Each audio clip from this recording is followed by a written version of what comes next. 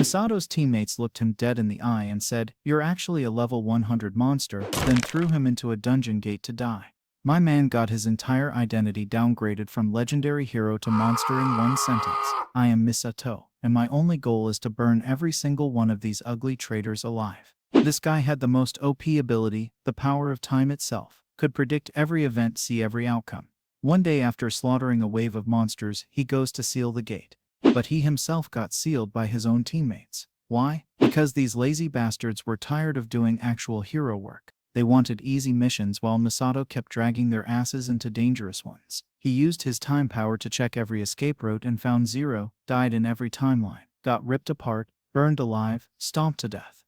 Hell, one time probably got violated by some thick-ass monster. And let me tell you, seeing your own death on repeat was nothing but psychological torture for him. And to make things even worse, these lazy fake-ass heroes became god-tier figures worshipped worldwide while his name was erased from history. But now Misato is back in a body with infinite potential that everyone thinks is useless trash, and he's ready to make them all pay. Guys, absolutely demolish that like button and hit subscribe. I need your support like Misato needs revenge. Now, let's continue. It all started on that cursed day, the day when the gates appeared out of nowhere, and just like that, monsters started running rampant throughout the world. Chaos everywhere. The only ones who could stop them, those lucky or unlucky folks who had awakened magical abilities. Fast forward to now, and we're shown a battlefield where the members of the Golden Seekers are fighting against a wave of monsters pouring out from one of these gates.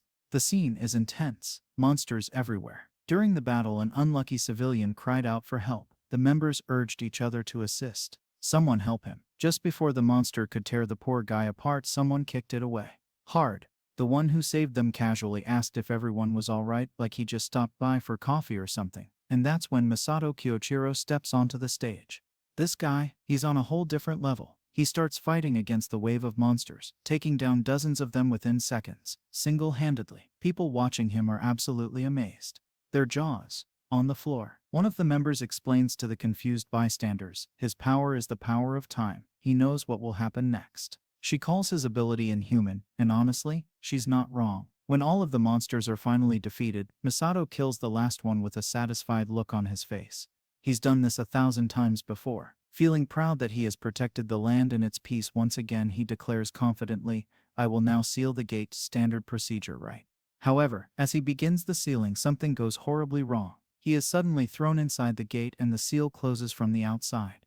Wait, what? Misato is shocked, confused, betrayed. He has never seen a future like this. His power failed him. He asks desperately, "Were all of you part of this plan? Why are you doing this?"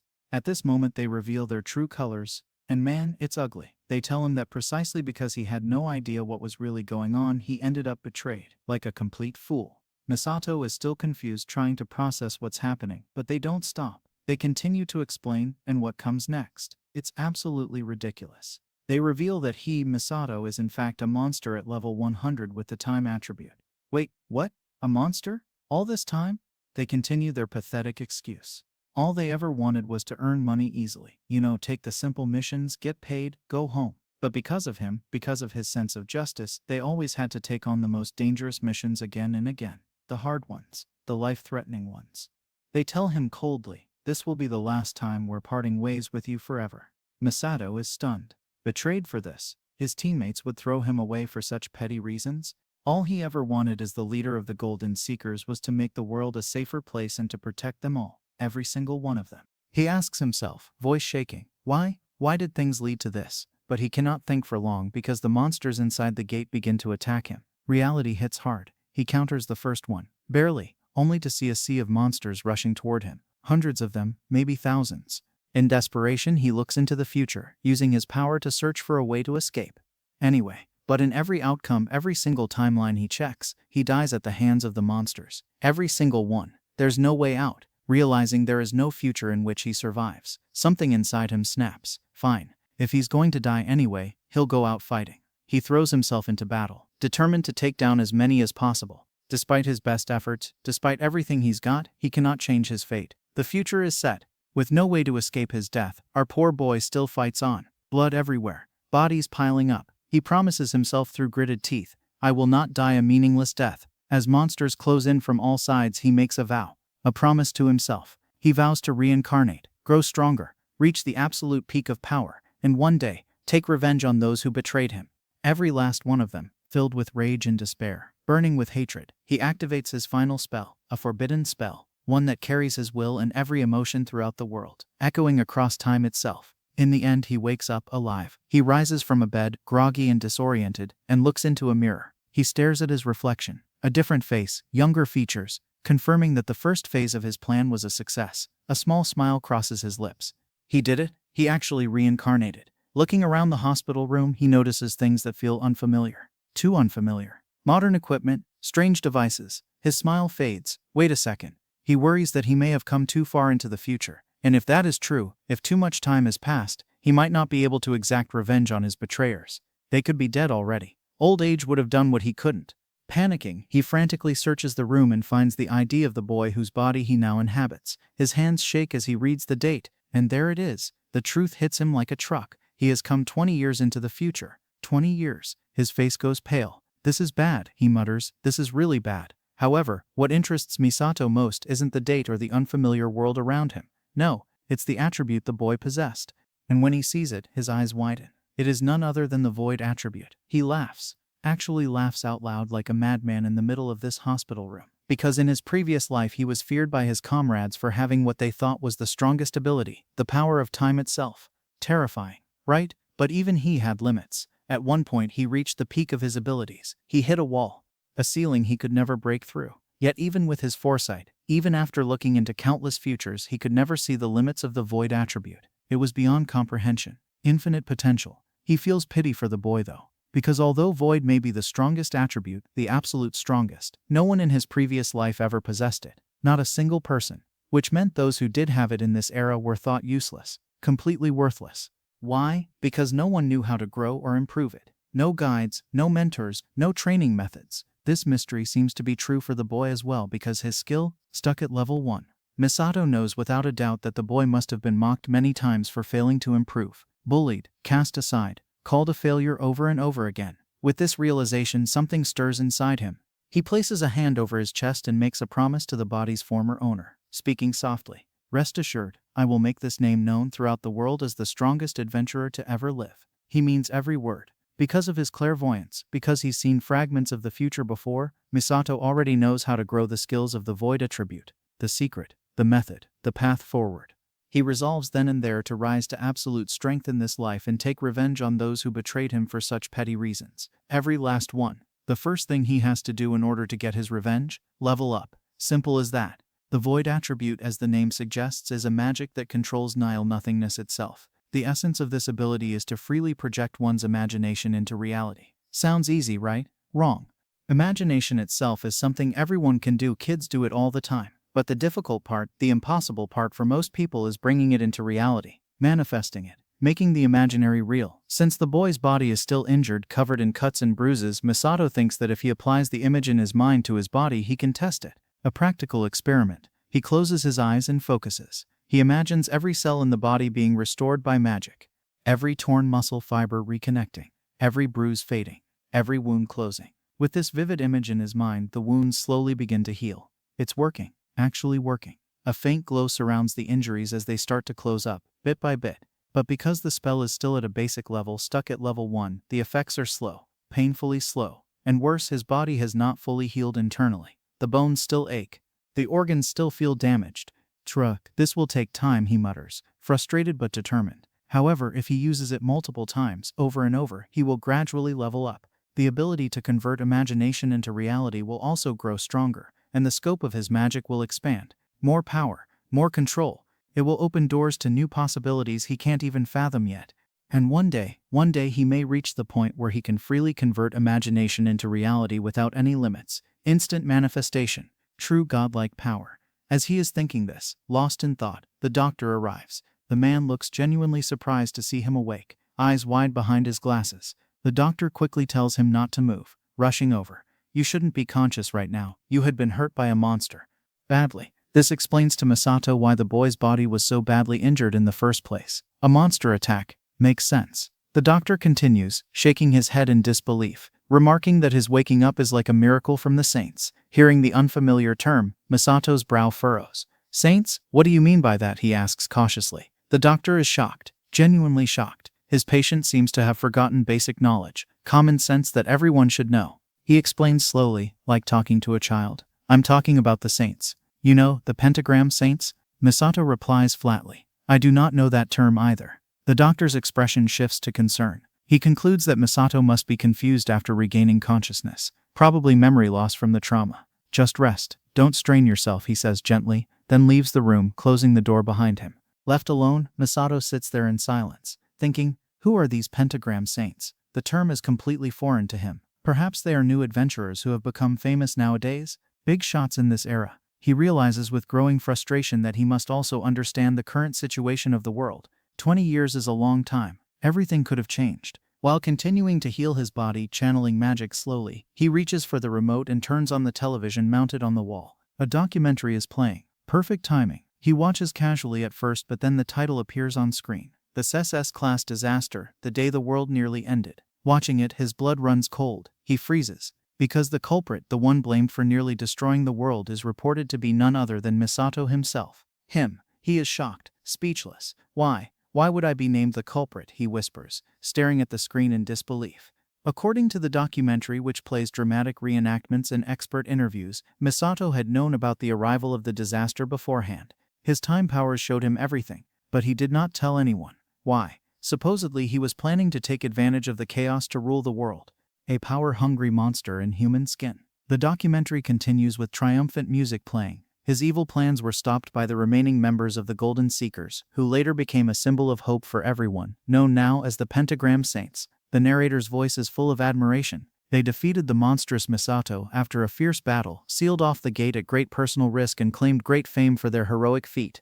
Images of his former teammates flash on screen, looking noble and heroic. Even now, the members of the Pentagram Saints influence and lead large regions of the world, guiding humanity toward a brighter future. This revelation shakes Misato to his very core. For a moment, he just sits there, numb, then he laughs, bitterly. A hollow, broken sound. He realizes with crystal clarity that they not only betrayed him but also dragged his dignity through the mud, completely destroyed his name, his legacy, his honor. First they sacrificed him, threw him to the monsters like trash, and then they shamelessly claimed all the rewards, spinning the story to make themselves look like heroes.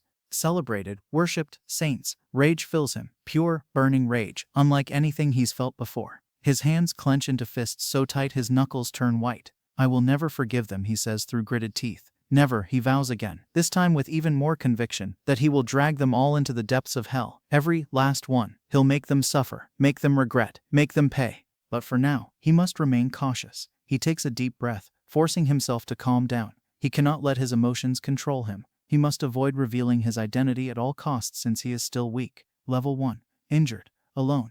If word got out that Misato had returned, they'd hunt him down immediately. No, he needs to be smart, patient. He'll grow stronger in the shadows, and when the time is right, he'll strike. Looking at the academy that the boy had attended, scrolling through information on his phone, Misato discovers something interesting. Very interesting. The academy? It is run by one of the very members who betrayed him. One of the so-called Pentagram Saints. His lips curl into a dark smile. Waking up in a perfect body with the void attribute and with a target already in sight, he considers himself lucky. Fate must be on his side for once. However, reality quickly sets in. Iwako, the target, the traitor, is cautious. Extremely cautious. He will not show any weaknesses. Not after what he did. And worse, the difference in their levels is immense. Probably level 80 or 90 by now. Maybe even higher. A saint-level powerhouse. Misato? He's barely scratching level 5. He cannot defeat him yet. Not even close. It would be suicide. So he decides, taking a more strategic approach, to focus on leveling up first before going after him. Patience, preparation, then revenge. After some weeks have passed, Misato in his new body has made a complete recovery. Fully healed. The doctor is absolutely astonished at how quickly he has healed, looking at him like he's some kind of medical miracle. The man tries to praise the saints again, going on about their divine blessing, but Misato interrupts him sharply. That was not the case, he says flatly. It was my own power, my magic. He thanks the doctor for taking care of him, but his tone makes it clear the saints had nothing to do with this. Finally leaving the hospital, walking out into the sunlight, Misato takes a deep breath. His basic preparations are complete, and his level has increased significantly, up to level 12 now. Not bad for a few weeks of constant training and healing practice. Misato plans to enter a dungeon next for a warm-up. Real combat experience. The doctor had told him during discharge that everyone related to Kyosuke, the boy whose body he now inhabits, had died in the accident. The monster attack took them all. Misato feels bad for the boy. Genuinely. A tragic life cut short. But this also means he now has complete freedom to do whatever he wants. No family to worry about. No one is asking questions. A blank slate. He then goes near a gate, one of the lower-ranked dungeons on the outskirts of the city. Hiding his face with a hood pulled low, he tries to enter but is immediately stopped by the guard stationed there. The man holds up a hand. "Hold on, kid. The minimum level required is 30, and you need to have a party. Regulations," the guard explains, sounding genuinely concerned that going alone in the dungeon is too dangerous. "You'll get yourself killed in there." Misato replies calmly, almost bored. "That may be the case for others, but I am a student of a top university." He pulls out his student ID. "And as long as I fill out the consent form, I should be allowed in, legally." He had already researched these things while he was hospitalized. He knows the loopholes, the system. Some bystanders nearby, other adventurers hanging around, tease him, laughing. "The guard is only advising you for your own good, kid. You should know your place as a greenhorn." They snicker amongst themselves. Before the guard can take further action or argue, Misato signs the consent form with a flourish and moves forward without waiting for approval. "Thank you for worrying about me," he says over his shoulder, already walking toward the gate entrance. As he enters and disappears into the shimmering portal, the guard sighs and requests 3 others nearby, rough-looking adventurers lounging around, to follow him. Make sure he doesn't die in there. Just keep an eye on him. One of them almost rejects the idea immediately, waving his hand dismissively. "Why should we babysit some idiot kid?" But another pulls him along, grinning wickedly, saying this might be their chance. "Think about it. We can get rich inside, loot everything while that kid's distracted." He leans in closer, whispering, "And whatever happens in a dungeon stays in the dungeon, right?" His meaning is clear. Eliminate the witness and take everything. With that sinister plan in mind, they rush in after Misato, mocking as they go. "That kid still needs 100 years of training before he can survive here. This'll be easy money." Inside the dungeon, which looks like a massive cave system with glowing crystals embedded in the walls, the party of 3 arrive with their plan fully formed. Loot everything, eliminate the newbie kid. This is how they always survive in this cutthroat world. They keep running for 10 minutes, weapons drawn, eyes scanning for both treasure and the boy. But they find nothing in the path. No monsters, no loot, just empty corridors. One of them mutters, "Where the hell is he?" They keep pushing forward until they finally catch up to him, and what they see makes them freeze in place. Misato stands there completely calm, surrounded by the corpses of dozens of monsters, blood everywhere, bodies torn apart with surgical precision. Not a scratch on him. He turns to look at them, and there's something cold in his eyes, something dangerous. "Oh, you followed me in?" he says quietly. "How unfortunate for you." Meanwhile, Misato is already facing a horde of monsters deeper in the cave. Goblins, dire wolves, stone golems, all rushing at him at once. Using his void attribute, channeling his imagination into reality, he summons various types of magical spells of different natures: fire, ice, lightning, wind blades, each one perfectly crafted from his mind. He destroys every foe in his path with ruthless efficiency. Bodies drop, the cave shakes. As the smoke clears, settling like a curtain, the 3 adventurers who followed him are shocked. Absolutely shocked at how quickly he wiped out the monsters. Seconds. It took him seconds, but their greed, it soon takes over, drowning out any fear, because there, lying among the corpses, they spot a rare drop, a glowing crystal, the kind that could sell for a handsome amount of money, enough to live comfortably for months. Seeing that Misato has not noticed them yet, he's focused on catching his breath. They exchange glances and silently agree on their plan. Assassinate him. Take the loot. Simple. They jump around the cave, positioning themselves strategically, and launch magical spells at him from multiple angles. Fireballs, ice shards, earth spikes, a coordinated ambush. Misato, sensing the attacks before they even launch, is angered by their actions. "Seriously, these idiots?" He mocks them under his breath and easily dodges their spells without breaking a sweat. His body moves fluidly, almost lazily. He thinks to himself, shaking his head, that no matter the time or era, there are always disgusting people who try to take what belongs to someone else. Human nature never changes. 2 of the members are shocked, eyes wide at how effortlessly he avoided their attacks, like he knew exactly where they'd strike. But the third one, the most arrogant of the group, charges in recklessly with a fire attack engulfing his fists. "You just got lucky, kid," he shouts, swinging wildly. Before he can land the blow, before the flames even get close, Misato counters with an amplified fist void magic, enhancing his physical strength directly to the gut. Wham! The impact echoes through the cave. The man's eyes bulge as all the air leaves his lungs and he crumples to the ground, knocked out cold. One hit. At their betrayal, at their pathetic attempt on his life, Misato's expression darkens. He declares coldly, voice echoing, "I will show no mercy." His eyes burn with rage. He calls them the worst type of people, those who always betray and kill others for their own gain. Scum, trash. For the sake of my ideals and my revenge, he vows, magic swirling around his hands, I will destroy people like you wherever I find them. The remaining two start backing away, suddenly very aware they've made a terrible mistake. Inside the dungeon at the entrance area, Yoichi Sudai, who is the subordinate of Iwako, one of the Pentagram Saints, arrives after hearing the news. Apparently a student from their institute entered the dungeon alone. Reckless, stupid. He came to make sure the kid didn't die and embarrass the academy. However, the scene before him is completely different from what he expected. His jaw drops. He questions out loud, confused and disturbed. Why are 3 novice-level adventurers lying defeated on the ground? They're groaning, barely conscious, covered in bruises. And how in the world did this even happen in the first place? He looks around for answers, but there's no one else here, just the bodies and scorch marks everywhere. Now, back at the house, a small rundown apartment that belonged to Kyosuke, Misato reviews his gains from the dungeon trip. He sits at a desk making notes. He was able to level up significantly inside the D-rank dungeon, jumping from level 12 to level 18 in one trip. Not bad. More importantly, he could judge the level of power he currently has at hand.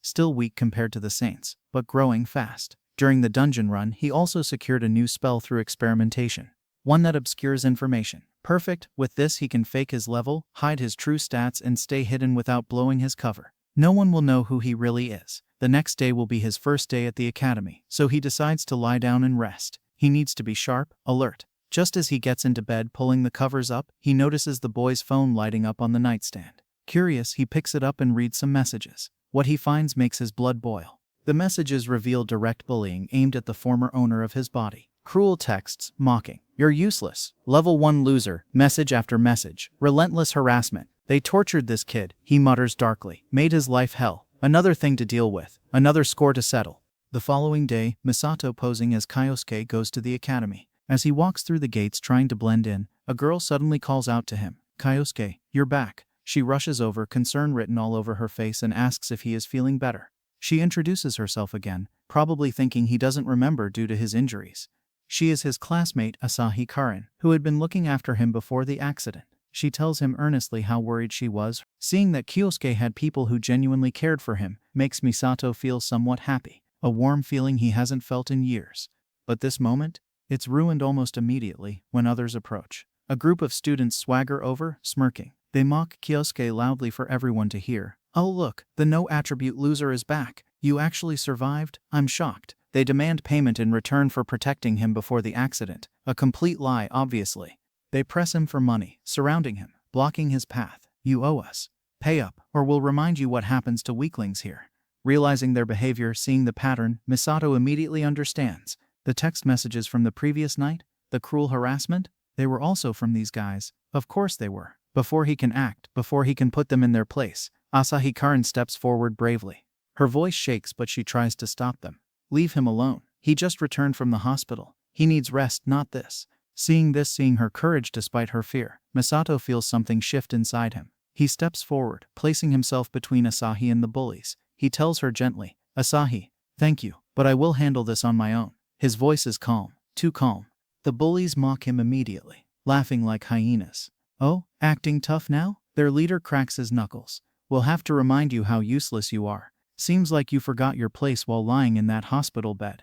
Instead of backing down, Misato mocks them in return. He says with a slight smile, I think I'll be the one reminding you of your place today. He remembers his promise, the vow he made to make this boy's name famous worldwide, and with that thought burning in his mind, he prepares for battle. His stance shifts. Magic begins to swirl around him. This enrages the bullies completely. How dare this no-attribute loser talk back? One of them, face red with anger, readies a fire spell. Flames ignite in his palm, growing larger. Asahi is shocked, her eyes widening. Wait, they're using magic outside of a restricted area. That's against academy rules. But they don't care. The bully launches the attack at Kyosuke with a shout, a massive fireball hurtling toward him. But Misato, he counters with the very same magic. Fire meets fire. Boom. The explosion is perfectly matched, canceling each other out. Smoke fills the corridor. The bullies are shocked, stunned into silence. How did you? You're no attribute. You can't. Misato mocks them, brushing dust off his shoulder casually. Is this all you can do? Humiliated, furious, the bully calls over his lackeys. 2 more steps forward, grinning wickedly. Let's see you handle this. They both use different elements simultaneously. One launches ice shards, the other sends lightning bolts crackling toward Misato, a coordinated assault. But again, Misato uses the same attributes to dominate their attacks. Ice meets ice, lightning meets lightning. He matches them perfectly, overpowering their spells with ease. His control is flawless. Terrified now, backing away, they begin to wonder out loud, voices shaking. How many elements can he use? What the hell is going on? This isn't possible. It shouldn't be possible. Misato then says quietly, almost whispering, "It's my turn now." His magic flares up intense and overwhelming. He declares, meeting their eyes one by one, "At the very least I will keep you alive." Barely. With that he lights up an explosion right in front of them. Not enough to kill, but enough to terrify. The shockwave forces them to stumble backward. Panic setting in. They turn and start to run away, scrambling over each other. Before they can call for help, before they can scream for a teacher, Misato grows furious. His expression darkens. He asks them, "Kyosuke had also asked for your help once, hadn't he, when he was being attacked by that monster? What was your response to him then?" Silence. Guilty silence. "He begged you, and you laughed. You left him to die." He continues, not waiting for an answer. "There is no need for you to respond, because disgusting people like you always act the same way. Cowards who prey on the weak. And because of that realization, because people like this never change," he declares with finality, "nothing will stop my fist from landing today." With this promise, Misato delivers a devastating punch, void-enhanced, amplified beyond human limits, directly to the leader's face. Crack. The sound echoes through the entire corridor. The bully's body flies backward, crashing into a wall, and he slumps down completely knocked out. Blood drips from his nose. The others stare in horror, then run. Actually run away screaming. Asahi stands there shocked, unable to process what just happened. "Kaisuke, what was that?" Asahi Karin is shocked at what she sees. Completely frozen. Her classmate, quiet, weak, supposedly useless Kaisuke just knocked out one of the school's most notorious bullies with a single punch. The lackeys, panicking, quickly pick up their unconscious leader and flee the scene as fast as they can. They're terrified. Meanwhile, Misato declares loud enough for anyone listening to hear, "From now on no one will be able to look down on Kyosuke." He clenches his fist, still glowing faintly with magic. "Together we will walk the path toward becoming the strongest." He says it like a promise, a vow to the boy whose body he now inhabits. Now, in the school hallways as he is heading to his class, walking casually, hands in pockets, others seem to take notice of his presence. Students whisper, point, stare. "Is that Kyosuke? Did you hear what happened? He used multiple elements." The gossip spreads fast. This makes Misato think with a hint of concern that perhaps he is standing out more than necessary. He might have overdone it. Drawing attention is the last thing he needs right now. Just as he is almost at his classroom, almost safe, someone approaches him from behind. A tall figure blocks his path. "Excuse me, are you Kyosuke?" the person asks. Gaining his attention, Misato stops and turns. The person continues, "Do you have time to talk? I'd like a word with you." But Misato wonders immediately who this person is. He believes this guy is just another student looking to cause trouble, maybe another bully. He thinks quickly, deciding to get him off his back by saying politely, "Sorry, but my class is about to start. Maybe another time." Hearing this, the person's expression doesn't change. "Ah, right, I forgot to introduce myself." He straightens up slightly, more formal now. "I am Yoichi Sudai, leader of the Biting Cats." But the important part, the group was formed by Iwako himself. I'm his direct subordinate. Iwako, one of the traitors, one of the Pentagram Saints. Misato's heart rate spikes, but his expression remains neutral. After hearing this crucial detail, Yoichi asks again, more insistent this time, "So, do you have time to spare now?" Hearing about someone directly related to Iwako, someone who might have valuable information, Misato is tempted. He can't pass this up. He agrees, sighing as if inconvenienced. "I suppose it cannot be helped. Lead the way." In an empty classroom, Yoichi closes the door behind them. He doesn't waste time. Bluntly, directly, he asks, "Were you responsible for the deaths of 3 adventurers in the dungeon last night?" His eyes bore into Misato, searching for any reaction. However, Misato straightforwardly denies any knowledge of the matter. His face remains perfectly calm, almost bored. "Deaths? I don't know what you're talking about." But internally he wonders with growing concern how Yoichi could suspect him. He had cleaned up his traces so well, covered everything, left no evidence. Yoichi explains, crossing his arms, that the information he gathered was simple. A student from their school entered a dungeon alone, unusual enough to raise flags. When I went to investigate personally, all I found were 3 defeated adventurers. Well-known novices who make their living robbing and killing other adventurers inside dungeons. And then this morning, someone supposedly level 1 with no combat ability suddenly displayed multiple elemental attributes against those bullies. He tilts his head. "Quite the coincidence, don't you think?" Yoichi presses him harder. leaning forward. So I'll ask again, what really happened? But Misato plays it safe, keeping his story simple and consistent. I was attacked earlier this morning by those students. You saw it yourself, probably heard about it from others. He shrugs innocently. As for the dungeon, I have no idea what happened there. I wasn't even conscious last night, just got discharged yesterday afternoon. To reinforce this claim to seal the deal, he takes out his adventurer card and shows it to Yoichi. See for yourself, I'm only level 1. Yoichi snatches the card, examines it closely, confirming that his level is indeed registered as 1 and his attribute is listed as void, the useless attribute. His jaw clenches, realizing his time was wasted chasing down a nobody, a dead end. He grows visibly angry, frustrated. He tosses the card back at Misato and warns him coldly, don't act suspicious in the future. It would be a pain to clean things up again if you get involved in more incidents. With that dismissive statement he turns and leaves, slamming the door behind him. It would be a pain to clean things up again if you get involved in more incidents. With that dismissive statement he turns and leaves, slamming the door behind him. Misato stands there alone, card in hand, and allows himself a small smile. Too easy, he mutters. The spell he developed, the one that obscures his true information, worked perfectly. As far as anyone can tell, he's still just a level 1 nobody. Perfect cover. Now he can continue his plans without interference. Misato thinks strategically. He may be able to use Yoichi to his advantage as a bridge, a connection, a way to reach Iwako without raising suspicion. Perfect. Thinking of ways to manipulate him, now we find Yoichi in Iwako's office, standing stiffly, reporting on the events of the dungeon incident. Hearing the report, hearing about the failed investigation and wasted resources, Iwako says coldly from behind his desk, "It is not like you to make mistakes, Yoichi. You need to choose your people more carefully in the future. This reflects poorly on me." Yoichi apologizes immediately, bowing his head. "I'm sorry, sir. I take full responsibility." He promises to handle the situation better going forward and tries to calm Atako down. Akako then warns him, "If word gets out that you were involved in the deaths of those novice adventurers, that you sent them in and they died, it will bring criticism upon me as well. Do you understand?" Without warning he reaches forward and grabs Yoichi's face roughly, fingers digging into his cheeks. The threat is clear, physical, intimidating. If this becomes a scandal, you could be expelled in an instant, discarded, replaced. Yoichi promises desperately, pain flashing across his face. "I will set things right, sir. I swear it." Inwardly, however, as Iwako releases him, Yoichi grows angry. He rubs his sore face and thinks bitterly that if he had known things would play out like this, that he'd be blamed, threatened, humiliated, he would have taken more money from those adventurers before sending them to their deaths. Iwako then shifts topics. "According to your report, a third-year student supposedly entered the dungeon that night. But there is no record of any third-year student doing so. This would mean the cause of the novices' deaths was probably just a monster inside the dungeon during their hunt. Simple bad luck. Not a student at all. It must be this way. Unless something truly out of the ordinary happened, which is highly unlikely." Thinking about this conclusion, replaying the morning's confrontation in his mind, Yoichi wonders silently, could the void element be that out of the ordinary factor? It's supposed to be useless, but what if it's not? So he reports hesitantly, "Sir, there might be a possibility of a unique attribute being involved. The void attribute specifically." Considering it, stroking his chin, Iwako admits there is indeed a chance. The void attribute is largely unknown, unexplored. His eyes narrow with interest. If someone discovered how to use it properly, yes, that could explain things.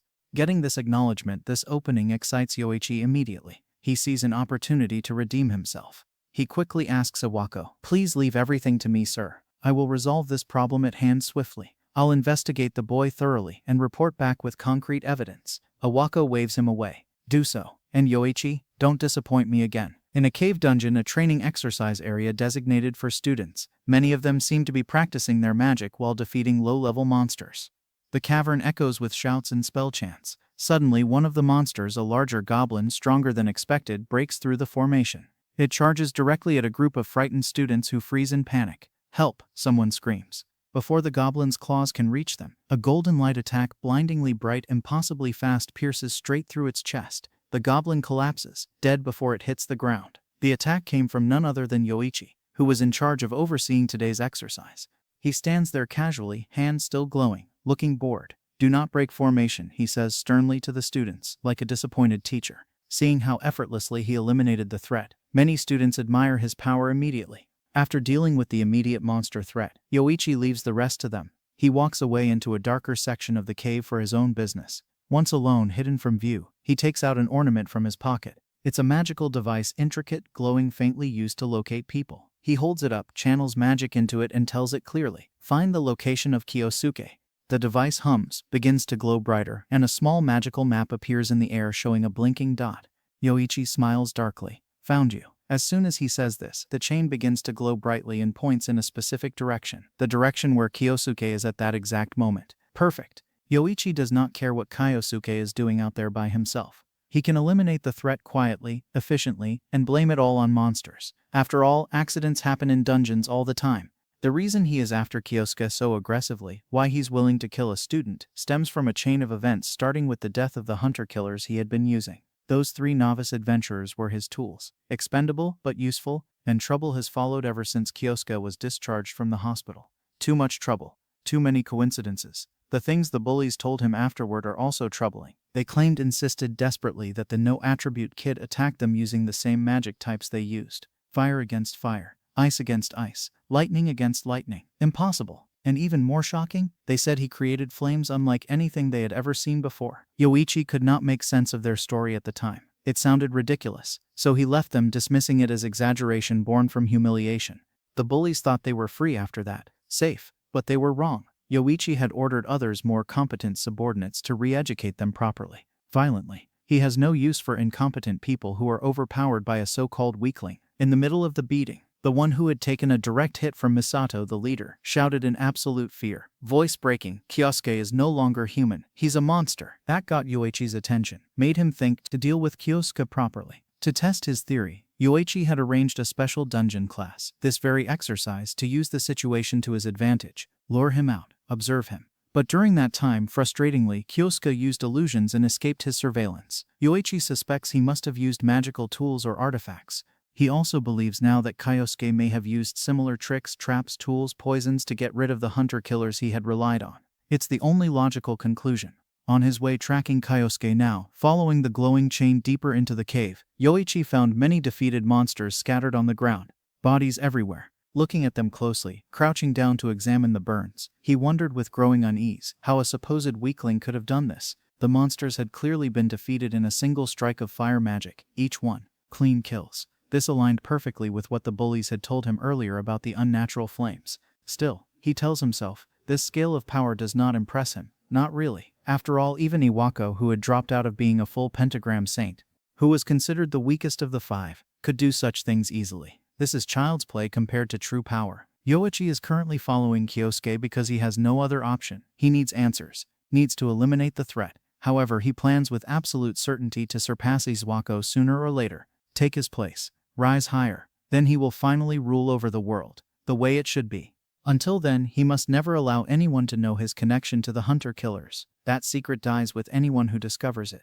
And as for Kyosuke, he is an unknown variable, a wild card that could disrupt his carefully laid plans, expose things. To prevent this, to protect his ambitions, Yoichi is determined to make sure Kyosuke reaches the afterlife sooner rather than later. Finally, after tracking him for what feels like forever, following the glowing chain through winding cave passages, Yoichi arrives at his destination. The chain points directly ahead. He believes his target must be just on the other side of this wall. Close now, curious about what Kyosuke is doing there, wondering if he's gathering loot or fighting monsters. Yoichi peeks carefully around the corner to check the situation. But to his absolute shock, to his complete disbelief, he finds Kyosuke sitting casually on top of a mountain of defeated monsters. Dozens of them, maybe 100, bodies piled high like a throne. And Kyosuke, he's looking directly at Yoichi, smiling, calmly telling him, "I've been waiting for you, Yoichi. You're far too late." This catches Yoichi completely off guard. His eyes widen. He had hidden his presence the entire time. Used stealth magic, moved silently. He wonders frantically how Kyosuke was able to notice him. There's no way. Just as these thoughts cross his mind racing through his head, Kyosuke speaks again, and he says the very same words Yoichi is thinking, word for word. This gives Yoichi another shock. His mind has been read. Actually read. Yoichi steps out from the corner. Now that it's pointless, he demands, voice shaking slightly with a mix of fear and anger. "Who are you really? What are you?" Instead of replying directly, instead of giving a straight answer, Kyosuke mocks him, laughs softly. I thought anyone personally chosen by Iwako would be extraordinary. Special, impressive, even." He gestures dismissively. "But judging from what I've seen so far, you're clearly flawed. Ordinary. Disappointing, really. The only thing you have in common with Iwako is your cowardly habit of using novice killers for money extortion, a trait both of you share." Yoichi tries to regain control of the conversation, stepping forward with false confidence. You don't know what you are, but Misato interrupts him coldly. You may enjoy tormenting others, Yoichi, playing the big shot, the powerful enforcer. But you've never known what it feels like to be the one hunted, have you? To be the prey instead of the predator. Misato smiles darkly, standing up from his throne of corpses. You should consider yourself lucky, because you're about to learn that feeling now. In his mind while speaking, Misato already begins planning. He won't kill Yoichi, not yet. Instead, he'll make a puppet he can use in the future. A tool. A way to get closer to Iwako without suspicion. Perfect. Now, deeper in the dungeon, tension crackling in the air, Yoichi declares loudly, "You are far too dangerous to be left unchecked, Kyosuke.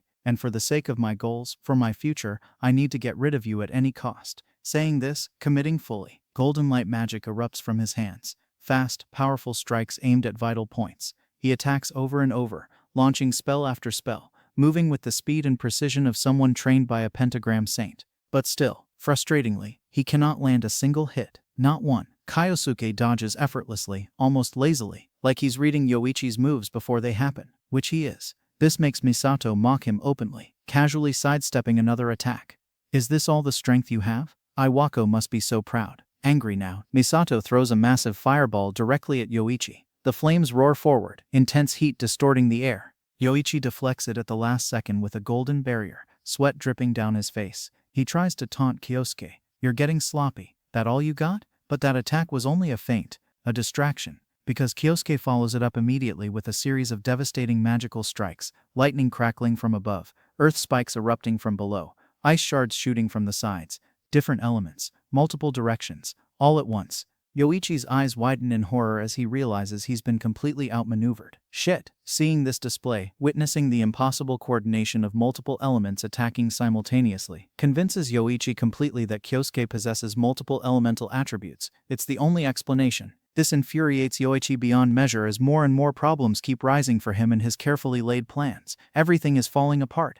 Damn it all. Hearing this frustration, listening to Yoichi's desperate complaints, Misato becomes intrigued. He stops attacking momentarily, genuinely curious. Plans? What plan are you talking about exactly? I'm interested. Tell me. In the middle of battle, catching his breath and leaning against a rock, Yoichi begins to reveal his ambition. I'm going to surpass Iwako, take his place, become the next pentagram saint. That's my goal, my destiny. Kyosuke asks, playing along, feeding his ego. But why are you so fixated on Iwako specifically? There are 4 other saints as well. Why not target them? At this question, Yoichi explains eagerly, like a child explaining his grand plan. My target is Iwako, simply because he's a dropout of the pentagram saints, the weakest link. He laughs bitterly. The others, they're true monsters, untouchable. But Iwako, he spits on the ground, failed to meet their standards. If I can take that position for myself, if I can claim even a dropout seat, I will be able to rule over entire regions of the world. It makes perfect sense to target someone weak first, build up from there. These responses, this shallow reasoning, disgust Kyosuke deeply. His expression hardens. You know, at first I thought you might have had some interesting reason for your ambitions. Some noble cause, some grand vision. He shakes his head slowly. But hearing your shallow words, hearing this petty greed, it made me think otherwise. You're just another greedy fool. Feeling his pride shattered, Yoichi becomes absolutely furious. How dare you? He rushes toward Kyosuke recklessly, abandoning all strategy, with pure intent to kill him. Just end this. While attacking continuously, wild and desperate, he shouts between strikes. There is nothing wrong with wanting power. There is nothing wrong in desiring wealth, money, influence. He swings harder, faster. The kind of power I seek is the type where I can trample over others. No one can oppose me. If I become a saint and join the pentagram, I can do whatever I want. Take whatever I want, rule however I want. I could even gain hold of a saint's weaknesses, blackmail them, control them. His twisted ambitions laid bare. Hearing these disgusting ideas, listening to this pathetic display, Misato replies coldly, "Your words are not even worth listening to, not even worth my time." He decides to end the fight right here and now. Misato suddenly moves faster than before, serious now, launching Yoichi back with a single powerful strike. Crack. The impact shatters Yoichi's sword completely. Yoichi crashes into the cave wall, groaning in pain, disarmed and defeated. Misato thanks him mockingly, walking forward slowly. You know, I appreciate you wasting time talking just now. Really I do. Because while you rambled on about your pathetic dreams, I was able to gather enough magical energy to prepare the spell I truly wanted to use. Kyosuke approaches Yoichi slowly, each step echoing in the cave. Yoichi tries to back away, scrambling, but his body won't move properly. Fear roots him in place. Wait, what are you doing? Stay back. Soon after, without warning, Yoichi is struck by Misato's absolute hypnosis magic. A void spell, invisible, silent, unavoidable. The magic hits him like a wave of overwhelming force, crashing into his mind. The spell forces Yoichi to fall unconscious immediately, his eyes rolling back as he collapses to his knees, then forward onto the ground. Observing the effect carefully, Misato notes mentally that the magic requires significant time to break the target's spirit completely. He smiles with satisfaction. He orders Yoichi calmly, "Stand up." In response, Yoichi obeys without hesitation. His body rises mechanically to his feet, eyes vacant and glassy, empty, satisfied with the basic function. Misato instructs him further. "Now, finish the class mission you were assigned to. Return to the students, act normal, and speak in your normal tone. Behave exactly as you would. No one can suspect anything is wrong." Instantly, like flipping a switch, Yoichi's manner of speech and movement returned to completely normal, rushes back toward the group of students like nothing happened. The results are far better than Misato expected. This makes him extremely pleased with the outcome. The void attribute truly is unlimited. I'm only scratching the surface. Afterward, Misato also returns to the main group where Karine was frantically looking for him. She spots him immediately and rushes over. "Kosuke, there you are. Are you all right? You disappeared for so long I was getting concerned." He tells her casually, "I'm fine. I was just discussing something with a senior. Nothing serious. Just talking." Surprised at such an unusual pairing, Kosuke doesn't talk to upperclassmen ever. She asks curiously, "Really, what were you two talking about?" Misato spins the topic smoothly, weaving a believable lie. "We were discussing how to achieve one's dreams, actually. He gave me some good advice." Seeing him so happy, Karine's expression softens. She smiles back. "That's wonderful, Kyosuke. I really wish for your dreams to come true as well. You deserve it." Soon the class ends, and everyone begins leaving the dungeon area. Misato walks among them, blending in perfectly. Inside, though, he is extremely content, satisfied. He has made excellent progress today and gained himself a useful pawn. A powerful one that even Iwako will never suspect so easily. Later, in Iwako's luxurious office back at the academy, Yoichi stands before him having requested this meeting. Iwako looks up and asks without much interest, "Has there been any progress on what you mentioned last time?" Yoichi reports confidently, "Yes, sir. There is significant progress. The student possessing the unique attribute was indeed involved in the whole mess, the dungeon incident." Everything. Iwako leans forward immediately. Interest piqued. "Go on," Yoichi continues, reporting in detail like a good subordinate. "The student is none other than Kyosuke, a first-year student who possesses the void element as we suspected. I've captured him, sir. Interrogated him personally in the dungeon." Iwako's eyebrows raise. "Captured? Already?" "Yes. And after thorough interrogation," Yoichi says, "I learned that Kyosuke was able to defeat those novice hunters because he possesses multi-attribute magic, multiple elements under his control simultaneously." Hearing the words multi-attribute magic immediately gets Iwako's full attention. Because multi-attribute magic is incredibly rare, legendary even. Those who possess it become powerhouses, threats. That changes everything. When Iwako asks for more details, Yoichi smiles inwardly, a dark, satisfied smile that never reaches his face. The fish has taken the bait. "Perfect," Yoichi tells Iwako carefully. "The specifics are still unknown at this point, sir." He pauses, then adds, "But if given some time I can handle it personally and extract more detailed information. Every secret he has." Then he throws another bait. "Since it has been a while, why doesn't you try your hand at interrogating him personally, sir? Your methods are far more effective than mine." Thinking about it, considering the suggestion, Iwako admits slowly, "You're right, it has been some time since I last interrogated anyone properly." The thought clearly gives him something twisted to look forward to. "Yes, I plan to repay Kyosuke for all the trouble he has caused me recently." Iwako is about to join Yoichi immediately, but his phone rings. Annoying timing. He gestures to Yoichi. "Go ahead without me. I need to take this." Yoichi bows and leaves the office, walking away with measured steps. Iwako answers the call, his tone professional.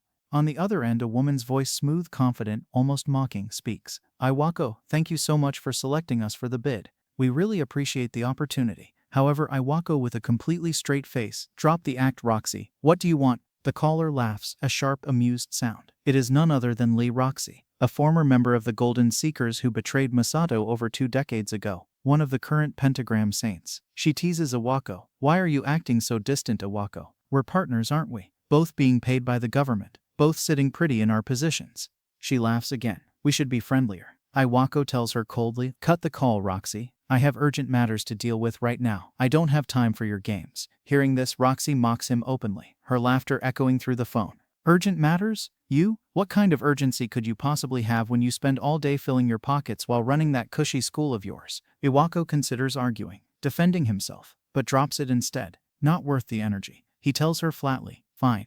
If you must know, I have an investigation ongoing. A student who possesses the void element. Unusual case. Hearing this, Roxy laughs even harder. The void element? Seriously? What could a loser with such a worthless attribute even do? You're wasting your time. Iwako agrees to some extent, nodding even though she can't see. Perhaps. But a unique attribute always brings potential variables. Unknowns. And I don't like unknowns. Roxy then asks, are you referring to something like the time attribute Misato once possessed?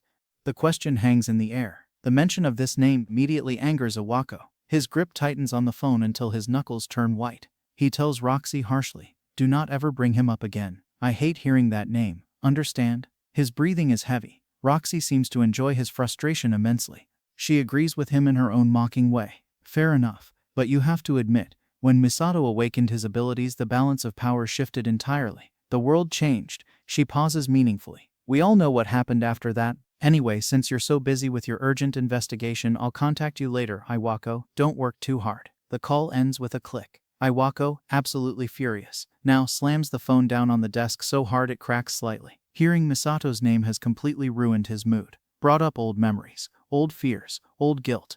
He decides immediately to take out his anger on the captive student. Kayosuke, he mutters darkly, you're about to regret ever being born. That evening, as the sun sets and darkness creeps over the academy, Iwako goes to his usual place, an abandoned warehouse on the outskirts of campus. Finally, still fuming from the phone call, he slams open the door violently, announcing his arrival angrily. I'm here, Yoichi. Where's the brat? His voice echoes through the empty space, but to his absolute shock, there is no one inside. The warehouse is completely empty, dark, silent, just shadows and dust. Suddenly, without warning, Yoichi attacks from behind, a golden blade aimed directly at Iwako's neck, a killing blow. But Iwako blocks it with ease, his hand catching the weapon mid-strike without even turning around. Reflexes honed from decades of combat. With a cold smirk, Iwako comments while still holding the blade, it seems I have been underestimated tonight. He turns slowly to face Yoichi, whose eyes are still vacant and controlled. You may have gotten overconfident after receiving some praise from me, Yoichi, but you are far from capable of defeating me with such petty tricks. Saying this, not wasting another second, Iwako summons golden chains, his signature magic, saint-level power, that wrap around Yoichi instantly. Arms pinned, legs bound, he kicks him hard in the stomach, sending him crashing to the ground. Then he begins beating him methodically. You've made the wrong choice tonight, Yoichi. Your foolish desires, they will now be the reason for your death. Just as he raises his hand to deliver the killing blow, a voice echoes from the shadows behind him. Calm, familiar, haunting. You haven't changed at all, have you?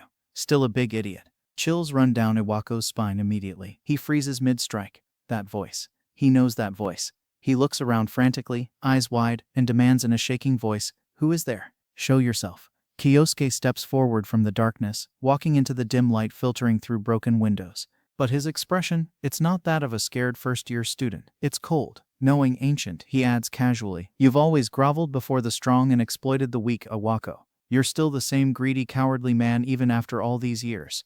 20 years and nothing's changed. Iwako, hearing a mere student speak to him this way, becomes enraged. How dare you? How does a mere student dare to speak to me like this? Do you have any idea who I am? Kyosuke repeats slowly, the very words Iwako had said earlier about ruining oneself with foolish desires. He throws them back at him with a dark smile. Those words you said to Yoichi? They perfectly describe you yourself, Iwako. Every single word. Fuming now, completely losing his composure, Iwako threatens the student before him. That's it. I will expel you immediately. Give me your ID right now, your name. I'll make sure you never work as an adventurer again. But Misato just smirks, laughs softly. You know, I finally made it this far in the game. After so much planning, so much preparation. So I intend to take my time tonight, have a proper talk, just between the two of us, no interruptions. Outside the warehouse now, standing in the open area, Misato continues mocking Iwako relentlessly, each word calculated, each insult personal. This makes Iwako absolutely furious, beyond reason, beyond control. Iwako angrily declares, magic flaring around him. I will show you the difference in our strength, the gap between a saint and a worthless student.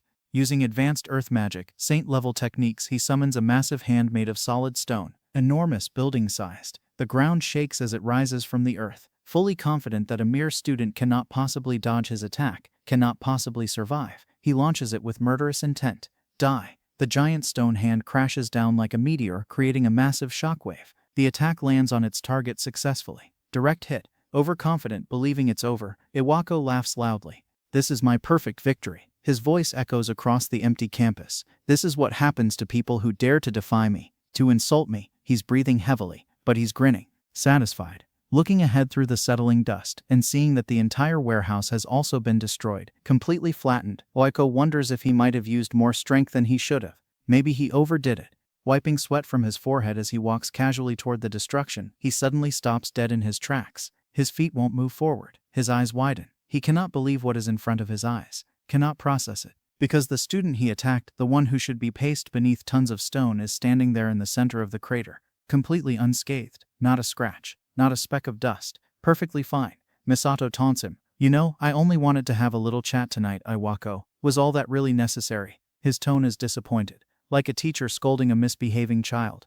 Iwako panics immediately. His breath comes in short gasps, because never before never has any student survived advanced saint-level magic without a scratch. Impossible. He yells, "Who are you? What are you? Tell me your name now." At this desperate demand, Misato starts laughing. He replies between chuckles, "Why are you even asking such a question, Iwako? Surely you should already know who I am." Confused, terrified, not wanting to accept what his instincts are screaming at him, Iwako yells louder, "I don't know. I don't know who the hell you are." His hands shake. "Stop messing around, you freak. Answer me properly." At this outburst, Misato places his hand dramatically on the back of his neck, a specific gesture, and says with exaggerated hurt, "Oh, how wounded I feel by that response." Then, dropping the act, his voice shifts into a chilling tone that Iwako hasn't heard in 20 years. Cold, knowing, haunting. "Did you really forget about me, Iwako?" This pattern of speech, this exact tone and delivery, terrifies Iwako to his very core. His entire body goes rigid, because he knows exactly who used to talk like that. Only one person spoke that way. The fear overwhelms him so completely that he loses his rationality for a moment. His mind races, thinking back frantically. Remembering that day, he recalls clearly they had thrown him into the gate, watched him get torn apart by monsters, sealed it shut. Misato died. He died. They all saw it happen. No, this is impossible. He convinces himself forcefully that this student must be playing mind games with him. Psychological warfare. The man you're talking about is already dead. Everyone knows it. The whole world knows it.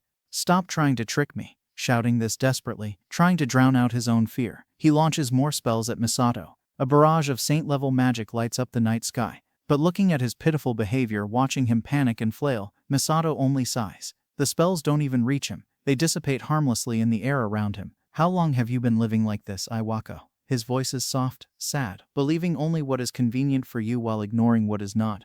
Living in denial. Iwako threatens him desperately. "Don't come closer, I'm warning you." His hands glow with magic again. "If you take one more step, I will unleash everything. I'll kill you."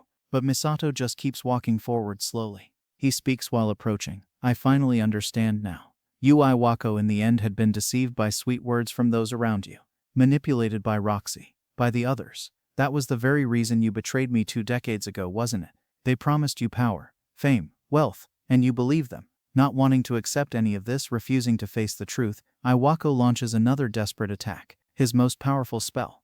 Golden chains erupt from the ground, trying to bind Misato, trying to stop him. "Stay back, stay the hell back." But this time, shockingly, his spell is destroyed instantly by Misato. Shattered. Using the exact same golden chain magic, the precise technique, the identical pattern that Iwako had once wielded in his last mission as Misato's teammate to defeat the monsters of the SS class outbreak. That specific spell, that exact formation, impossible to fake. Overcome by absolute fear, by the undeniable proof before his eyes, Iwako falls to the ground, shaking uncontrollably. His legs give out. He stammers desperately, voice breaking, I was sure we trapped you inside the dungeon that day. We watched you die." His hands tremble violently. This can't be real. In response, standing over him now, Kyosuke tells him quietly, "Yes, you trapped me. Threw me into the depths of despair and agony. Left me to be torn apart by monsters while you celebrated outside. Do you remember how it felt? Sealing that gate? Knowing what you'd done?" Iwako finally admits what he's been denying. You're the real Misato. It's not a question anymore. It's acceptance. It's really you." To this, Misato coldly replies, "It took you long enough to realize it. Iwako, I expected better from someone who could see the future back then." Still unable to fully believe what he just heard, still clinging to denial, Iwako forces himself to stand again, shaking, barely stable, He claims desperately, "If what you're saying is really true, then it would mean Misato died and somehow returned from the dead. I may be a coward, but I am not such a fool as to accept this level of nonsense. Resurrection? Reincarnation? That's impossible." Preparing another attack, gathering his magic again, he declares with false confidence, "A ghost should remain silent and stay dead." His hands glow with power. With that declaration, Iwako launches multiple devastating wind attribute attacks, razor-sharp blades of air that could slice through steel, followed immediately by earth attribute magic. Massive stone spikes erupt from the ground. A coordinated assault, his best combination, but to no avail. All of his attacks are dodged effortlessly by Misato, who moves like he's dancing, like he knows exactly where each attack will land before it happens, because he does. Growing increasingly tense, Iwako tries desperately to find a way to gain the upper hand in this hopeless situation. His mind races. Everyone used to mock him as just a support character back in the Golden Seekers, the weakest link, but that never meant he was actually weak. Not really. He's been preparing, training, working toward this moment for years. To turn the tides, to prove himself once and for all, he begins preparing another attack, his ultimate technique, the one he's perfected in secret. He tells Misato while gathering massive amounts of magical energy, "I've been working for over 2 decades to perfect this one spell." Iwako wields dual magic simultaneously, something incredibly difficult, requiring immense concentration and power. He unleashes a massive cyclone, swirling violently, filled with countless razor-sharp rocks spinning at devastating speeds. A vortex of destruction, heading straight toward Misato. The ground tears apart. Trees are ripped from their roots. He claims proudly, "This is the strongest attack I have ever used. My masterpiece." When his attack rushes forward and is not immediately countered, when Misato doesn't move, Iwako starts laughing, actually laughing with relief and triumph. Yes, he believes with absolute certainty that he has finally achieved what no one else could, killing the legendary Misato with his own hands, defeating the man who once stood above them all. He mumbles to himself, catching his breath, "If you thought I was still the same weakling as before, then you were dead wrong, Misato. Because over these years while you were gone, I've grown stronger. So much stronger. I'm not the coward you remember." His laughter echoes across the ruins. "I win.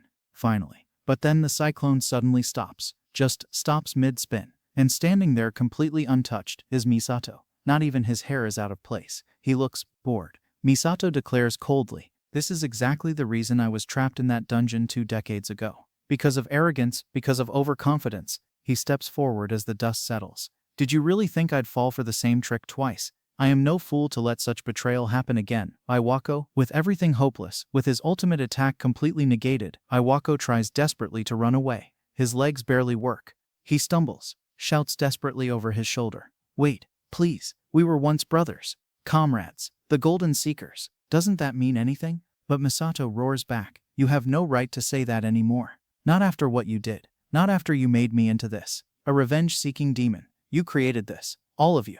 With that declaration, Misato moves with impossible speed and lands a devastating blow straight to Iwako's face. Crack. The impact sends him spinning, following it immediately with a brutal series of punches, each one precise, powerful, fueled by years of hatred that nearly knock him unconscious, one after another. Face, ribs, gut. Iwako's vision fades in and out. Blood fills his mouth. Iwako's final coherent thought before darkness claims him is simple and clear. "I should never have messed with him. Never." Finally, Misato delivers one last devastating strike, a void-enhanced punch directly to the temple. Iwako's eyes roll back and he collapses, completely knocked out, unconscious. Misato stands over his fallen former comrade, breathing heavily. But he does not kill him, not yet, because Iwako still has uses for him. Information, answers he desperately wants, connections to the other saints. For now, he decides, wiping blood from his knuckles, he can wait patiently until Iwako wakes up. No rush. After a while, maybe 30 minutes, maybe an hour, Iwako finally wakes up. His entire body screams in pain. Just the sight of Misato standing there terrifies him so completely that he immediately crawls backward desperately, away, anywhere but near him. He begs pathetically, "Please, please don't kill me. I'll do anything, anything you want." To this desperate plea, Misato replies calmly, "I will not let you off so easily by killing you, Iwako." He crouches down to eye level. "Death would be mercy, and you don't deserve mercy. Instead, I have some questions for you. Answer them truthfully." He takes out Iwako's phone from his pocket, must have grabbed it during the beating, and scrolls through it. He asks pointedly, "The last call you made to Roxy." He shows the screen. "What were you discussing with her exactly?" Looking through the call history, examining the timestamps, he questions Iwako directly. "What did she want? Why did she contact you?" Iwako obediently answers, words tumbling out quickly. Roxy, she's coming to Japan in 3 days. Business trip. She said she wanted to discuss some matters with me. Probably another government contract. Standard stuff. That's all I know, I swear. Hearing this crucial information, this opportunity, Misato decides immediately what he must do next. A plan forms. He gives Iwako his phone back, tossing it into his lap. When she arrives, you will treat her normally. Act like nothing happened tonight. Final. Business as usual. Understand? He also warns him, leaning in close. And you will not tell anyone about my true identity. Not Roxy. Not Yoichi. Not a single soul. Because when you were knocked out just now, I placed a special spell on your heart. Avoid magic curse. If you reveal who I really am to anyone, if you even hint at it, the spell will activate immediately. Iwako's eyes widen in absolute terror. What? Misato continues coldly. The spell will cause your heart to explode from the inside, kill you instantly. So I suggest you keep your mouth shut, Iwako, for your own sake. This thought, this horrifying possibility terrifies Iwako to his very core. He clutches his chest instinctively, feeling for something, anything. No, no, please. As Misato walks away casually, hands in pockets heading back toward the academy, he thinks to himself with a slight smirk, I never actually placed such a spell on him. Don't even know if that's possible yet. He glances back once, but knowing Iwako's cowardly personality, knowing how paranoid he is, I'm absolutely sure that this bluff will work perfectly. He disappears into the shadows. Fear is the best chain of all. He could have easily used absolute hypnosis on Iwako, forced complete control, made him a puppet like Yoichi. But Misato chose not to, deliberately, because he wants Iwako to live in constant despair, in fear and paranoia, while still being fully aware of himself, conscious of every miserable moment, suffering while awake. That's the real punishment. 3 days later, Roxy is seen on an airplane heading to Japan. First class, naturally. One of her personal guards, a large intimidating man in a black suit, leans over and informs her respectfully. Ma'am, we're almost there. Should arrive in about 15 minutes. Just as the flight attendant is about to make the landing announcement over the intercom, the peaceful flight is suddenly, violently interrupted. Several men stand up simultaneously throughout the cabin. Terrorists. They pull out guns, sleek modern weapons that somehow got past security, and start shouting. Everyone down, get on the floor now. Panic erupts immediately. They terrorize the passengers, demanding compliance. Nobody move. Nobody try anything stupid or people die. But then calmly, almost casually, Roxy stands up from her seat. She doesn't look scared, not even slightly concerned. She charges directly at them without hesitation, moving with the fluid grace of a trained saint. Before the terrorist can even react, before they can pull their triggers, she takes them down swiftly. 1, 2, 3, 4, each movement precise, efficient, deadly. In less than 10 seconds, all the hijackers are on the ground, their weapons scattered. The passengers, still processing what just happened, slowly realize who she is. That's Roxy. One of the pentagram saints. Murmurs spread. Relief, awe, gratitude. At the airport, after landing safely, airline officials rush over to her, bowing deeply, thanking her profusely for saving the passengers and crew. Miss Roxy, we cannot express our gratitude enough. You saved so many lives today. Roxy modestly replies with a practiced smile. I was just lucky to be on the same plane, really. Right place, right time. And thanks to that quick intervention, the airline's reputation was spared from being tarnished. No international incident. Everyone's happy. She also points out thoughtfully, examining one of the confiscated weapons. These guns the terrorists used, they seem to be made of a special material. Dungeon-derived compounds, if I'm not mistaken. She turns it over in her hands. That's why they weren't detected by your scanners. A loophole. Then, placing her hand firmly on the airport security chief's shoulder, she tells him with a sweet smile, I would very much like to help. I can provide specialized gear for your security staff. I assume you'd be interested in purchasing such technology? For everyone's safety, of course. The official, feeling the pressure, not wanting complications or bad publicity, agrees immediately. Roxy walks away, satisfied, giving him a cheerful thumbs up over her shoulder. As she leaves the airport terminal, she casually makes a phone call. Release the hijackers I hired. Pay them as agreed. She hangs up without waiting for confirmation. Her personal guard, walking beside her, comments quietly, Things went well today, ma'am. Roxy smirks. It was quite entertaining, wasn't it? Hiring those hijackers was worth every penny. Helped me secure the deal I wanted and gave me some good publicity. 2 birds, 1 stone. Walking out of the airport, she is immediately greeted by a crowd of fans and reporters. Cameras flash. People shout her name. Miss Roxy, you're a hero. The incident, she realizes with satisfaction, was also incredibly useful for her public image. Free positive press. The perfect saint. From there, Roxy heads straight to the place where her true business lies, the prestigious academy, the office of Iwako. She enters without knocking. She never does, takes a seat across from his desk without being invited and crosses her legs. Iwako, good to see you. she gets straight to business. So, the void attribute investigation you mentioned on the phone. How has it progressed? Find anything interesting? Any potential? When Roxy presses him about his progress, expecting something substantial, Iwako tells her carefully, too carefully, that it was nothing more than a dud. A false alarm. Turned out to be nothing. Roxy, just a student with an unusual attribute but no real power. And just as she predicted, the guy turned out to be a complete failure. Worthless. Hearing this, Roxy couldn't hide her disappointment. She had hoped for something fun, something exciting to happen, but she remarked that even if someone has a unique attribute, it doesn't mean jack in the end. It doesn't guarantee they'll actually be special. And throughout this whole conversation, Iwako was doing one thing, staying laser-focused on not spilling the truth. Why? Because he was terrified. One wrong word, and that spell on his chest would activate and boom, he's dead. So he kept his cool, responding calmly and carefully, like his life depended on it. Finally, Roxy closed the conversation about the void attribute. Time to get to the real reason she came all the way to Japan. It was about a drug they'd been developing for ages, and now, the time had come to choose the next test subject. She told Iwako he'd made good use of the system so far, like she was giving him a performance review or something. Then she continued, casually discussing how they should form a list of students for experimentation, as if picking names out of a hat. Meanwhile, Misato was listening through his earpods, and what he heard, it made his blood boil. He grew angrier with every word. Quietly, he declared that Roxy would be the next target of his revenge. Oh, she had no idea what was coming. Now at his home, Misato turned on the news and started reviewing the recent events caused by Roxy since her arrival in the country. And of course, she was one of the people who betrayed him over 2 decades ago. Back then, she was already making things from dungeon materials, and from the looks of it, she'd earned a fortune selling such items. But in the end, from her conversation with Iwako, it was crystal clear she came here to cause harm and continue doing evil things. On the surface, she played the role of a hero, but behind the scenes, she was a sly fox who exploited others without a second thought. With that kind of nature, Misato knew he couldn't forgive her. He couldn't let her off the hook so easily. However, he wondered, how should he deal with her this time? Considering how tight the security already was when he entered the academy, he knew this wouldn't be easy. He needed to prepare carefully. While he was thinking, Asahi approached him asking what he was reading. She commented that Roxy was amazing for how she fought against the hijackers, and she mentioned the Great Snake of Changshan, which was a very famous clan. Hearing this, Misato asked her more about it. Asahi explained that this was the name of the clan Roxy created and that its members were all powerful. Thinking back, Misato realized that the men in black suits he saw earlier must have been members of this clan.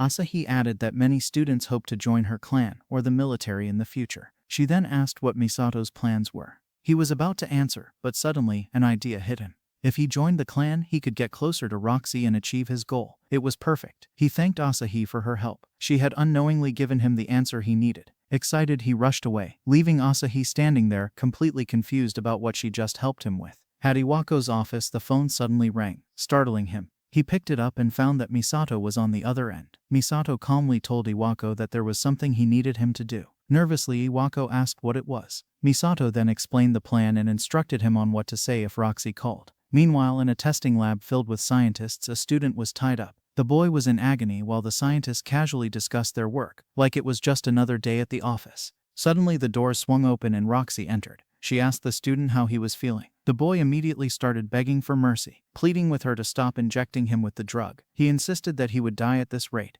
But before he could finish his sentence, Roxy stomped on him, kicking him aside like trash. She added that there was no need to be terrified. Why? Because if the experiment succeeded and he proved compatible with the medicine, he would become far stronger than ever before. Simple as that. After this, she ordered the scientists to continue. Despite the boy's cries and desperate begging, they injected him with the drug again. This time, he suffered greatly. And then, he died. Just like that. The scientists didn't even flinch. They just continued making reports based on their observations, like it was another Tuesday. Looking at the disappointing results, Roxy concluded there was no point in these experiments, unless they found subjects with a high level of magical proficiency. A guard told her they would need more test subjects soon. Roxy agreed and said they would handle it the same way as always, by opening a recruitment drive for the clan. Of course, it would only appear as a recruitment on the surface. With this plan in mind, she called Iwako while riding the elevator. She told him she needed samples of students with strong magical talent, and remembering his instructions, Iwako responded exactly as Misato had told him to. He suggested a plan to disguise the process as a selection at the academy to identify talented students. Hearing such a clever idea, Roxy actually praised Iwako, saying that sometimes he could come up with good plans. Afterward, she decided on the date and time for the selection. Meanwhile, Iwako thought to himself that he had done exactly what Misato instructed. Mission accomplished. The next day, the head guard entered the classroom to make an announcement. The Great Snake of Changshan clan would be holding a recruitment event at the academy to find potential recruits. The students immediately started buzzing with excitement, discussing how this was their chance to secure their futures. But for Misato, it meant something completely different. His path to Roxy had finally opened. The selection campaign began on the scheduled day for joining the clan. The guard stepped forward and explained the procedure that all participants would go through. Meanwhile, Misato began forming a plan on how he would use these tests to get close to Roxy. In his previous encounter with Iwako, he had tried to remain in the shadows, staying hidden. However, this time, the situation was different. He needed to get the attention of Yang Xingyu, Roxy's right hand. And this time he was going to display his power. No more hiding. As Misato was thinking, Asahi approached him and asked if he was also taking the exam. She told him that although she knew she didn't truly belong there, she had her own reasons for joining the test. Hearing this made Misato curious. What could her reasons possibly be? The first test was to measure magical power. The device would light up and display how much power one possessed. When the test began, the results of the students were disappointing. Nothing special. Then came Misato's turn. He showed his card and the examiner, expecting nothing from the void element, looked unimpressed. He probably thought this would be another waste of time. However, unlike his expectations, the light emitted was the brightest he had ever seen. The result was outstanding, and Misato was given an S grade for his display. The second test was for magical skill. Misato first created a lump of earth. The examiner doubted his ability, clearly not impressed. But his doubts were instantly blown away when Misato summoned all magical attributes at once and controlled them flawlessly. Misato couldn't help but wonder how would those who once called the void element useless feel now. Asahi came to him afterward and told him how amazing he was. He wished her good luck for her test. When Asahi's test began, she demonstrated light magic by reviving dead plants. Most others didn't take notice of it, but Misato was impressed. She possessed light magic. The examiners overlooked her talent, but he thought it was best if she remained unnoticed, for her own safety. However, Yang, Roxy's right hand, showed interest in her potential as a test subject. After all the preliminary tests, the final stage began, one-on-one duels. Yang announced that they would be fighting members of the clan. The students became tense, worried about facing elite members, but they were reassured that the evaluation wouldn't depend solely on victory or defeat, but on how they fought. Confident that none of the students could possibly win, the clan members prepared themselves, already feeling victorious. Misato's duel began, and his examiner remarked that while he had shown good performance earlier, it wouldn't help him in real combat. He then planned to eliminate Misato in a single strike using earth magic, thinking this would be over quick. However, Misato used wind magic to repel the attack effortlessly, like swatting away a fly. The examiner was shocked. Such a powerful strike countered so easily. Before he could even recover, Misato vanished from his sight, only to reappear instantly behind him with a knife made of water magic. And just like that, the duel was over. Misato mocked the examiner slightly, saying he had learned a lot from him in this match. The duel ended in Misato's victory. Yang was astonished by the result. He questioned who this student could possibly be, as he had surpassed every expectation, every single one. Later that night, he reported to Roxy that the exam was over. Hearing this, she asked if there were any useful subjects.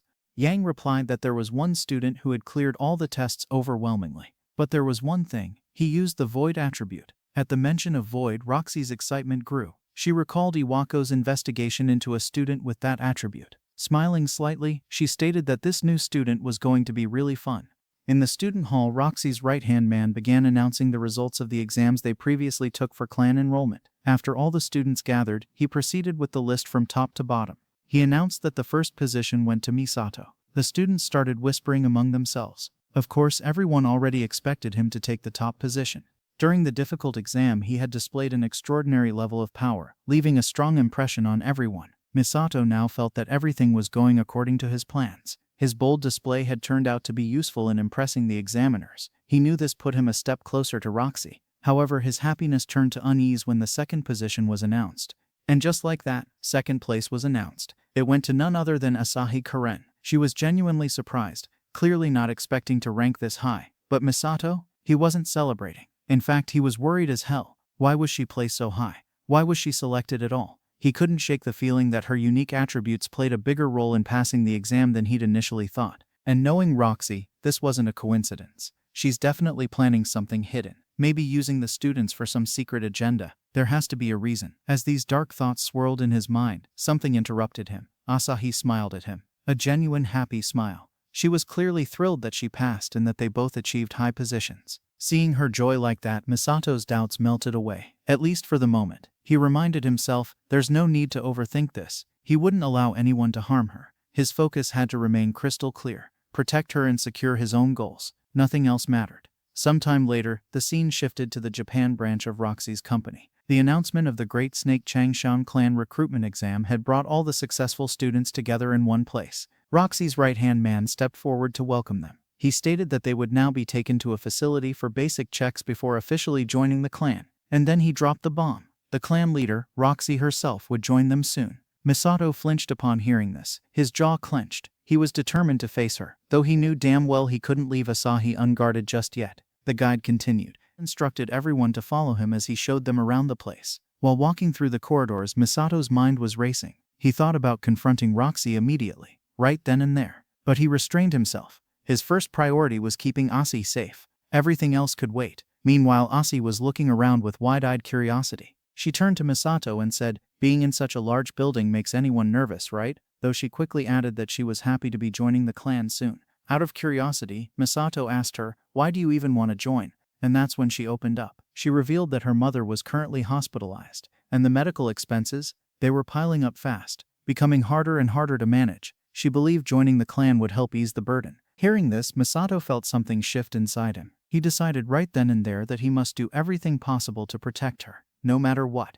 After walking for a while, the guide suddenly stopped and showed them a staircase leading down. Misato found this immediately suspicious. Why the hell would the facility be in the basement? As they descended the stairs, his gut feeling proved right. He quickly realized this wasn't just any facility. It was a testing facility. His suspicion grew stronger with every step, and then without warning the doors slammed shut behind them. The loud bang startled all the students. Misato's eyes narrowed. He immediately understood. They never intended to let anyone leave so easily. Their serious preparations confirmed this wasn't some routine check. One of the students nervously stammered, "What's happening?" The man who had been guiding them suddenly changed his entire demeanor. His tone turned harsh. His intimidating behavior terrified the students instantly. Some of them stepped back in fear. Roxy's right-hand man, while casually picking something up from a nearby table, began to explain. He said that, as mentioned earlier, they would undergo the proper procedure to check their suitability. And that's when everyone saw what he was holding. A vial and an injection. He clarified that they would be testing the compatibility of a new drug, a drug developed in complete secrecy. He explained further that this drug was made from rare materials found in different dungeons across the world. It had the potential to enhance one's power significantly, whether that was physical strength or magical ability. At first, some students responded positively.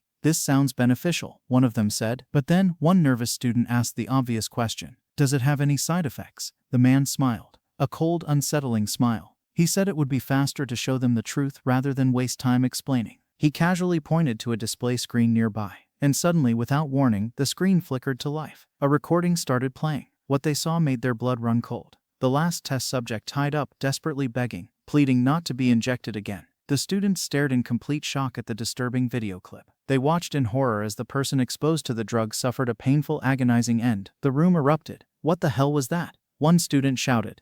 The students began protesting loudly, demanding answers about what they were just shown. Roxy's right-hand man remained completely calm. He explained coldly that the recording displayed a test subject who was not compatible with their new drug. "And those were the results?" he asked mockingly. "Does this answer your questions now?" It hit them all at once. They were being used as test subjects, with the very real risk of dying from this twisted experiment. "We'll never take such a drug," the students declared angrily. Two of them couldn't take it anymore. They summoned their magic simultaneously and attacked, demanding to be released from the facility immediately. Misato, observing the chaos unfolding, "Come to my side," he told her urgently. "Don't leave me. Stay close." The two students rushed forward to strike the guard down. But the guard, he wasn't worried at all. He enhanced his fist with a skill and knocked both of them out in a single devastating blow. Just like that, Asahi watched in absolute fear as the situation spiraled out of control. The two fallen students groaned in pain on the ground, barely conscious, and then his eyes fell on Asahi. He looked at her with a calculating grin, the kind that made your skin crawl. "We should start with her instead," he suggested casually. He muttered that he was curious to see the results, especially since she wielded the rare light attribute. Terrified, Asahi froze completely as he approached her. Her body wouldn't move, but before he could reach her, Misato stepped forward and blocked his path. The guard narrowed his eyes, clearly annoyed. "What the hell do you think you're doing?" he demanded. Misato remained calm but firm. He replied, "Nothing. Just keeping low lives like you away from her." The insult hit its mark. The guard's face twisted with rage. "Hold him down," he barked at the others in the room. Several well-built fighters stepped forward, cracking their knuckles. They were confident. After all, defeating a mere scholar, that would be easy. They charged in with full force, aiming to take him down in one strike. But their attacks? They landed only on an afterimage. Misato had already evaded. Before they could even process what happened, he delivered sharp, enhanced chops to their necks. Both collapsed instantly, knocked unconscious. Just like that. The remaining two fighters became wary after witnessing this. They approached more carefully this time, but even their caution proved completely useless. Misato dashed forward with blinding speed, striking both in the stomach with precision. They collapsed in defeat, gasping for air. Their leader stood there stunned, his jaw practically hanging open. He had never imagined Misato could defeat his men in single blows like this. Shocked, he started to panic. The situation was slipping out of his control fast. Misato slowly turned to face him and declared, "You're next." Unable to face him directly, the leader made a desperate move. He rushed toward Asahi instead, intending to capture her as a hostage and test subject. But before he could lay even a finger on her, Misato intercepted him. He seized the man's wrist with an iron grip. The leader struggled desperately to break free, thrashing and pulling. But Misato's hold didn't loosen, not even slightly. "I already warned you, you will not touch her." He released the man's wrist suddenly, leaving him stumbling backward in fear. The leader was shaken to his core. How could a mere student accomplish such feats? This should have been impossible. Completely impossible. Just as the realization sank in, Misato fixed his gaze directly on him, his eyes cold and unwavering. He warned, "Brace yourself." Meanwhile, at another part of the facility, Yang appeared tense, very tense. At the same time, Misato instructed Asahi firmly, "Stay behind me." Asahi, standing behind him for safety, couldn't help but think about how much stronger he had become. Earlier, she couldn't even follow his movements with her eyes. She had an idea that he'd grown powerful, sure, but to this extent, this was beyond her imagination. Yang tried to intimidate him, warning, "Don't get cocky, kid." But Misato wasn't backing down. He challenged him with a simple question. "Why are the students of the academy being used as test subjects in the first place?" Yang smiled. He replied that it wasn't complicated at all. He explained casually that everything was for the sake of their clan, and for Clan Master Roxy, of course. Once the testing and preparation of the drugs were complete, Roxy would gain strength beyond imagination. Unstoppable strength. Misato's expression darkened. "Do you truly believe such inhumane actions are worth it for a small dream?" But Yang, he was completely unbothered. He insisted that they use whatever is available to them without hesitation. "That's just how the world works," he added with a shrug. "Those used as samples should consider it an honor to serve as pawns for the clan's glory." Hearing this made Misato's blood boil. Rage surged through him. He remembered Asahi, who joined for a reason to support her family. He remembered how happy she was when selected, how her eyes lit up. Many students, just like her, had dreams, real dreams. But those dreams, they were crushed by the clan's selfish desires. The sheer cruelty of Roxy's ideology pushed Misato past his limits. His fists clenched. Yang continued arrogantly, clearly enjoying himself. "The girl behind you," he said, gesturing toward Asahi, "will become our new test subject." That final insult was the last straw. Misato snapped. "Shut up," he shouted at Yang, his anger exploding outward as he released an immense surge of mana and energy. The sheer force of it was insane. Shockwaves rippled through the entire room. Misato declared furiously, his voice echoing, "You're nothing but trash. Trash who tramples over lives without ever understanding the hopes and dreams of others." Yang staggered backward under the crushing pressure of the young man's energy. His legs nearly buckled. For the first time, genuine doubt crept into his mind. Is this kid really just a student, he thought, with such extraordinary power? This didn't make sense. Seeing no other options, Yang changed tactics. He cleared his throat and composed himself. "Normally," he began, "I would order you to remember your place as a mere student." But after seeing such courage and power, he offered a proposal. "Join Roxy. Hand over the girl, and Roxy will be greatly pleased. You'll be rewarded with an excellent position in the clan, power, status, everything you could want." Misato, already filled with rage, rejected him outright, without hesitation. "I have no need to hear worthless words from trash like you." With negotiations clearly over, Yang's expression hardened. "You'll regret this decision." Realizing he had no choice but to fight, he began harnessing mana to strengthen his body. His muscles tensed. His aura grew heavier and heavier as he powered up. Misato's eyes narrowed. He recognized the technique immediately. It was strengthening magic. Yang confirmed it with pride. "With my polished martial arts combined with strengthening magic, I possess an unbeatable combo." He rushed forward without warning, throwing a powerful punch aimed straight at Misato's face. Misato dodged. But the strike, it landed on the ground instead, and the impact was devastating. The floor shattered instantly, sending shockwaves rippling across the entire room. Asahi gasped in fear, her hands covering her mouth. Yang rose again, dusting himself off. He was surprised. Misato, analyzing his opponent carefully, acknowledged silently that strengthening magic was indeed formidable, very formidable. But after observing the flow of mana for just a few seconds, he began to form a plan, a counter-strategy. Yang, ready to attack again, closed in on Misato. "Stop running away," he shouted, his voice filled with frustration. As Yang prepared to land another devastating strike, Misato began focusing. His void magic stirred within him. He concentrated carefully, imagining the exact spell he needed, the spell that would counter the strengthening magic. Yang rushed toward him at full speed. He noticed something. Misato seemed to be preparing something. But what? Was the boy truly planning a counterattack, or had he simply given up? Maybe he'd realized there was no way to overcome Yang's overwhelming strength. Convinced of his victory, Yang threw a punch with everything he had. "This will end it," he thought. But at the very last moment, Misato activated his void magic. The spell was complete. And then, to Yang's absolute shock, his devastating punch, strong enough to break through almost anything, was stopped. Stopped by Misato's bare hand. Just like that. Yang stared in complete disbelief. His eyes widened. He realized something terrifying. Misato was now using the same strengthening magic as him, but even stronger, much stronger. Misato remarked calmly, "It seems I can do these tricks too. Thanks, by the way, I was able to learn this magic by observing and imagining it through you."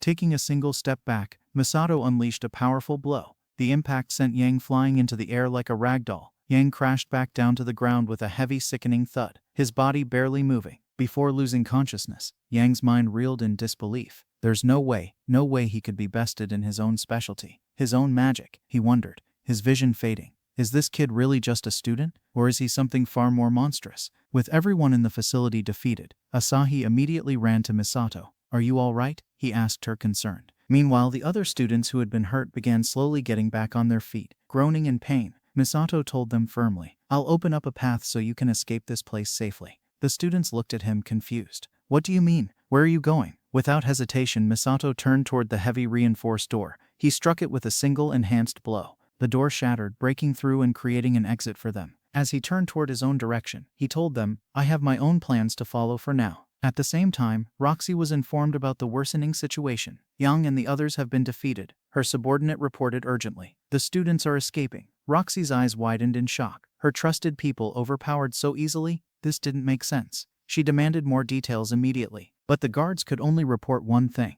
An incredibly strong individual was heading straight toward her, right now. Before they could say anything more, their voices cut off abruptly. Silence. They'd been swiftly taken down by the unknown intruder. Confused and deeply unsettled, Roxy rose from her seat. She tried to comprehend what the hell was happening inside her own facility, her sanctuary. And then, suddenly, the door to her office opened. Misato stepped inside. Roxy narrowed her eyes, her expression cold. "Who are you? And for what purpose have you come?" Misato walked forward calmly, his footsteps echoing in the room. He replied, "The reason I'm here is simple. I've come to pay you back for what you did to me 2 decades ago." Roxy was confused. What debt from 20 years ago? She would have been a child back then. Misato stepped closer and got straight to the point. The SS-ranked dungeon raid. The Saints of the Pentagram. Their big heroic moment that the whole world celebrated. Roxy's expression darkened the second he brought it up. Memories she'd buried a long time ago had no business resurfacing right now. Misato didn't care. The Saints had claimed to stop a certain man's conspiracy that day. A clean story. Roxy pushed back hard. They were heroes. They preserved the world and now watched over it. She wanted to know what gave him the right to say otherwise. His answer was simple. The world saw heroes. The truth was something else. She noticed his aura shifting then, getting darker, heavier. He told her what actually happened. The Saints sacrificed their own comrade, not out of necessity, out of greed, to claim the rewards, to build their names. They stepped on whoever they needed to, back then and still now. Roxy laughed it off. Conspiracy theories from jealous people. That was all this was. Misato didn't budge. He wasn't guessing. He knew exactly what they did. Then he said it. They pushed their own comrade into the dungeon gate after the boss was already dead. Silence. Roxy froze. The smile dropped right off her face. That information was supposed to be buried, known only by the people who were there that day. Nobody else should have known. Misato stepped forward and asked if she'd figured it out yet. She hadn't, so he told her. He was Misato. The same one she and the others shoved into that gate 20 years ago, right after he'd already defeated the boss. Roxy went completely still. This was impossible. This couldn't be happening. Misato wasn't done. He reminded her what she'd called him back then. A monster for reaching level 100 with the time attribute. Then he smiled and told her he used that exact power to come back. The fear on her face was real this time. No performance, no composure, just fear. He pressed it further. He knew everything her company had been doing behind closed doors. Every secret, every dirty move. One word to the public and she'd be finished overnight. That snapped her out of it. Roxy exploded. She demanded to know if he was mocking her. Misato told her flatly she should be the one answering for her crimes, for betraying him, for crushing the hopes of others, including a young girl who gave everything she had. He wasn't forgiving any of it. Roxy collected herself fast. That arrogant smirk crawled back onto her face. She pointed out he wasn't exactly in peak condition anymore. That body wasn't the one she remembered. Walking in here was a mistake. She reached for the staff near her desk, activated a skill without hesitation and unleashed everything at once. The room didn't survive it. Glass everywhere. Furniture reduced to splinters. Walls cracking apart. Roxy stood in the wreckage looking very pleased with herself. She bragged about the staff.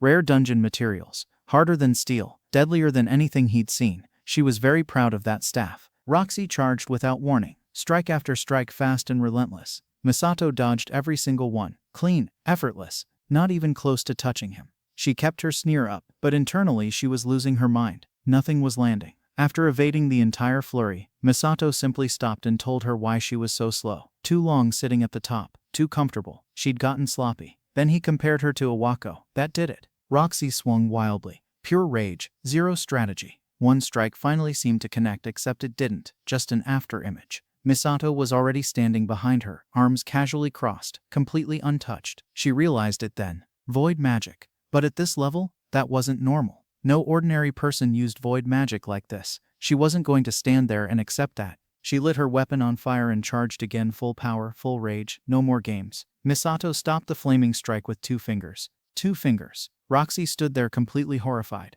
Misato looked her dead in the eyes and told her she was far weaker than she was 20 years ago. Cornered and out of options, her mind scrambled. Then she made a decision. She dropped the staff and ran to her desk. Misato watched carefully, unsure what she was reaching for. Then he saw it. An unfinished vial. The experimental drug. The one nobody should be injecting into themselves yet. She injected it anyway. Her mana surged instantly and violently. The air around her warped. Her body twisted and expanded into something that barely resembled a person anymore. Full monster mode. Roxy announced that nobody could defeat her now. Misato looked at the monster she'd turned herself into and asked, completely unbothered, if she was seriously out here relying on drugs to win a fight. She really thought it would be that simple. Towering over him in her new monstrous form, Roxy told him not to underestimate her. She went into the whole story. Years of research, dungeon materials from the deepest floors, a formula refined over decades. All of it sparked by witnessing his power during the raid 20 years ago. That moment broke something in her. She'd been chasing that level of strength ever since. She even thanked him for showing her the path. In her mind, she'd already surpassed everyone.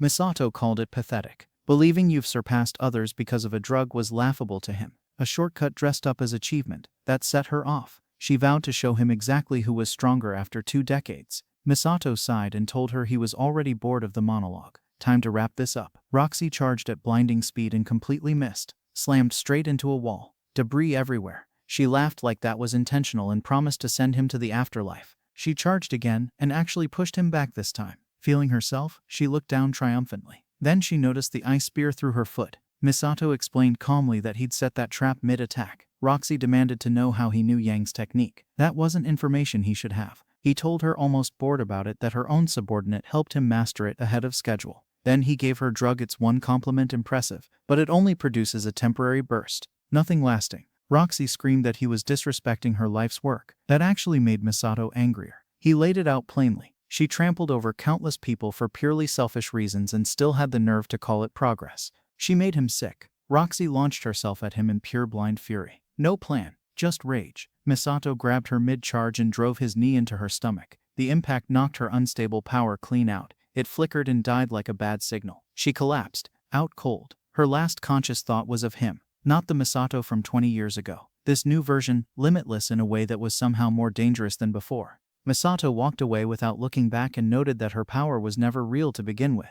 2 down, 3 to go. Outside, Asahi rushed straight to him asking if he was okay. The news crews had already shown up. Cameras everywhere. Reporters swarming like they'd smelled blood from a mile away. Someone had attacked Roxy's office, and they wanted answers. Asahi turned to him carefully and asked if he had anything to do with this. Misato simply said who could say. He already knew what was coming though. Roxy's secrets were about to see daylight. The experiments, the people she'd used, everything she'd spent a lifetime building was about to come down fast. Asahi called his name softly and he stopped walking. She told him she hadn't been able to say it earlier, but she needed him to know without him she wouldn't still be standing. She bowed slightly and thanked him for protecting her. Misato stood there quietly. Words like those used to mean everything to him once. That night the news absolutely lost its mind. Roxy's underground facilities, the secret experiments, the test subjects were used without consent. It was all coming out at once. Reports noted that someone had intervened before she could destroy the evidence. Also revealed, Roxy was now suffering severe memory loss.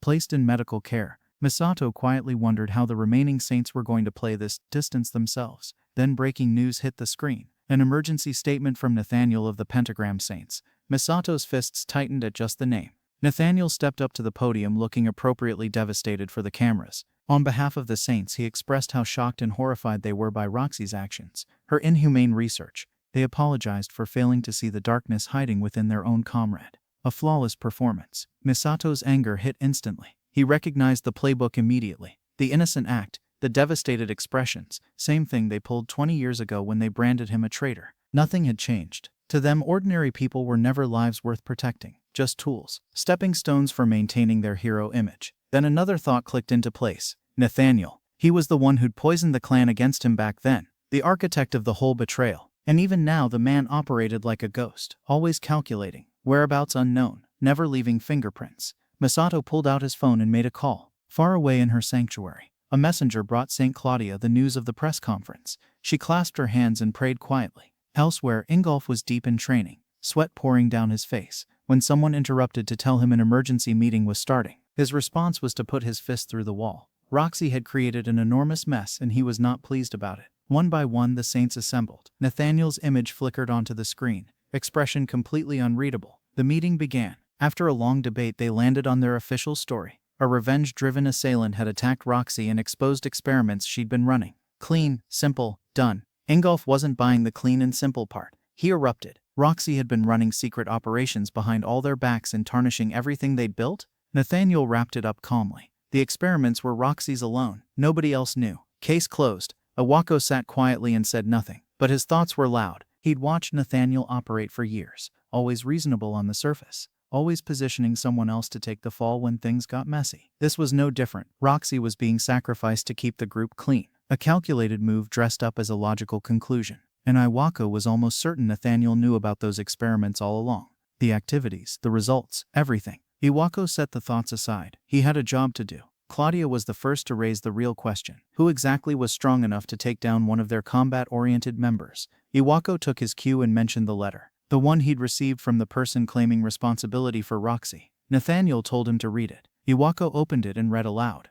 The sender had returned from inside the gate, was coming for all of them, told them to wait. Then he said the name, complete silence. Nobody moved. Claudia suggested it could be an imposter, someone using the name to rattle them. Nathaniel shut that down immediately. No outsider could know what they knew about that gate. Factor in what happened to Roxy and the conclusion was obvious. Misato was back. Claudia theorized time magic. Ingolf suggested they just send him away again, and cracked his knuckles like this was a minor inconvenience. Nathaniel agreed with Ingolf's assessment and made the call. No moves for now. Misato posed no immediate threat. They would watch and wait and see what he was planning. The meeting adjourned. Ingolf stood alone afterward staring at the sky. Old memories crawling back uninvited. He muttered that Misato was the one person he could never forgive. Inwako contacted Misato and relayed everything. Every word from the council. Misato wasn't surprised. Nathaniel never moved without calculating every angle first, but that wouldn't last forever. Once the fear of his return grew heavy enough they'd have no choice but to come for him. Until then he already knew his next target. He told Iwako he needed one thing. A transfer to the academy connected to Ingolf.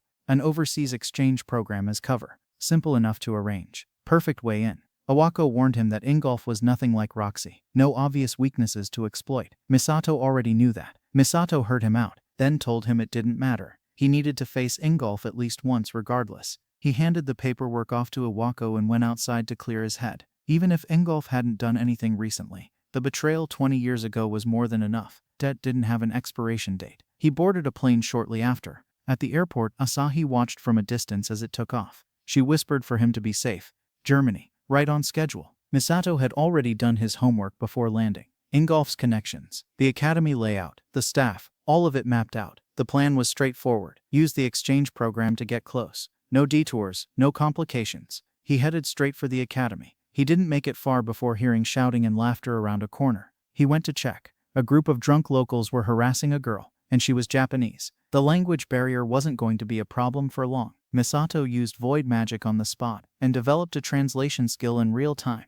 because of course he did. Once he understood what was happening, it was exactly what it looked like. They were trying to force themselves on her. She was holding her ground, telling them to leave her alone. They thought that was funny. One of them reached for her shoulder. Her fist was already clenching. Misato stepped in before it went further, told them coldly to waste their time elsewhere. They turned on him immediately, demanded to know who he thought he was. He told them to back off a second time. They rushed him, all of them at once, fire flickering in their hands, shouting at him not to underestimate them. A single gust of wind magic from his palm sent every last one of them flying into the pavement like ragdolls. Short fight. The girl stared at him. 3 men, 1 move. She had no idea who this person was, but she wanted to find out. The punk scrambled up off the pavement, apologized frantically, and ran. She stepped closer and thanked him. Misato noticed the crowd forming around them. Phones already out recording and suggested they move. She followed. It had been a long time since someone stepped in for her like that. The last person who had was someone she still thought about. Walking beside him, she thanked him again, said it could have gotten much worse without him. Misato told her not to make a big deal of it. He just did what needed doing. Internally, though, something was nagging at him. She felt familiar, like he'd seen her somewhere before. He couldn't place it. She noticed his uniform before he could figure it out, and asked if he was a Japanese student. He confirmed it. Exchange program was actually on his way to the academy when he got sidetracked by the commotion. She immediately offered to take him there. Least she could do. He accepted and they started walking. She told him she was traveling the world. Personal circumstances. Misato looked at her. She seemed around the same age as his current body. Traveling alone across the world. He found that unusual. Also risky, which he pointed out situations like earlier were going to keep happening. She waved it off completely. Said despite appearances she could use magic too. Misato raised an eyebrow and asked why she got caught off guard back there if she could use magic. She smoothly changed the subject and asked about the academy instead. He let it go and asked if she'd noticed anything unusual about the place during her travels. She described it thoughtfully. Extremely popular. Strict merit-based system. Students lived and breathed rankings and achievement. There was even a point system rewarding success. Hierarchy wasn't just respected there, it was religion. Misato filed that away immediately. Awako had already told him that Ingolf taught classes for the elite upper-tier students. The path to Ingolf ran straight through this ranking system. He'd have to make an impression. He smiled slightly at that. He'd always enjoyed a good challenge. The girl stopped and pointed ahead.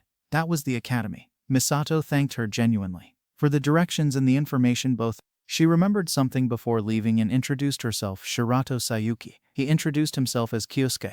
Her eyes went wide, just for a moment, like the name had pulled something up from memory. He noticed and asked what was wrong. She said quietly that the name reminded her of someone she once knew. Then she wished him luck and left. Misato stood there for a moment after she was gone. Something about her lingered. He couldn't put his finger on it. He set it aside. Mission first. The academy was exactly what he expected. Neat, orderly, very German. Crossing the bridge toward the entrance, a student who'd clearly been waiting there called out asking if he was the Japanese transfer student. Misato responded respectfully. He asked who he was, then added delinquent. The boy's face twisted instantly. Demanded to know who Misato was calling a delinquent. He looked Misato up and down and asked if he was supposed to be something special. Japanese students didn't come around here often. He cracked his knuckles and offered a rundown of the academy hierarchy as a welcome gift. Misato sighed internally. He'd been in the country for maybe an hour. Then it clicked. Sayuki's warning about the merit system. This kid was trying to establish dominance early. Classic. Misato dropped his bag and told him he was ready. The boy grinned. Finally some fun. He activated his earth magic immediately. Stones launching like bullets, fast and relentless. Misato deflected every single one without breaking a sweat. Void magic suspended them mid-air and dropped them harmlessly to the ground. The boy's jaw followed shortly after. Misato told him the quantity was decent. The power behind it, though, weak. Then he showed him what it was supposed to look like. Void magic channeled through his palm. Earth magic erupting outward. Nearby walls shattering instantly, debris flying in every direction. He suggested that was the minimum standard to aim for. The boy stood there trembling, legs shaking. One thought running through his head on loop. Why was this monster here? Across town, Sayuki was already on a call. She reported calmly and professionally that she'd made contact with Misato. She'd be staying in Germany to continue observing the target. Claudia was on the other end. At Lanzig Training Academy in Germany, Misato stood at the reception desk, filling out transfer paperwork. All the boring forms. Done. Student card in hand, he used void magic to translate the details and noticed something immediately. Different from Japan's cards. There was an extra section, point value. Exactly what Sayuki had mentioned. The card tracked everything. Dungeon records, performance, overall worth, a walking report card. No classes scheduled for the day. He decided to explore. He didn't get far before noticing someone trailing him at a distance. The same boy from the bridge. Still bitter. Apparently not done yet. Misato kept walking. He arrived at a dungeon portal in the city, the gate shimmering with energy. One thought on his mind. The fastest way to Ingolf ran through the class rankings. He needed to move up quickly. He picked an upper-tier dungeon. No warm-up. Walked straight in. Not a cave. A ruined structure. Ancient stone walls, crumbling pillars, the whole atmosphere. Germany's dungeons had a different personality entirely. He barely had time to appreciate the architecture before skeletons wreathed in flames emerged from the shadows. Red eyes glowing, weapons already raised. Undead, stronger than anything he'd faced in Japan. Noticeably stronger. He already knew their weak points, though. Fire attributes magic or blunt force to anything that shatters the body. He'd fought enough of these to know the manual by heart. One swung a burning blade at him. He sidestepped it almost lazily, then enhanced himself with strengthening magic, wound up and punched the skeleton clean apart. Bones scattered across the floor like broken pottery. The remaining undead went still, almost like they were reconsidering their life choices. Misato smirked and told them to come on. Then, attack. They did. It didn't go well for them. He cleared the entire ruins without breaking a sweat and advanced toward the boss chamber. Something was waiting. The boss was exactly what he expected. A lich, floating in the air, surrounded by wandering souls circling it like a twisted halo. Misato started simple. Fireball. Straight at it. The lich canceled it instantly. Didn't even flinch. He narrowed his eyes. Fair enough. Dungeon bosses weren't supposed to fold to opening moves. The lich pointed its staff and fired back. Thick miasma flooded the chamber like poisonous fog. Misato leaped aside casually and watched it melt through stone and metal on contact. Dangerous. Also interesting. The lich kept pressing, spell after spell. Misato condensed wind magic around his feet, boosted his speed and started bouncing across the chamber, off the floor, off the walls, moving like a pinball through every incoming attack. Eventually he closed the distance. Now he was done playing. He looked the lich dead in its empty eye sockets and asked if it could survive a taste of its own medicine. Then he hit it with its own miasma spell right back. The boss dissolved, screaming as its body broke down piece by piece until there was nothing left. Misato watched it fade and noted the spell was effective. Extremely effective, though replicating it perfectly was beyond him right now. High-tier magical techniques didn't copy cleanly at his current level. He'd need to push his void magic further, much further, one step at a time. He turned toward the shadows at the edge of the chamber. Show yourself. The boy stepped out looking genuinely awkward about being caught. He claimed he was only observing Misato's performance. Completely innocent. Nothing suspicious about it at all. Misato asked if he wanted another duel. Wondered if he'd been too lenient the first time. Something about the boy's behavior felt off though. He couldn't quite place it yet. Misato closed the distance and told him to clear things up. Right now. No misunderstandings. The boy reached into his pocket. Misato tensed immediately. Weapon? Enhancement drug? His hand moved instinctively. The boy dropped to his knees and begged him to take him as a disciple. Misato stood there in complete silence. Then the boy produced a small cup held out with both hands. Misato stared at it. The boy explained earnestly that it was a Japanese gesture of respect, a deshi ceremony. He'd done his research apparently. Misato looked at the cup, looked at the boy, wondered silently if this kid was an idiot. The boy doubled down. He'd been moved by Misato's overwhelming strength, wanted to learn magic. After witnessing that earlier fight, he felt like a complete fool for ever challenging him in the first place. Misato asked flatly if this was a joke. The boy insisted it absolutely was not. Misato sighed deeply. Why did things always end up like this? Then he felt it. Something shifted in the air. He put a hand firmly on the boy's shoulder and readied himself. The boy's eyes lit up immediately, though it meant acceptance. Started to say something. The ground cracked before he could finish. Something massive emerged from the darkness. Far stronger than the lich. Far, far stronger. Misato understood instantly the lich was never the final boss. This was the real one. It had just been waiting. Misato stepped forward and positioned himself between the monster and the boy. The boy trembled behind him, legs shaking, voice cracking as he recognized the towering skeletal form looming over them both. Skull Dragon. A monster that wiped out entire villages before hunters were properly organized. According to Academy records, Ingolf himself barely managed to defeat one. The boy could not understand why one was appearing here. This made no sense. He was spiraling. Misato listened to the full explanation calmly, then prepared to fight. The boy grabbed his arm in full panic, called it reckless, pointed out that even the saints struggled against these things. Misato looked at the skull dragon, looked back at the boy, not particularly concerned. Misato brushed him off, told him to sit back and relax, then added, almost as an afterthought, that it wasn't Ingolf who defeated that dragon back then. The boy's jaw dropped, asked what he meant. Misato didn't answer, just thought about it bitterly. When the pentagram saints formed, they found it very convenient to erase his name entirely. Twisted the story, claimed the glory, became heroes while he got cast aside and forgotten. Typical cowards, living comfortably all this time. He looked at the skull dragon and made a simple decision. It had come back. He'd just kill it again. He'd done it once before. The beast roared loud enough to shake the entire ruins and charged. The impact when it hit the ground sent shockwaves rippling through stone and wall alike. Everything crumbled. The boy screamed that they were going to die. Misato stepped up and blocked the shockwave with a barrier, without breaking his stance. He noted immediately that the monster had evolved, since 20 years ago, stronger than he remembered. Still, this time he had far more tools available, more magic, more experience. He rushed in without hesitation, layered multiple void attribute spells rapidly, combined fire magic with strengthening magic and drove the strike straight into the skull dragon's chest. The monster flew back into the ruins like it had been hit by a freight train. The boy absolutely lost his mind behind him, shouting that Misato was the best, the most amazing, practically jumping up and down. Misato remained completely calm. He told him flatly not to celebrate yet. The monster wasn't dead. Sure enough, the skull dragon rose again. Slowly, menacingly. Misato explained without missing a beat. Skull dragons were undead with immense stamina. Half-hearted attacks just gave them something to heal from. You had to commit. The boy asked with a shaking voice how he knew so much about this creature. Misato frowned. The dragon was tougher than his first attempt had accounted for. He'd need to switch approaches. Mateo stood beside him with the expression of someone who had quietly accepted that he had no useful input to offer here. The dragon didn't give them a moment to regroup. Another roar and it came back hard, forcing both of them onto the defensive. Misato parried and deflected the heavy blows steadily, keeping Mateo out of harm's way while doing something else entirely on the inside. He was channeling his void attribute and carefully building a new spell mid-fight, sharpening the mental image with each passing second. The more precisely he could visualize it, the stronger it would hit. The dragon was unknowingly buying him exactly the time he needed. Then it lunged forward, jaws wide open, and fired a direct energy beam straight at him. Mateo panicked and ran toward him, expecting the worst. What he found was Misato standing firm, holding the dragon's jaws open with his bare hands like it was a mild inconvenience. Then he released the spell he had just finished building directly into the creature from the inside. The freeze spread instantly through its entire body, and within seconds the enormous beast was completely solid. Not slowed, frozen solid. Misato lowered his arm and said it was over.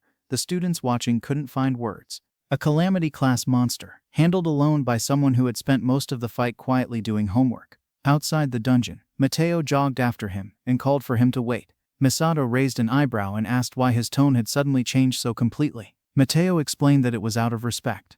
After what he had just witnessed, he now saw Misato as his master, plain and simple. Misato wasn't really listening. He was looking down at his student card with a slightly distracted expression. Mateo noticed and asked if something had caught his attention. Misato said he was just wondering how many points that run had actually earned him. Mateo thought for a moment and laid it out. No exact system existed, but the general understanding was around 10,000 points to rank up a class, which meant roughly 30,000 total to qualify for the special class. Misato frowned slightly. Mateo continued, getting to the part that made it worse. Dungeon points were fixed regardless of what you defeated. The skull dragon they had just taken down counted the same as anything else. That entire run had earned approximately 500 points. Misato did the math immediately. 600 dungeons to qualify. He let out a quiet sigh and stared at nothing for a moment. Mateo watched his reaction and asked if he was also aiming for the special class. Then with a grin he mentioned that there happened to be a faster way to stack points if he was interested. Misato closed the distance between them instantly. Expression sharp. He told Mateo to talk. Mateo leaned back slightly, startled by how quickly that face had appeared in front of him, and explained. There was an event in 1 month. A competition where students faced assigned challenges directly. First place earned 20,000 points in a single shot. Misato went still for a moment. 20,000 points, in one event. That was nowhere near what he had been expecting to hear. If Misato took first place, he could close the gap to special class faster than any dungeon grind was ever going to allow. He clenched his fist and made up his mind on the spot. He is going to take first place at this Sublime Heaven Festival.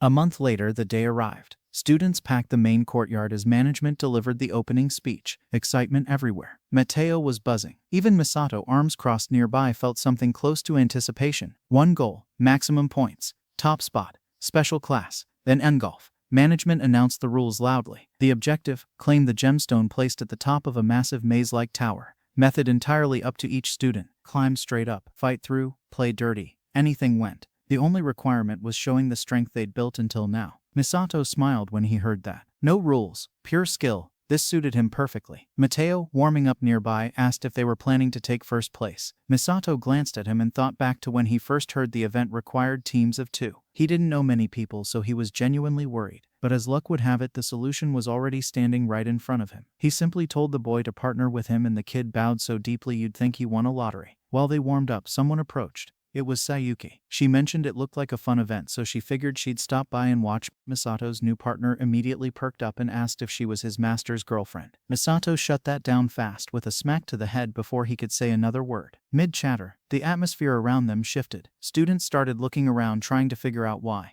Then they saw it. Their Saint Ingolf had shown up personally to watch the event. The moment Misato spotted him, his mood turned sour immediately. Ingolf settled into his seat among the judges and management, who welcomed him with gratitude for attending. Ingolf told them to relax, saying he was simply there out of curiosity. He wanted to see if there was a true golden egg hidden among the young magicians. Misato kept his eyes locked on him the entire time. Eventually the event began. Students flooded into the tower from every entrance. Team Misato stepped inside and immediately took stock of their surroundings. Walls in every direction, branching paths, dead ends, the kind of layout specifically designed to make people waste time arguing about which way to go. The moment the event officially started, chaos broke out across every floor simultaneously. Magical beasts materialized out of thin air with no warning. Misato noted that they had in fact mentioned releasing beasts into the tower during the briefing. Good to know that part was accurate. Mateo started asking what their plan was. He didn't get past the first few words before he realized he was talking to empty air. Misato was already halfway down the corridor. He moved through the floor like the beasts were scenery. He cleared the path up the staircase without slowing down once, and called back to his stunned teammate to stop standing there and get moving. Mateo snapped out of it and sprinted to catch up. Outside the tower, the display screens had already locked onto Misato. The crowd watching couldn't figure out what they were seeing. One-shotting monsters back-to-back wasn't something that happened at a student event. Ingolf watched from his seat without expression and wondered quietly why a Japanese magician of that caliber was attending this academy at all. Even Sayuki, who had been observing with calm detachment, had gone noticeably still. She had known Misato was operating on a different level. Inside, Mateo was hitting his limit somewhere around the 3rd floor.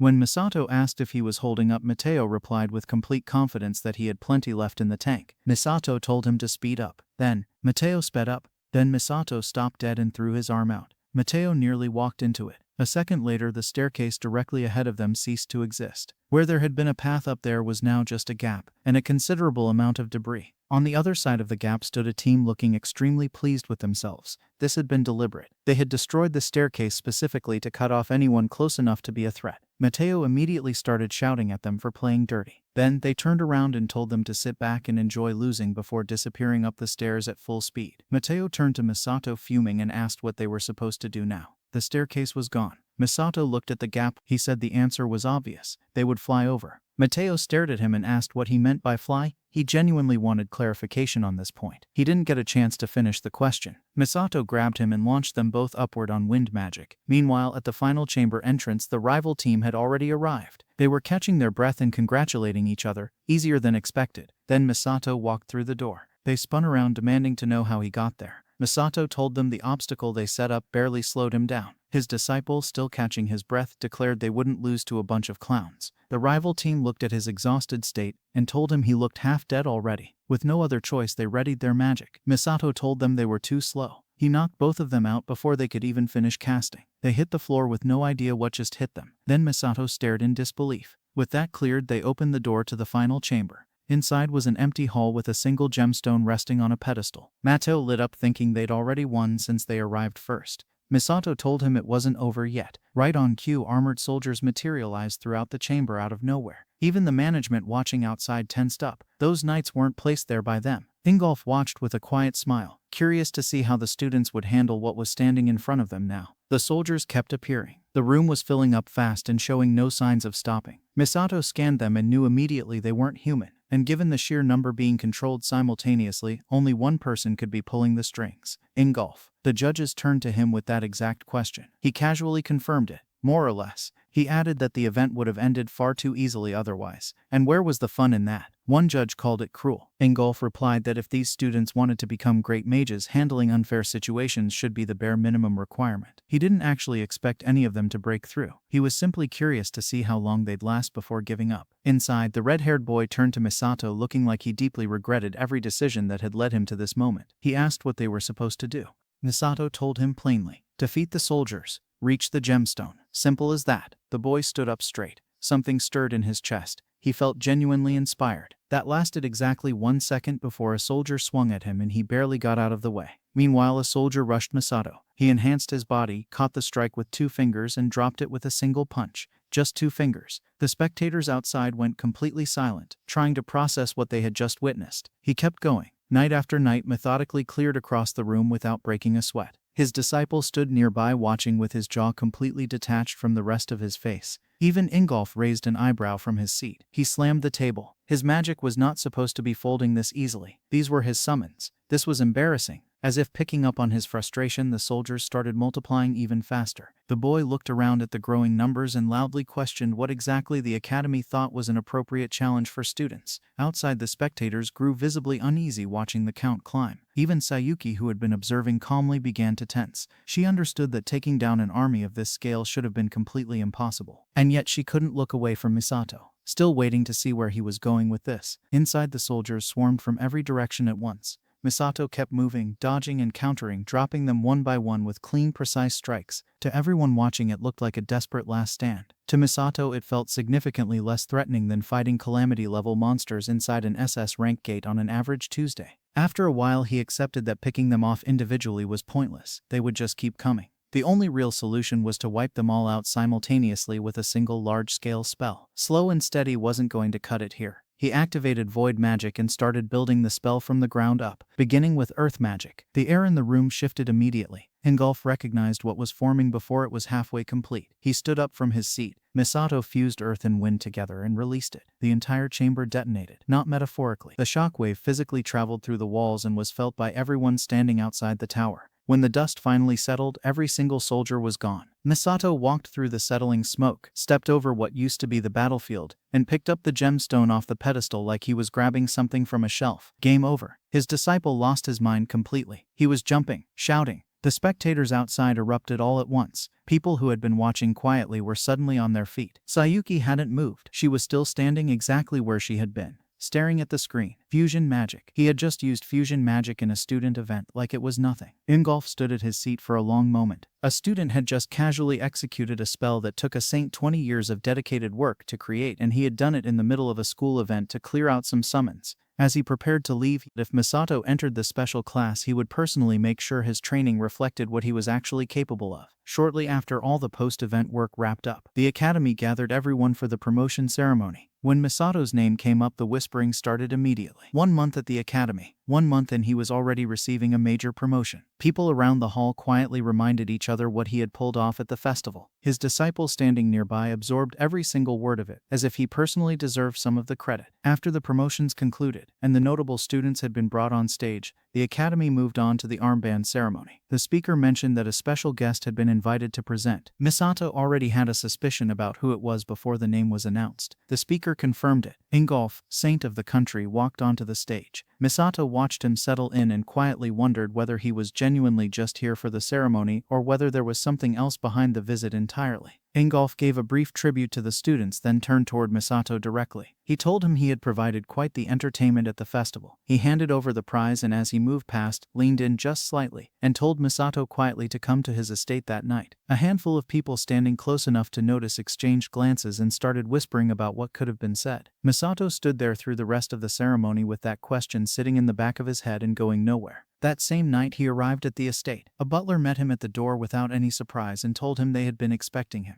Misato followed him through the halls, running through every scenario he could think of. Did Ingolf already know who he actually was? If his cover had been compromised, he hadn't had nearly enough time to prepare a proper response. He decided that if that turned out to be the case, he would simply face it directly. He kept himself quietly ready for things to escalate the moment he stepped through the door. He entered the room. Table, food already laid out and waiting. Ingolf seated and ate his meal at a perfectly relaxed pace. He glanced up and invited Misato to sit, mentioning he wanted to talk once they had eaten. Misato pulled out the chair and sat down. Both possibilities were still running in the back of his mind as he reached for his utensils. He asked Misato directly what he was hiding. The question landed without any buildup. Misato stayed quiet and ran through it fast. He was hiding quite a few things. His actual power level, enough secrets to fill a reasonably sized book. But thinking it through carefully, he could tell Ingolf didn't know about his identity. If he did, the conversation would not be going like this. Ingolf filled the silence by pointing out that the spell Misato had used at the top of the tower was one that Iwako had spent 2 full decades of his life developing. So the question was straightforward enough. How did a student know it? Misato felt the tension in his shoulders ease slightly. This was about his power, nothing else. He told Ingolf that Iwako had given him specialized training back in Japan. Ingolf received that without any visible skepticism. It made sense. Someone who had trained directly under Iwako could plausibly pick up techniques along the way. Misato added that Iwako had simply been an exceptional teacher and that he owed him a great deal. Ingolf smiled over his coffee and said that sounded exactly like something Iwako would do. He complimented how thoroughly Misato had absorbed the technique. Then his tone shifted again and he told him not to misuse that power, and mentioned that the most relevant example was Misato's, the man who had nearly torn the world apart. Misato said nothing. Ingolf moved to the window and brought up the SES-ranked dungeon breach from 2 decades ago. That Misato had drowned in his own strength, that he had deliberately planned to release the monsters from the gate, targeting even his own allies, with the intention of being the last one standing, that they had only barely managed to stop him in time. Misato sat with every word of it, and felt the anger rising steadily with each sentence. Being described as the villain of that story was already difficult enough. Sitting across from this particular man and hearing it delivered so calmly was something else entirely. He kept his expression even and said nothing, but it was not easy. Ingolf said he was only sharing this because he didn't want Misato to fall into the same trap. Misato replied calmly that he had nothing to worry about. The power he was chasing was to fight evil. He would do whatever it took to become stronger than anyone else. Ingolf studied him for a moment, then smiled. He told him that just like at the festival, he was an interesting person,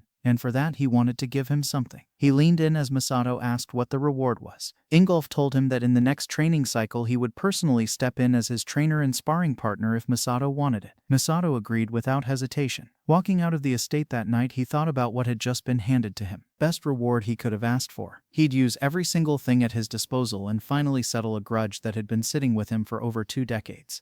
Back at the academy, special class periodic training day. 2 students made their way toward the classroom talking about how today's session was something different entirely. The top students of the academy get to train directly under Ingolf, one of the most renowned fighters in the world. One of them admitted he was a little jealous and wasn't ashamed to say it out loud. Mid-conversation, one of them glanced to the side and stopped walking completely. Misato was sitting alone on a bench nearby. He was just sitting there, radiating an atmosphere that politely suggested this was not a good time to approach. Both students took one look, made a quiet mutual decision, and walked away in a slightly different direction without discussing it. Misato sat alone with his thoughts. Today he finally settled the score. Ingolf had promised a mock battle during this session. From Ingolf's side, it was probably nothing more than humoring an interesting student. A brief demonstration before moving on with his day. For Misato, it was 20 years of unfinished business arriving at its destination. The training hall was already packed when the instructor stepped forward and announced that the periodic session was beginning. Then Ingolf walked in. The moment Misato spotted him across the hall, he thought to himself that it was finally time. Of all the places for this moment to arrive, Ingolf addressed the class. He acknowledged the effort everyone had been putting in recently, then mentioned that observation was itself a valid form of training. So today he was changing the format.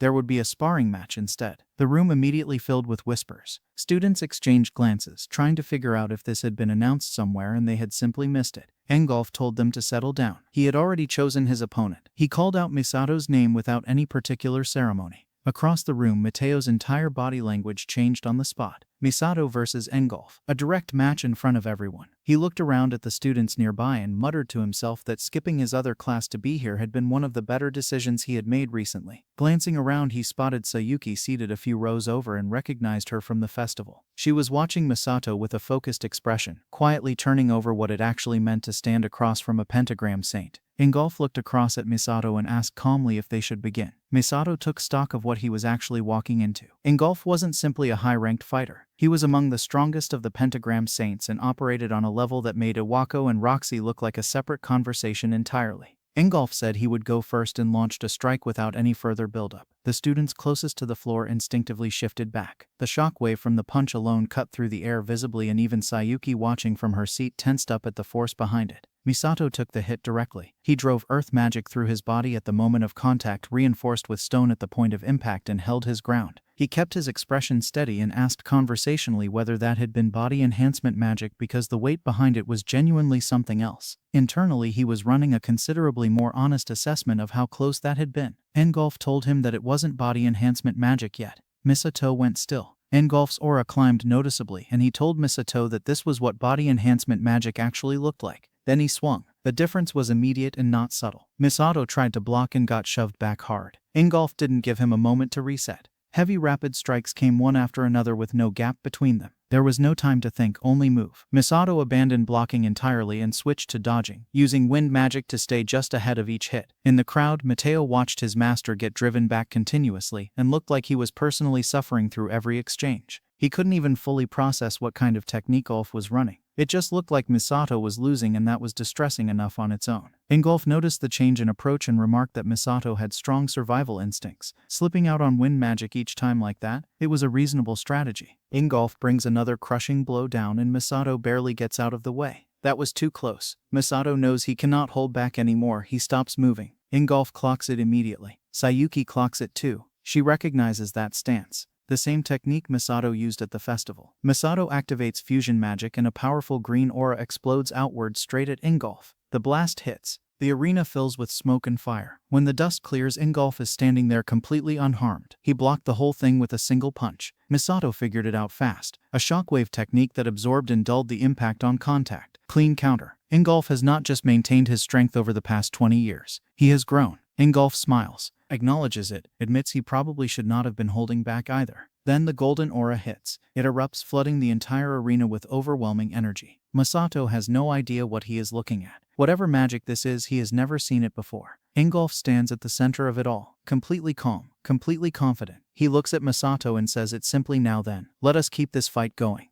Misato looks at the spell in front of him and knows immediately he has never seen this technique before, which means Engulf developed it sometime in the last 20 years. Misato is not rattled. If anything, he wants to test it, see what it is actually worth. He opens with void magic, follows it straight into a powerful earth magic strike. Engulf pauses for a moment, trying to read what Misato is building toward. Misato already knows the answer. The strike covers too wide an area to dodge. There is nowhere to go. Engulf leaps into the air. There it is. The moment Engulf loses his footing mid-air, he loses his stance. And the moment he loses his stance, he is wide open. Misato is already moving. He pulls earth and wind magic together, merges them clean, and launches the fusion technique straight up at Engulf while he is still airborne. In the stands, the red-haired student loses his mind. Master Misato is finally using fusion magic. Sayuki's eyes go wide. Engulf is losing balance up there. This is it. Decisive blow. Everyone can see it landing before it even arrives. Then Engulf smiles. His aura spikes hard and sudden. And before anyone can process what is happening, Engulf takes the fusion spell head-on and stops it with one hand. The magic disperses, completely nullified. Just like that. Dead silence. Misato cannot move. He has never seen anyone walk through a fusion spell like it was nothing. Sayuki is not doing much better, struggling to accept that someone just casually neutralized a technique of that level with an open palm. Engulf is not even breathing hard. Engulf told him calmly that the counter had been good, just not good enough to break through his mana armor. Misato stared at it and worked through the implications quickly. Fusion magic had connected earlier and hadn't left a single mark. That wasn't just defensive technique, that was something built specifically to absorb punishment and keep going. The armor wasn't decorated. That was the entire point. Ingolf stepped forward and explained that the armor didn't only protect him, it converted his entire body into a weapon simultaneously. Offense and defense merged into a single technique. That was the core of what he had built. Then he charged at full speed with every inch of his body covered in it. Misato dodged by a margin that he would not be describing in detail to anyone later. The strike hit the ground instead and cratered the terrain hard enough that the students watching felt it through the floor. Mateo in the crowd had gone completely silent. He had stopped trying to process individual exchanges and was simply staring.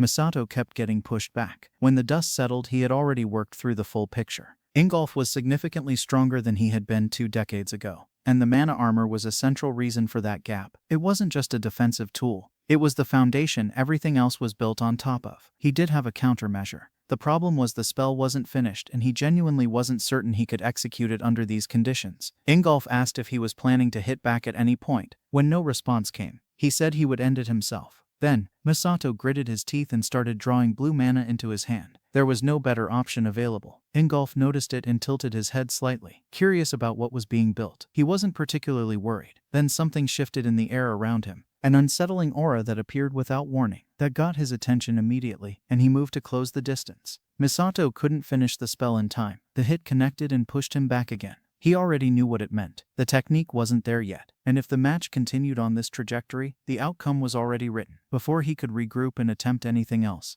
Ingolf lowered his stance and said that was enough. Misato looked at him. Ingolf said they had done more than sufficient work for a sparring session and called the match there. He dismissed the class without further ceremony. The moment the match ended, students crowded around Ingolf with the kind of enthusiasm that suggested several of them had already forgotten there was a dismissed class they were supposed to be attending. They talked over each other, praising the demonstration, going back and forth about specific exchanges they had watched. Mateo made his way through the crowd and found Misato standing off to the side. He told him he had fought well and meant it. Against someone like Ingolf, nobody in that room could reasonably say anything critical about how it had gone. Misato appreciated the sentiment and said nothing. He sat with the honest version of what had just happened. He had walked in with 20 years of preparation behind him, and Ingolf had still pushed him back across the entire floor. That wasn't a close loss. That was a clear demonstration of the gap that still existed. He had underestimated how much Ingolf had grown in the time since they had last faced each other. In his current state, he couldn't beat him. The void magic needed to go further. He needed to keep growing, and he needed to do it faster than he currently was. Nearby, Sayuki watched him from a distance and thought quietly to herself that not a single person in that room had any real understanding of what Misato was actually carrying, what he was hiding.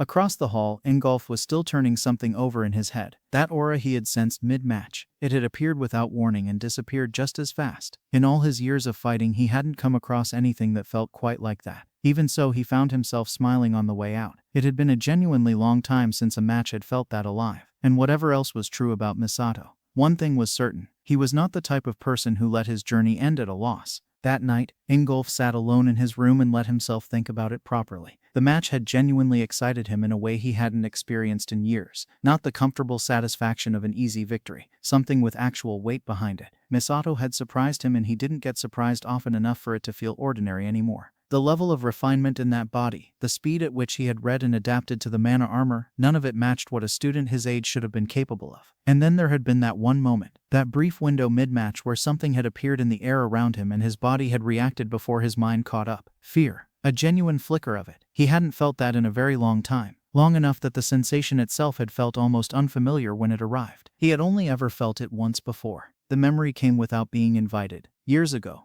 Misato was still his master, and they had just finished a sparring match that had gone considerably longer than expected. Misato looked at him afterward with that calm, unhurried expression he always carried and said simply that the victory belonged to him. Ingolf was still catching his breath. He asked what that final attack had even been. Misato told him he had come very close to winning, then mentioned almost as an afterthought that a teacher always kept at least one hidden ace in reserve until the very end. Every time Ingolf thought he had a complete picture of what the man was capable of, another layer appeared from nowhere. That quality was exactly what had made him not just a mentor but the one person Ingolf had genuinely considered a rival in the fullest sense of the word. Back in the present, Ingolf sat with the memory, nostalgic. But he knew a past stained by darkness didn't just come clean. Still, he missed having someone who could stand beside him as an equal, someone who pushed him the way his master once had. Then, Misato showed up. For the first time in years, Ingolf found himself genuinely curious to see how far someone would go. The scene shifts to a vast forest. Misato stands alone taking it in and thinks that nothing here has changed in 20 years. He could use that. Right now, he couldn't match Ingolf's level. That meant starting over from the ground up. Luckily, the dungeon sitting inside this forest was exactly what he needed. The moment he stepped in, he felt it. A gravity field far heavier than anything on the surface. He muttered that it made sense now.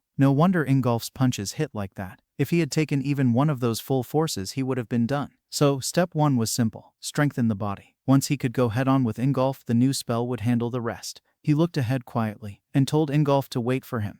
3 days passed. Classes wrapped up for the day, and Sayuki walked through campus with something sitting uncomfortably in the back of her mind. Misato hadn't returned to the dormitory since the sparring match. Not once. No explanation. No message. Simply gone. She ran into Mateo in the hallway. He was moving at roughly half his usual speed and muttering to himself that everything had gotten considerably less interesting without Misato around. She asked if he knew anything about where he had gone. Mateo wasn't completely certain but mentioned that he had heard something about Misato heading toward the eastern forest to train. That was enough. She thanked him and left campus immediately. On the way to the forest, she recalled that there was a hidden dungeon somewhere deep inside the area. Difficult to find if you didn't already know it was there. Harsh conditions. Then she stopped walking for a moment. How would Misato know about it? He was a foreign student who had been in the country for barely over a month. He should have had no knowledge of this region at all. There was no reasonable explanation for how he would have found that dungeon unless he had been here before. Unless Misato was actually Misato walking around in a different body. The thought settled over her and didn't move. She stood with it for a moment, then kept walking. A month ago, Lady Claudia had quietly assigned her to investigate anyone who might be Misato operating under a new identity. Misato's name had been on that list from the beginning. She had been treating it as a low probability at the time. She wasn't treating it that way anymore. She entered the dungeon. She had come here once before on a mission and remembered clearly how suffocating the conditions were inside. What she was not prepared for was the state of the place now. Destruction everywhere she looked. Craters in the walls.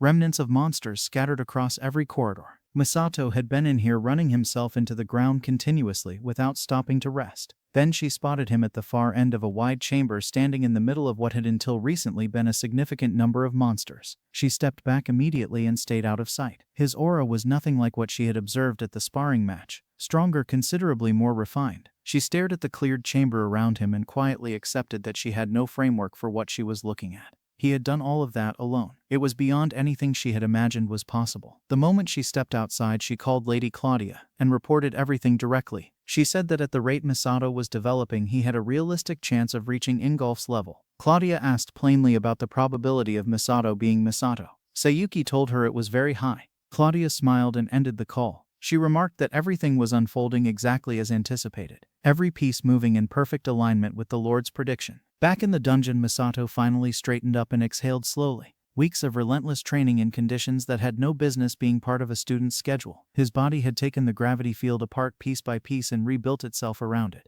and the technique that had slipped through his fingers during the mock battle was now sitting exactly where he needed it to be. Complete. He told himself quietly that this time he would land a decisive blow on Ingolf. Back at Awako's office, the situation was considerably less triumphant. He was buried somewhere beneath a stack of paperwork that had been growing at a rate he had stopped finding funny weeks ago. When his phone rang, he picked it up without looking at the screen. It was Ingolf. Awako sat up so fast his chair scraped the floor. He asked immediately if something was wrong. Ingolf told him calmly that nothing was wrong. He simply wanted to confirm something. A question about a student by the name of Misato. Iwako froze completely. He kept his voice steady through the short exchange that followed and managed to say enough without saying anything that mattered. Ingolf thanked him and ended the call without pushing further. He couldn't tell Ingolf the truth, not even a version of it. If he ever revealed that Misato was actually Misato, the consequences wouldn't simply be bad. Ingolf, meanwhile, had been sitting with his own thoughts. He could tell Iwako was hiding something. He just had no solid evidence to back it up. He got up to leave his room and noticed a letter on the floor. Someone had slipped it under the door without a sound. He picked it up and read it. His expression hardened immediately. He muttered that this was the confirmation he had been looking for. The memory came without being invited. Ingolf was apologizing to Misato for what had happened earlier that day. Misato told him it was fine and meant it. Ingolf's home had been under threat. Stepping in hadn't required any deliberation.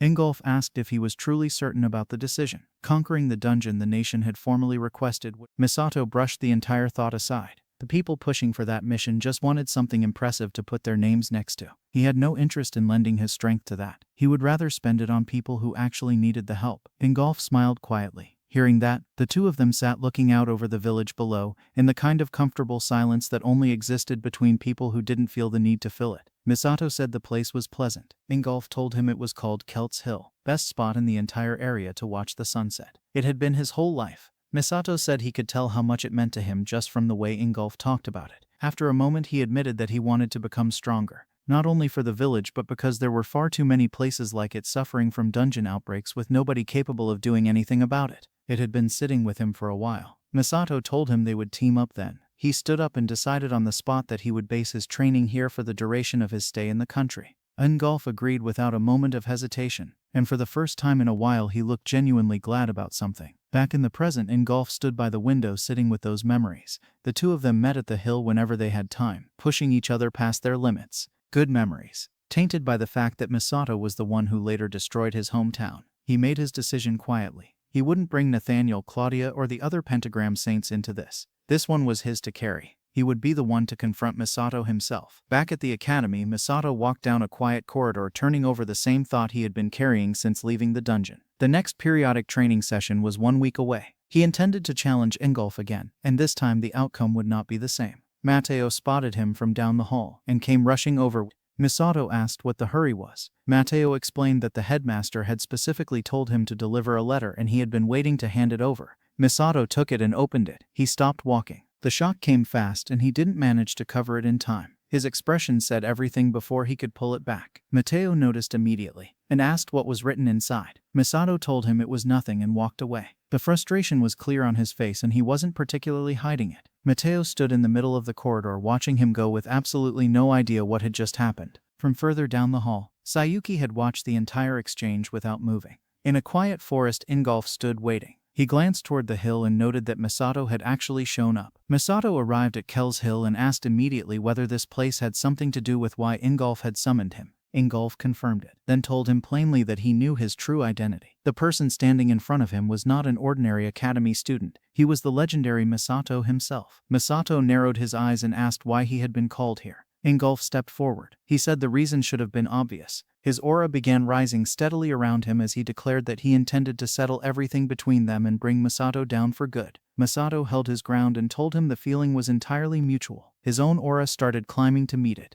Before anything else, Misato said he had one question, that Kyosuke and Misato were the same person. He wanted to know how Ingolf had arrived at that conclusion. Ingolf told him that wasn't information he needed, but he would offer one thing. This situation had nothing to do with the Pentagram Saints. His reasons for being here were entirely personal. Misato asked if that was why he had specifically chosen somewhere this isolated. Ingolf confirmed it without hesitation. Then his expression hardened, and he told Misato not to misread the situation. He would never forgive him. Misato smiled and said what a coincidence. They appeared to be on exactly the same page. Both of them started pulling their aura together. Ingolf reminded him that as Misato had witnessed firsthand during their mock battle, the mana armor stopped everything without exception. Physical attacks, magical attacks, the category made no difference, which meant in practical terms, Misato had no real road to winning this. He launched a strike directly at him without further preamble. Misato didn't move to dodge. Ingolf caught it a moment too late. During their last match, the only thing Misato had been able to do was evade continuously. If that was still his ceiling, then the plan was straightforward. Bury him under shockwaves and end it quickly. But Misato was coming straight forward instead. He activated his own mana armor and drove directly through the incoming strike. The gap closed in an instant. Both of them landed clean simultaneous hits with full mana armor behind each blow. The collision between the two forces detonated and sent both of them sliding backward across the ground. Misato steadied himself and noted that Ingolf's mana armor landed like hitting solid rock. He had known it would be heavy. Knowing it and experiencing it were two different things. Ingolf stared at him from across the gap. He hadn't expected Misato to punch through that shockwave, and the hit that had connected was noticeably harder than anything from their mock battle. He looked at Misato properly and worked it out immediately. He had been training, seriously and without stopping by the looks of it. But that wasn't what was actually bothering him. Misato had copied his mana armor. The frustration sharpened into something closer to anger. Ingolf said he had finally identified the real nature of void magic. It was simply the ability to replicate other people's techniques, nothing more sophisticated than that. And an imitation, regardless of how accurate it was, would never be sufficient against someone like him. That wasn't arrogance. That was just the reality of the gap between them. He added that Misato's time magic had been something he had once genuinely looked up to, but the person standing across from him now was not that person anymore. He increased the pressure running through his mana armor and told him flatly that he would never break through it. Not with a copy, not with anything. Misato told him that copying skills was close to the truth, but not quite right. Void magic went considerably deeper than replication. He said it had taken him a while to build a complete picture of it in his mind, but he was ready now to show Ingolf what it actually looked like. Ingolf recognized it immediately. This was the same technique Misato had attempted at the end of their mock battle, the one he hadn't been able to finish in time. He was trying it again. It didn't change anything. Ingolf charged forward at full strength with complete conviction that nothing in existence could break through his mana armor and close the distance in an instant. Misato activated void magic and raised his arm at the exact same moment. The strike landed clean. Ingolf's mana armor shattered on contact. His right arm took direct damage. He stopped moving. Nobody had ever broken through his mana armor. In all the years he had spent building and refining it, not a single person had managed to put a crack in it. He stood there in the sudden quiet, trying to reconcile what his eyes were telling him with everything he understood to be true, and found he couldn't do it immediately. Misato told him calmly that he had already explained it. Void magic was not simply copying. He had said that from the beginning. Ingolf looked down. Misato was holding a sword, massive, wrapped in flame that moved like it was alive. It hadn't been there a moment ago. Ingolf demanded to know what that weapon was. Misato told him plainly. Creation through imagination. That was the actual essence of void magic. Not replication, not imitation. Original creation built entirely from mental image. And now Ingolf was going to see exactly what that meant in practice. Ingolf stares at him. Magic born from imagination. Meaning Misato built that flaming sword himself. From scratch. Misato confirms it without blinking. Not just that, the sword was designed specifically to crack Ingolf's mana armor. It does not exist anywhere else. No textbook, no teacher. Pure original magic, built for one purpose, taking Ingolf down. Ingolf's expression shifts, frustrated, because he genuinely cannot figure out how that sword got through. His mana armor has never been breached. Not once. Misato notices the confusion and points it out calmly.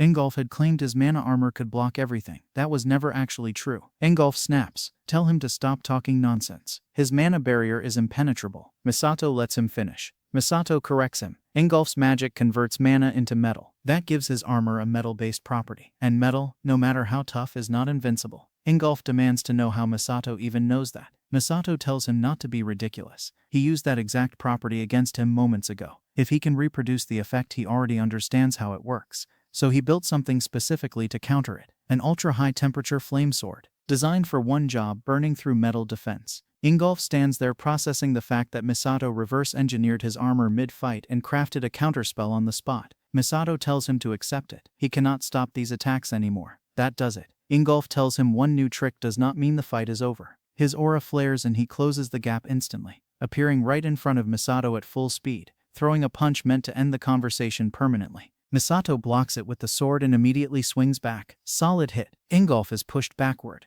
His right arm takes the damage and he knows it. He cannot believe it. Misato watches him calmly and says it plainly. When Ingolf gets emotional, his movements become predictable. Always have. Then adds with a slight smirk that Ingolf never really got rid of his old habits. Ingolf tells him to shut up and charges again. Misato sees him coming in a straight line. Same as always, some things never change. Misato dodged the first strike cleanly. Ingolf recovered without pause and came from the opposite side with a rapid barrage. Misato blocked every hit without particular difficulty, reading each one a half-second before it arrived. Ingolf watched him work through the barrage and pushed harder. Then he spotted what looked like an opening and committed everything into a single full power strike. Misato knew immediately he couldn't take that one directly. He activated his stealth skill and disappeared. The strike hit the ground. A significant amount of smoke and dust went up in every direction and visibility dropped to nothing. Ingolf stood in the middle of it, trying to locate him. Misato stepped out from the side and pressed the flame sword against him. He told him quietly that he had lost. Ingolf looked at the blade resting against him and was still for a moment. Then he said quietly that he had always thought of Misato as a rival in the best sense of the word, someone whose existence pushed him to become better than he would have been otherwise. He asked why Misato couldn't have just let him keep that. Before Misato could answer, a strike came from behind and put Ingolf face down into the ground. Misato turned around immediately. Claudia was standing there with a smirk on her face, looking entirely unbothered. She told him she wasn't about to let him wrap things up neatly. Misato's expression shifted the moment he saw her and didn't recover. Claudia smiled warmly and said it had been a long time. That single sentence confirmed everything. She knew exactly who he was. She had known before she arrived. She activated her magic without any further conversation and mentioned that she would love to catch up properly. but that would have to wait. Things were just getting interesting.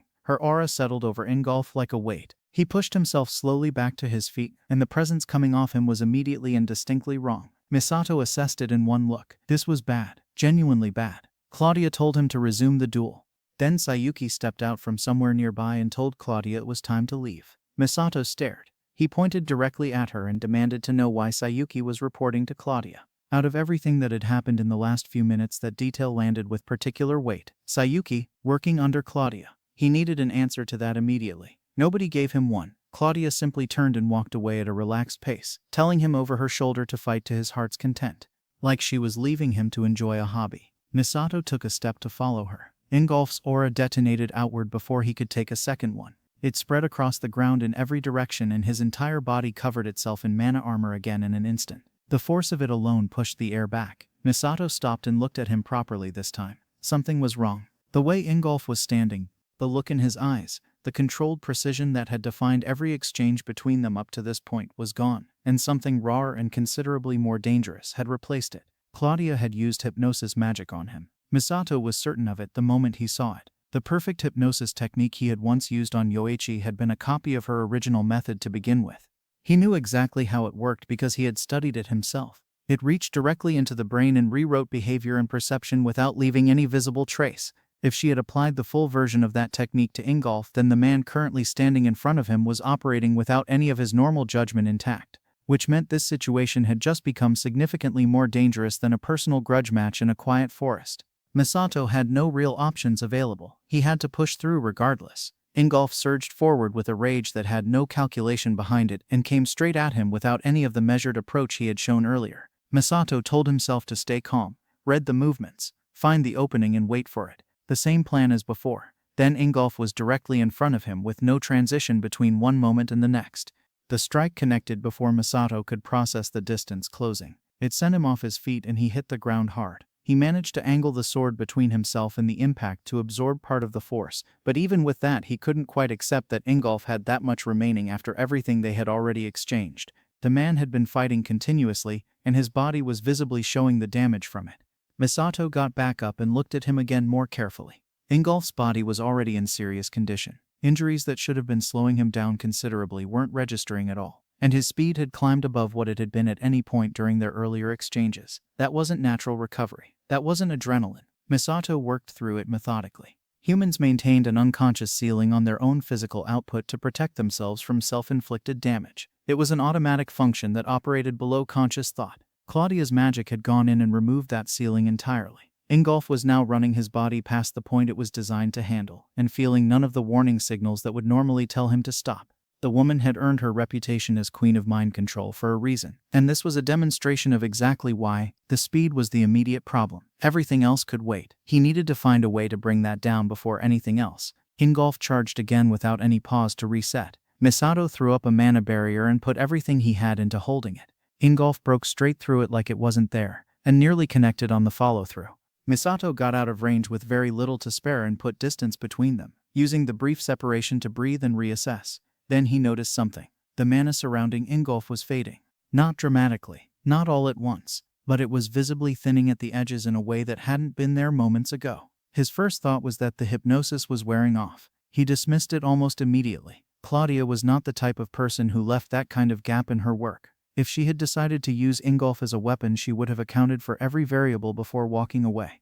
A technique failing this quickly would have been an embarrassing oversight, and she did not make embarrassing oversights. Something else was happening that he didn't have enough information to identify yet. He filed it away. Because whatever the reason, Ingolf's mana armor was beginning to show cracks, and that was an opening he couldn't afford to ignore regardless of what was causing it. Misato moved in with the void magic sword and committed to the approach. Ingolf raised his fist and threw a punch directly to meet him. It was powerful. It was also the last thing that particular hand was going to be doing for a while. Misato overpowered it. Clean. Ingolf's right hand took the damage from the counter and he didn't get a moment to recover before the follow-up came. Misato drove void magic directly through the opening, and the strike landed fully, flooding the entire surrounding area with blue mana that rolled outward in every direction like a wave breaking. When it finally settled and the light faded, Misato was standing with one hand gripping Ingolf to keep him upright. Ingolf looked at him from that position and said quietly that he had lost. Misato told him that was correct. He had won again. Ingolf let out a weak sound that was somewhere between an exhale and a smile. He said that fighting Masato had made one thing completely clear to him, something he should have questioned a long time ago. Masato was not the one who had destroyed his homeland. Masato went still. He asked what Ingolf meant by that. What was he talking about? Ingolf didn't answer. He collapsed. Later that night, Ingolf opened his eyes to find Masato sitting quietly beside him. He asked if Masato was the one who patched him up. Masato said it was just basic first aid and told him not to move around too much unless he wanted to personally undo all of it. Ingolf stared at the ceiling for a moment, then asked the obvious question, why? They were rivals. That was the whole established dynamic. None of this made sense. Masato told him something he said earlier had been bothering him, specifically the part about Masato not being the one who destroyed his homeland. He needed to know what Ingolf meant by that. The room got quiet. Ingolf looked at him for a long moment, then said he would explain everything. 20 years ago, 1 week before the Cess dungeon calamity turned the world upside down, he had seen something he couldn't shake. Standing in the ruins of his hometown, amid the smoke and the chaos and people running in every direction, he had seen a silhouette, and that silhouette looked exactly like Masato. Masato said nothing. Ingolf admitted he hadn't believed his own eyes at first. Masato wasn't the kind of person he'd expect to do something like that. But the figure he saw wasn't just standing there, it was laughing. And it wore Masato's face. Masato is completely thrown, because he never did that. Whatever Ingolf saw that day, that was not him. Ingolf keeps going. Shortly after that incident, he found something in Misato's room. A written plan detailing exactly how to take down every single hero. Misato goes still. Ingolf tells him the Pentagram Saints reached one conclusion from all of it. Misato Koyochiro was a traitor, and the consequences of that verdict are something Misato already lived through. Masato listens to all of it and realizes Ingolf is not lying, which means someone set this whole thing up, carefully, deliberately. Whoever Ingolf saw that day was not Masato. It was a false image, and the written plan was planted by the same person who created it. Masato feels the anger building, because manipulating someone's senses, planting false memories, making a person see something that never happened, and Masato knows exactly who is capable of it. Claudia. Masato has copied her hypnosis magic before. He knows how it works. If anyone could pull off something this precise and this clean, it is her. Misato asks the question directly. Could it have been Claudia all along? Ingolf says he had the same thought. The spell Claudia used on him earlier was never meant to help him. If she could plant a command that forced Ingolf to fight until one of them dropped, blocking Misato from verifying the truth would have been nothing. She could have made Ingolf believe with complete certainty that Misato was the one who burned his village down. Masato says that explains everything. Ingolf goes quiet for a moment, then stand up. He tells Masato that whatever the full truth turns out to be, he still owes him an apology. He wronged him. No excuses. He pulls out a dagger and holds it out, telling Masato to strike him down, says it is all he deserves. Masato looks at him, then look out at the view from the hill. He asks if it reminds Ingolf of the days they trained together. Ingolf says they were like brothers back then. That kind of bond does not just break on its own. Masato agrees, then asks the real question, who broke it, and whether they are seriously going to let that person walk away after everything. They have a common enemy now. Masato tells him to team up. Ingolf is surprised. Masato tells him to stop pretending. He is not the type to leave things unresolved, and they both know it. Ingolf smiles, small but real, says it seems he still has something important left to do.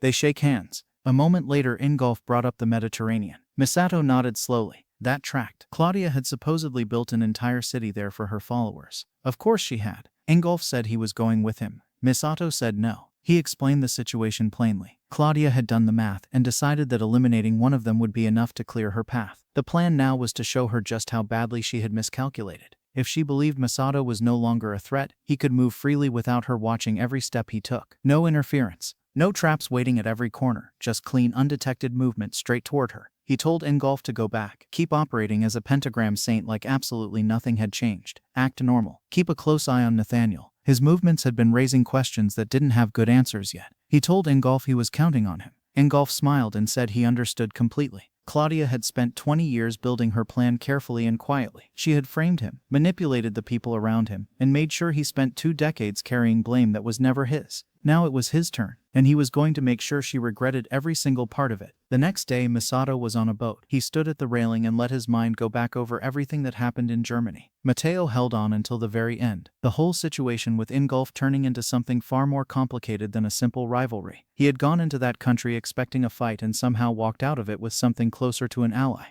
Life had a strange sense of humor sometimes. But sentimentality wasn't going to get him anywhere useful. He pushed it aside. Ahead of him was an island sitting in the middle of the Mediterranean where Claudia had apparently gathered her followers, and according to what he had pieced together, built an entire functioning city for her believers. He activated his void spell first, then layered his recognition blocking magic carefully over the top of it. Still not a perfect combination, but more than enough to keep his presence vague and make sure nobody could hold a clear memory of him for very long. An old man standing nearby glanced over and asked if he was also heading to Burgoism. Misato kept his expression neutral and filed that word away immediately. Burgoism, so that was what Claudia's followers called themselves. Good to know. He told the man yes. The old man explained that devotion alone wasn't going to get him very far in there. He himself had been planning this visit for some time and had brought a considerable sum of money, specifically to secure an audience with Lady Claudia. Apparently only the highest-ranking believers ever got anywhere near her in person. Misato thought about that. Claudia had always had a tendency to rank the people around her. Of course, she had built an entire hierarchy out of it. The announcer called out that they would be docking shortly. The old man told Misato he'd see him on the other side, gave him a friendly nod and turned toward the dock, then turned back. Nobody was there. The old man stood alone on the deck looking genuinely puzzled, scanning the space around him like he was trying to remember what he had just been doing. He came up with nothing. From a short distance away, Misato watched quietly and confirmed what he needed to know. The recognition blocking was working exactly as intended. He turned his eyes toward the island ahead, 20 years of carrying blame that was never his, while Claudia sat somewhere comfortable and let him take it. And then one more year on top of that just to round it out properly. A long time to wait, but the wait was over. Misato stepped off the boat and stopped. The tower was massive. Not tall building massive, not impressive architecture massive. The kind of massive that made people standing next to Misato forget they were supposed to keep walking and just stop and stare with their mouths slightly open. Someone nearby muttered that this was Burgo Tower and that an entire city of believers supposedly lived inside it. Misato looked up and thought back. 20 years ago, Claudia had a tiny monastery sitting on this exact spot. Now, it was this. He did the math quietly. If the tower was this size, the number of followers packed inside had to be staggering.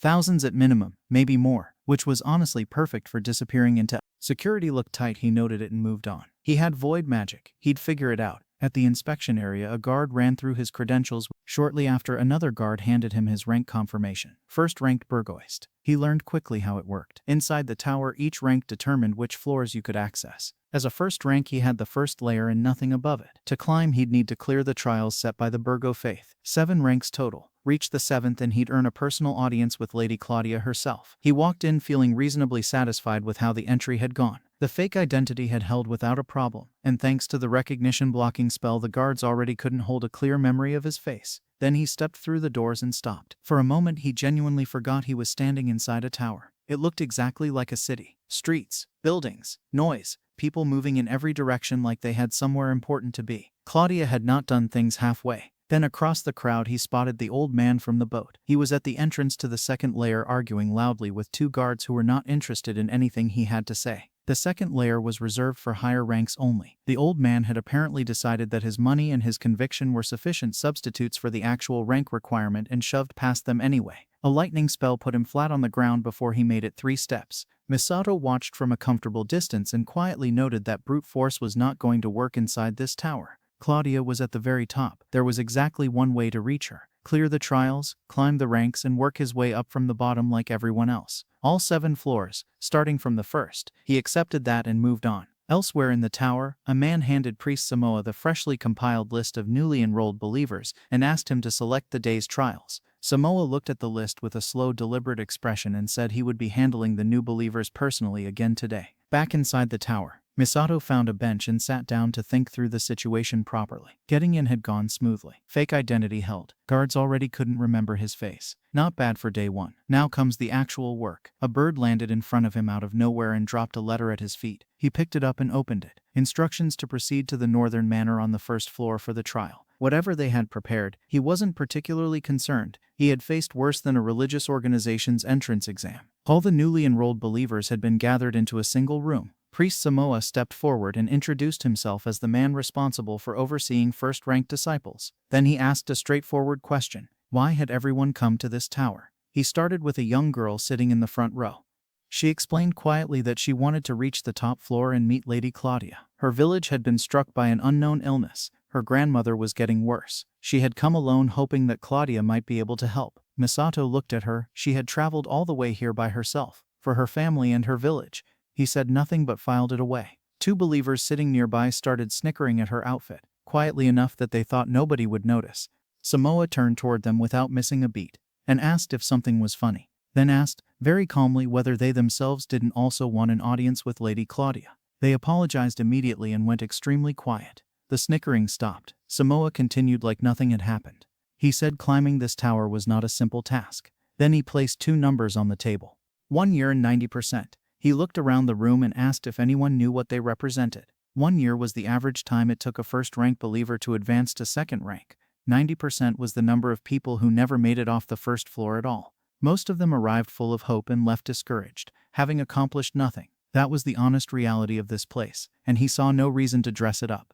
The room had gone very quiet by that point. Still, he said, aiming high was a perfectly reasonable attitude, and he had no interest in discouraging anyone who had genuinely come here to climb. He respected ambition even when the odds weren't kind. Then he announced the first trial. 3 challenges total. The first was simple enough on paper. Enter the dungeon located northeast of the island and defeat 500 monsters. Misato sat with that number for a moment. 500. On the first trial. On the first floor. He thought about the 90% and decided it was starting to make a lot more sense. The room went silent. Samoa held up a small stone and explained that each monster dropped one of these when defeated. Collect them as proof. No time limit. Take it slow if needed. He told them he expected good results and left it at that. The room filled with murmuring. 500 monsters. Nobody knew where to even start. The girl quietly got up and walked out. No hesitation. Misato caught up with her and said he hadn't expected that. She recognized him from earlier and asked what he meant. He told her that everyone else had frozen up the moment they heard the trial, but she hadn't even flinched. She said of course she was scared, but for her village she didn't have a choice. Then she told him he was going for the top 2, so they should both do their best. Misato agreed, and as she walked ahead he thought to himself that there was something about this girl. He filed it away for later. Later that day, the old man from the boat was sitting across from Priest Samoa, looking considerably more relaxed, already promoted to second rank. He thanked Samoa warmly and said something about being grateful for the opportunity. Samoa told him to think of it as divine providence, smiled graciously, and sent him on his way. The moment the door closed, Samoa's smile stayed exactly where it was, just pointed at a different target now. Misato was on the rooftop listening to all of it. He pieced it together without much effort. The trials Samoa had designed weren't meant to be cleared. They were meant to be impossible. The northeast dungeon alone was packed with monsters that would take most people years of serious training to handle. The 500 kill requirement wasn't a challenge. It was a wall. For anyone with enough money, however, Samoa would approach them privately, collect the sum and quietly wave them past to the second layer without any of the inconvenience of actually completing anything. For everyone else, the ones who had actually shown up because they believed in something, who had traveled far and brought nothing but genuine hope, Samoa had no interest in them at all. They could keep chasing their dreams until they exhausted themselves and left on their own. The next day, Misato walked up to Priest Samoa and told him he had brought back the mana stones from the dungeon. He held them out. Samoa stared. One day. It had only been 1 day. Samoa congratulated him with a nervous smile. Misato told him that if he didn't want people hearing his secrets, he should keep his windows closed. Samoa went still. So he had been on that rooftop. The smile disappeared entirely. He told Misato through gritted teeth that this was his domain and that he would make sure to teach him exactly what that meant inside this tower. After Misato left, Samoa sat with it. The man had walked in, handed over the stones, dropped that warning without blinking once and left. No raised voice, no visible anger, just calm, deliberate words placed on the table like a bill that was going to need paying. Samoa smiled coldly and got to work. If Misato wanted to play it that way, he would respond accordingly. He started arranging the second trial, one designed with a very specific outcome in mind. Back in the dormitory, Misato sat quietly and thought through the situation. Samoa hadn't made any moves inside the tower yet, which meant he was smart enough not to act openly where people could see it. A bird came through the window and dropped a letter directly in front of him. Second trial details. He read it once and understood the whole picture immediately. Under the cover of a standard trial requirement, Samoa intended to have him killed inside the dungeon. If he died there, it would look exactly like a failed attempt to clear the conditions. The trial required him to defeat the boss monster of the southern island dungeon. He knew it was a trap. He went anyway. The moment he stepped inside, the heat hit him like walking into a furnace. The air itself felt hostile. He noted it and kept moving. He figured Samoa was counting on the dungeon boss to handle the heavy work. And if the priest had a backup plan sitting somewhere in the shadows behind him, which he almost certainly did, then Misato would prepare one too. He quietly cast a precautionary spell and pushed forward without slowing down. A pack of fire monsters came roaring toward him from deeper in the dungeon. He assessed them in seconds. Upper-tier fire beasts. Moving in a coordinated group, the dungeon was exactly as dangerous as it looked, and Samoa had clearly picked it for a reason. He activated void magic and dropped several of them in a single strike. He could feel the difference from his training. The control was sharper than it used to be. He pushed deeper into the dungeon without breaking pace, working through the monsters as they came. Behind him, a cloaked figure moved through the shadows at a careful distance. Following him, back in Samoa's office, a subordinate raised the obvious concern. Was he absolutely certain about targeting someone who had cleared the entire first trial in a single day? What would happen if he defeated the boss too? Samoa waved it off. He asked whether any first-tier disciple had ever beaten that particular boss. The answer was no, and they both knew it. Besides, he had already placed an assassin inside the dungeon. Misato wasn't walking out. The subordinate nodded and said nothing further. The look on his face suggested he had private thoughts about this. Inside the dungeon, the cloaked assassin watched Misato drop the boss monster in almost no time at all, and stood very still for a moment while he quietly reconsidered several of his recent decisions. Samoa had warned him Misato was strong. This was not what strong looked like. This was something else entirely. Still, he was a professional. No matter how powerful someone was, a clean ambush from directly behind should work. That was just physics. He moved in carefully. Then his legs stopped moving. He looked down. A spell circle was already waiting on the ground beneath him. He hit the floor and found he couldn't get back up no matter what he tried. He had absolutely no idea when it had been placed there. He hadn't seen it, hadn't felt it. It had simply been there the entire time. Misato turned around and told him calmly that he had been running a void-class tracking spell across his entire surroundings from the moment he entered the dungeon. Preparing a backup plan had seemed like the reasonable thing to do given the circumstances. The assassin had no response to that. Misato defeated him without any further conversation and walked out of the dungeon feeling mildly satisfied. Samoa's office. Misato walked in and placed a crystal on the desk. Proof of the boss's kill. Clean and straightforward. Samoa stared at it like it had personally offended him. Misato mentioned casually that the fight had been tougher than expected. He hadn't anticipated the boss being quite that strong. He also brought up almost as an afterthought that a man in a black robe had attacked him partway through the dungeon, seemingly acting on someone's orders. Strange thing to happen during a standard trial. He had absolutely no idea who would arrange something like that. He told Samoa he was looking forward to the third trial and walked out. The door closed. Samoa sat alone in the quiet and worked through it carefully. Misato hadn't reported the assassination attempt directly, hadn't pointed a finger, hadn't made a formal accusation. No concrete proof linked it back to Samoa and Misato either. Knew that or had decided that reporting it would get him nowhere regardless. Either interpretation was deeply annoying. Samoa looked down at his hand. On his finger sat the ring Lady Claudia had given him personally. A direct gift, a direct source of power that changed the calculation entirely. Samoa told himself quietly that this time he would handle it himself. Late that night, two disciples huddled in a corridor complaining quietly to each other. Ever since Samoa had taken over as priest, every single trial had gotten progressively more unreasonable. The requirements kept climbing. The conditions kept shifting. At this rate, neither of them was ever going to see the second layer. They had come here with genuine hope and were slowly watching it get ground down into dust. Misato walked past and caught every word without slowing down or looking over. Then, a moment later, he veered casually toward the guards stationed nearby and asked them a politely worded question. They answered without thinking much of it. He thanked them and walked away. The guards watched him go and exchanged a look with each other. Neither of them could work out what that had been about. They stood there for a moment trying to figure it out, and then gave up. Misato already knew exactly what he was doing. He had just asked about the schedule for the upper priest's inspection visit to the first layer. He filed the information away and kept moving. A few days later, Samoa gathered all the first layer disciples together to announce the conditions of the final trial. Misato stood quietly in the crowd and thought to himself that Samoa had chosen a genuinely terrible day to do this. Or perhaps it simply confirmed that the man's faith was not lacking, just aimed entirely in the wrong direction. Without drawing any attention to himself, he activated void magic and pushed the full details of the final trial outward simultaneously to every disciple on the floor. Every single one of them received it at the same moment. The visiting high priest who had arrived for the scheduled inspection also received it and found the contents interesting enough to look into personally. Misato stood in the crowd looking completely unremarkable. He smiled faintly to himself.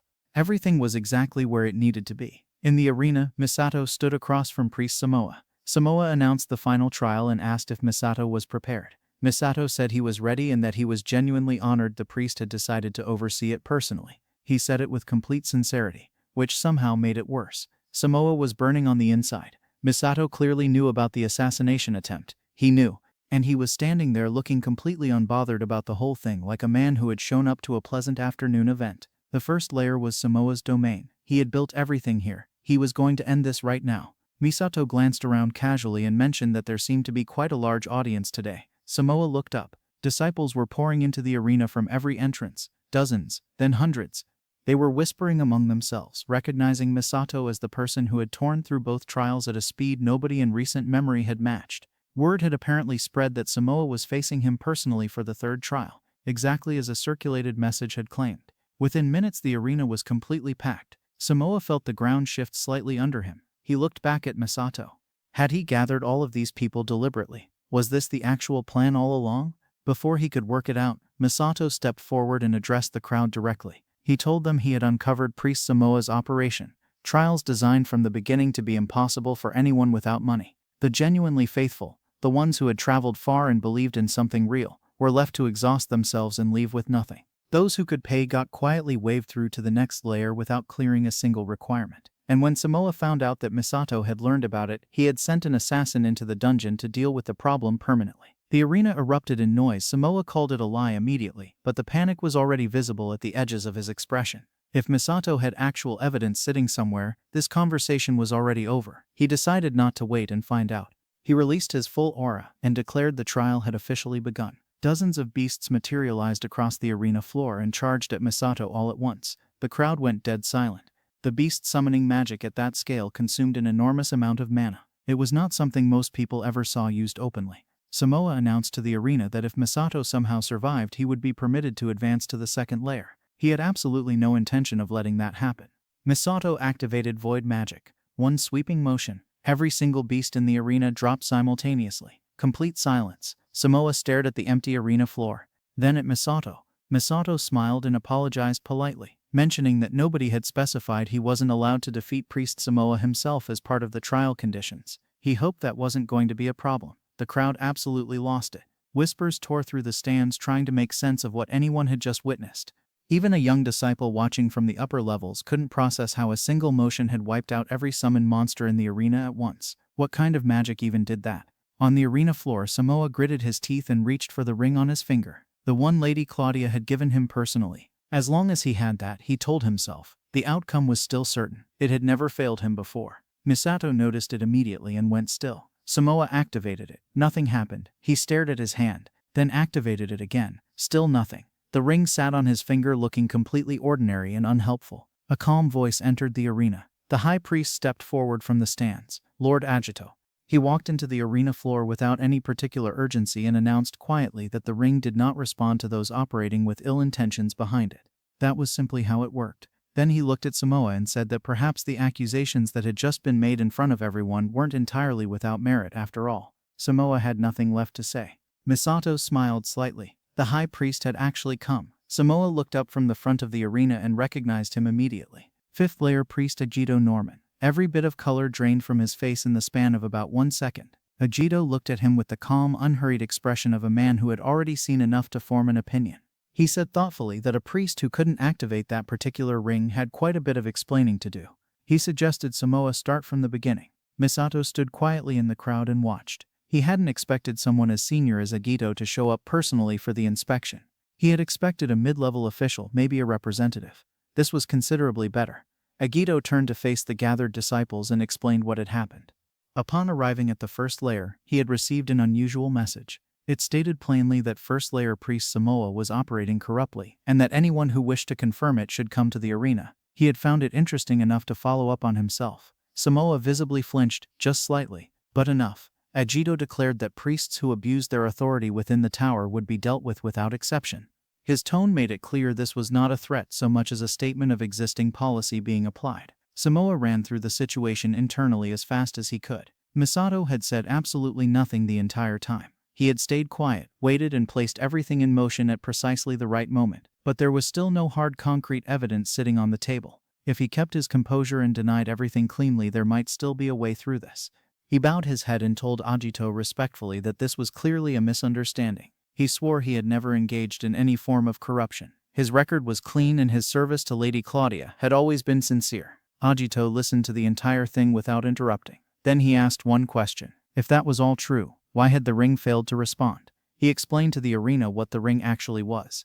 It amplified its wearer's power in proportion to their genuine loyalty to Lady Claudia. That was its primary function. but it carried a second function that fewer people knew about. If someone with ill intentions attempted to activate it, a signal was automatically transmitted to the nearest high-ranking priest. The crowd gasped, loud enough to fill the entire arena. Misato absorbed that quietly. The ring wasn't just a power amplifier. It was a loyalty test that reported back automatically.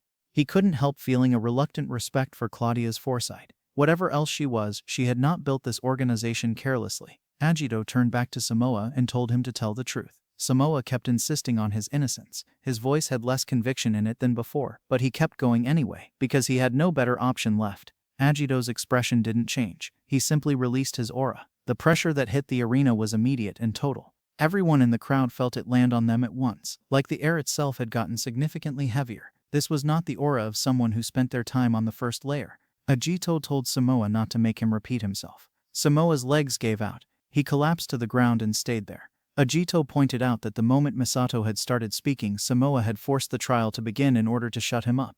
That alone said everything, and yet Samoa kept denying it.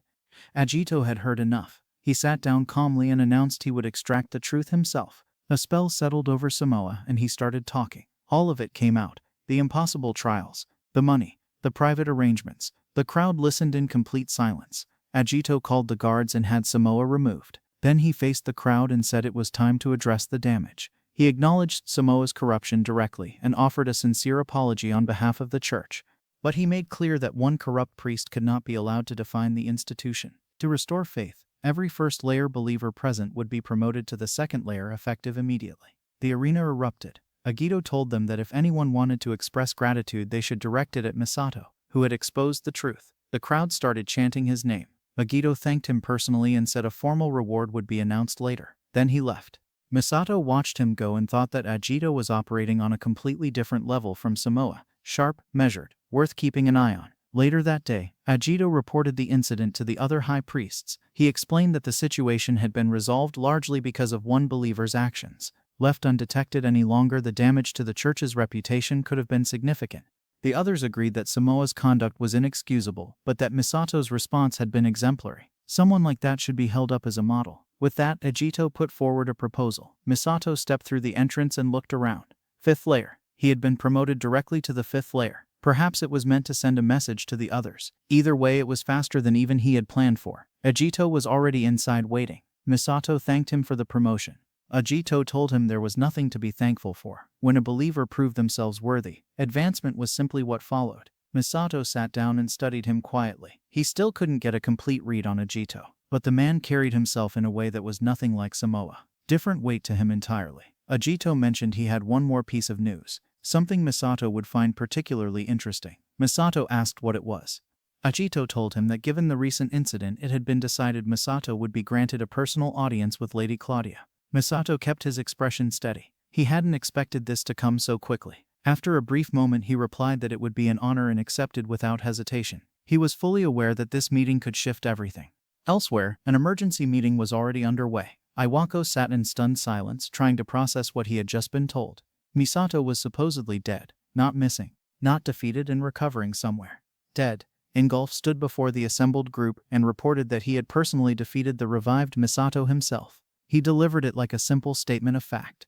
Claudia smiled calmly from her seat and said that Ingolf's presence alone was sufficient proof of the outcome. If Misato had won, Ingolf wouldn't be standing in this room. The logic was clean. Ingolf said he hadn't expected her to go quite that far. Claudia offered a light apology and asked pleasantly whether the results weren't satisfactory. Ingolf told her she was right.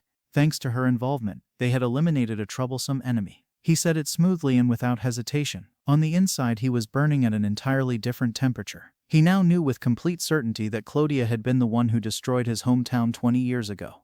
And she was sitting across from him in that chair looking completely unbothered, smiling like someone who had just resolved a minor scheduling conflict. He kept his expression perfectly neutral, because that was the job right now. Nathaniel sat quietly on the other side of the table. He hadn't said anything yet, but the look on his face suggested he wasn't finding any of this entirely convincing. Iwako meanwhile was sitting with his own private calculations. A great many unexpected things had happened recently, but he genuinely hadn't imagined Misato would actually fall. He had seemed like a permanent fixture in the landscape of problems. Still, with him gone, several complications had quietly untangled themselves at the same time. That was worth noting. Claudia moved the conversation forward without dwelling on it.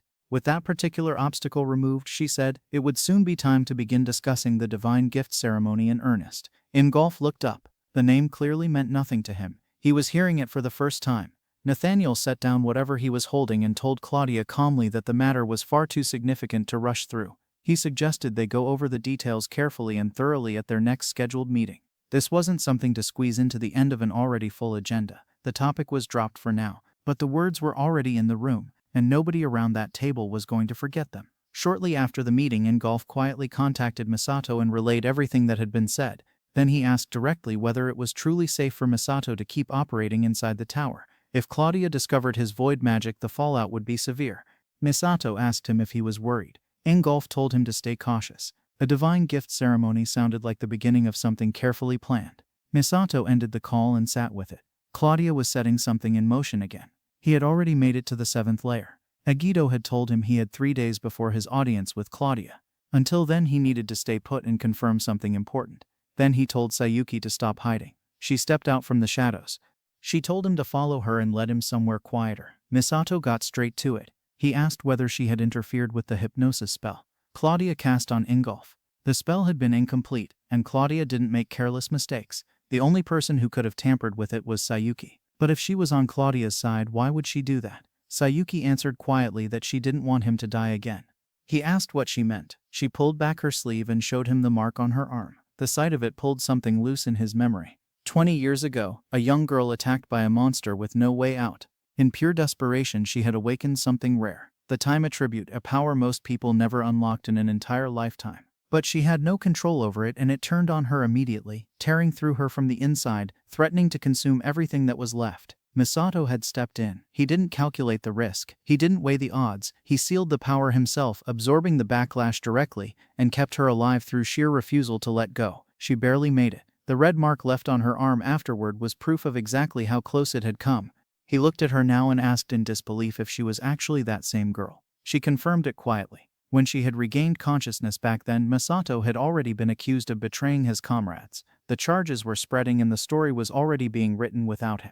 She had never believed a word of it, not for a single moment. The man who had risked everything to save a stranger wasn't capable of what they were describing. She knew that with complete certainty, so she went directly to Claudia, determined to find out what had actually happened 20 years ago. She spent 10 years studying, serving, and slowly earning Claudia's trust from the inside until she finally got close enough to learn the truth of it. After the incident involving Rei, she had been given orders to investigate the current Misato. At first she genuinely doubted it could be the same person.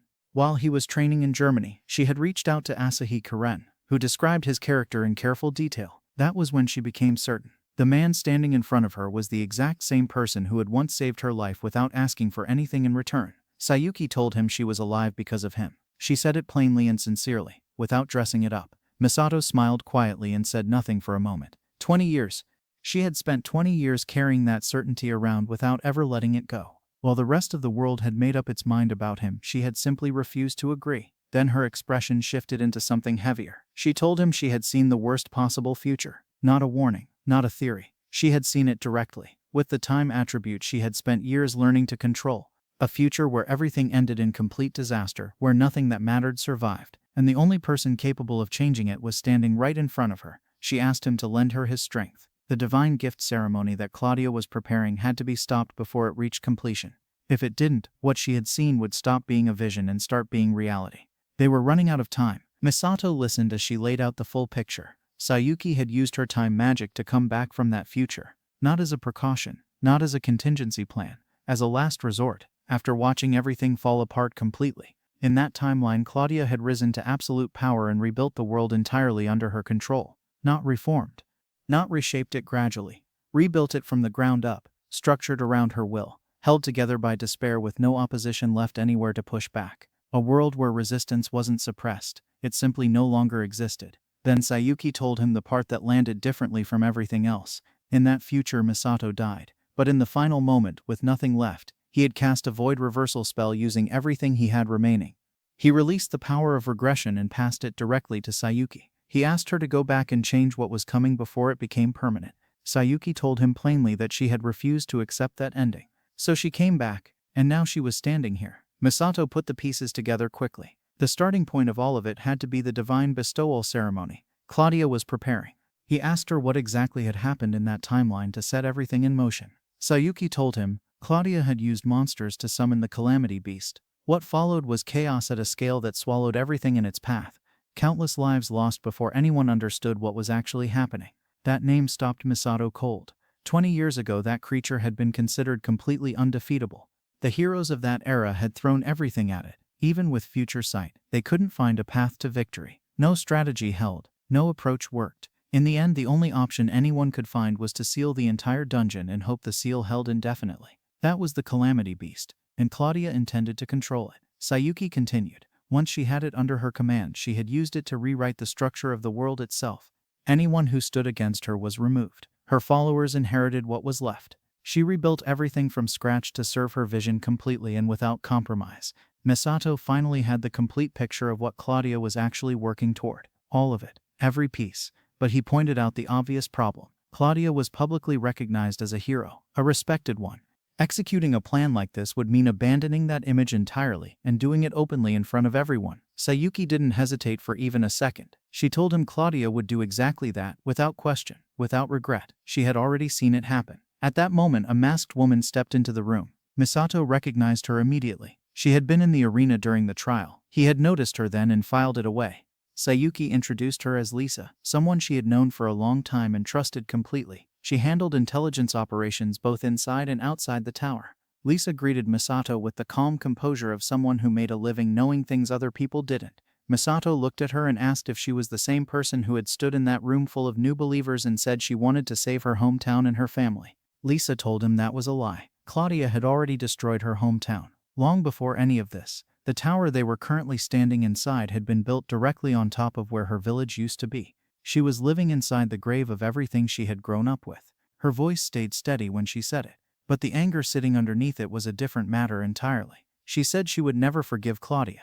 She said it simply, without drama, which somehow made it land harder. Sayuki added quietly that if Claudia was left alone, another tragedy on the same scale was guaranteed. They had already seen what that looked like. They couldn't let it happen again. Lisa looked at Misato. There were tears she wasn't bothering to hide. She asked him to lend them his strength. Misato exhaled slowly and looked at both of them. He told them he understood the situation now. Claudia had to be stopped. That much was clear. And beyond strategy and planning and everything else, he couldn't forgive her either. That part was personal. But he had one question that mattered more than everything else right now. If they eliminated Claudia directly, the ceremony would stop, wouldn't it? Sayuki shook her head. It wasn't that simple. Claudia planned to summon the Calamity Beast using power gathered and concentrated from her elite believers over a long period of time. Once that accumulated power was released, the summoning process would continue on its own momentum regardless of what happened to Claudia afterward. Her death wouldn't stop it. The machine would keep running without the person who built it. Misato nodded slowly. That tracked. If simply killing Claudia was sufficient, his future self would have already done it. He asked how they actually stopped the summoning. Sayuki explained that Claudia's power was being amplified and channeled through a specific device. Destroy the device and the ceremony couldn't activate at all. Across 4 separate failed timelines, that was the only concrete lead she had managed to bring back with her. 4 attempts, 1 consistent answer. The device was located at the top of the Grand Cathedral, sitting behind a barrier strong enough that even Sayuki couldn't break through it alone. But they had one real advantage. Misato was already on the 7th layer, with an audience with Claudia arranged. The plan came together quickly. If he confronted Claudia directly during the audience and kept her fully occupied, Sayuki and Lisa could move on the device while her attention and power were stretched across 2 fronts simultaneously. It wouldn't be a clean operation. The chamber would be packed with priests and knights. They'd need to suppress Claudia's abilities at the same time they were going after the device. The margin for error was extremely thin. Then Sayuki told him the last part. Her regression ability was running out. Each time she had used it to rewind, the distance she could travel back had shortened. This time she had barely made it back far enough to find him again before the window closed. This was in all likelihood their final attempt. There was no 5th timeline waiting if this one failed. Misato sat with the weight of that for a moment and didn't say anything. One shot. That was what they had. If they failed now, the world Sayuki had seen in that future would become permanent. Claudia's version of reality, built on everything she had destroyed to get there, with no one left capable of challenging it. His resolve didn't move. 20 years ago, he had faced her once and lost everything because of it. He had spent 2 decades carrying the consequences of that day. He was standing here now because he refused to let it end there. He would face her again, whatever the cost. Claudia was not going to shape this world her way, not a second time. This was it. Their last shot. Mess it up and it's over. So whatever it takes, the three of them have one job: stop Claudia. Together. Scene shifts. Sayuki takes Misato and Lisa straight to her hideout, a place nobody knows exists. When they walk inside, they stop cold. Maps, timelines, photographs, evidence files, a laptop, a pen drive, stacks of physical documents, years of preparation covering every surface. Misato looks around and says what they're both thinking. Sayuki has been building this for years. This girl is something else. Sayuki skips the compliment. She tells them to sit down. She has 4 timelines worth of failures to walk them through. First timeline. That's where she found Claudia's real goal. Not power, not influence, something far worse. Claudia wants to perform the divine world ritual, summon the calamity beast, and destroy every living soul on the planet except her believers. And in that same timeline, Misato was the one who gave her the ability to rewind time. That one still stings. Second timeline. Sayuki went straight for the kill, caught Claudia off guard and finished her. It worked, except it didn't matter. Claudia's death triggered some kind of failsafe. The calamity beast manifested anyway. The world ended on schedule. Misato winces. Claudia isn't the switch, she's just the one holding it. Kill her and it still flips. Third timeline. Sayuki changed approach entirely. Forget Claudia. Go after the device. The amplifier powering the whole ritual. She spent the entire run searching for it. Never found it. Fourth timeline. She found the device. Had no idea how to destroy it. 4 tries, 4 failures. But each one taught her something the last one couldn't. And now she's standing in front of the only 2 people who can help her finish this, with everything she knows and finally a plan that might actually work. But the lessons didn't stop at tactics and timelines. One of the most important things Sayuki learned across all those runs: Lisa. Not just that she existed, but what she actually was. Sayuki looks at them both and says it plainly. Lisa is the reason Claudia's operation has been exposed as many times as it has. Every crack in Claudia's armor, Lisa made it. Misato goes still. He asks her to say that again slowly. Sayuki asks if he remembers the priest Samoa scandal, the corruption leak that blew open the first layer and rattled the entire system. Of course he remembers. That's what started everything for him. That was Lisa. She made sure the story reached Misato at exactly the right moment. She positioned a high-ranking priest to show up at the first layer for an inspection at precisely the right time. Every domino that fell, she set up the first one. Misato is quiet for a moment. Then he says if that incident never happened, he wouldn't be standing here today. He looks at Lisa differently now, then it clicks for him completely. Sayuki didn't just gather information across 4 timelines. She engineered the present. Every planted seed, every carefully timed move, all of it building toward this exact moment. Back in the first world, he gave her words to hold on to. She took those words and built an entire foundation out of them. Lisa cuts through before it gets sentimental. She says it plainly. None of that matters right now. What matters is that the ritual doesn't happen. The device gets destroyed. That's it. Sayuki nods and lays out the plan. Misato takes Claudia, neutralizes her during the meeting, keeps her locked down and buys them the window. The moment Claudia's magic is sealed, the barrier protecting the device collapses.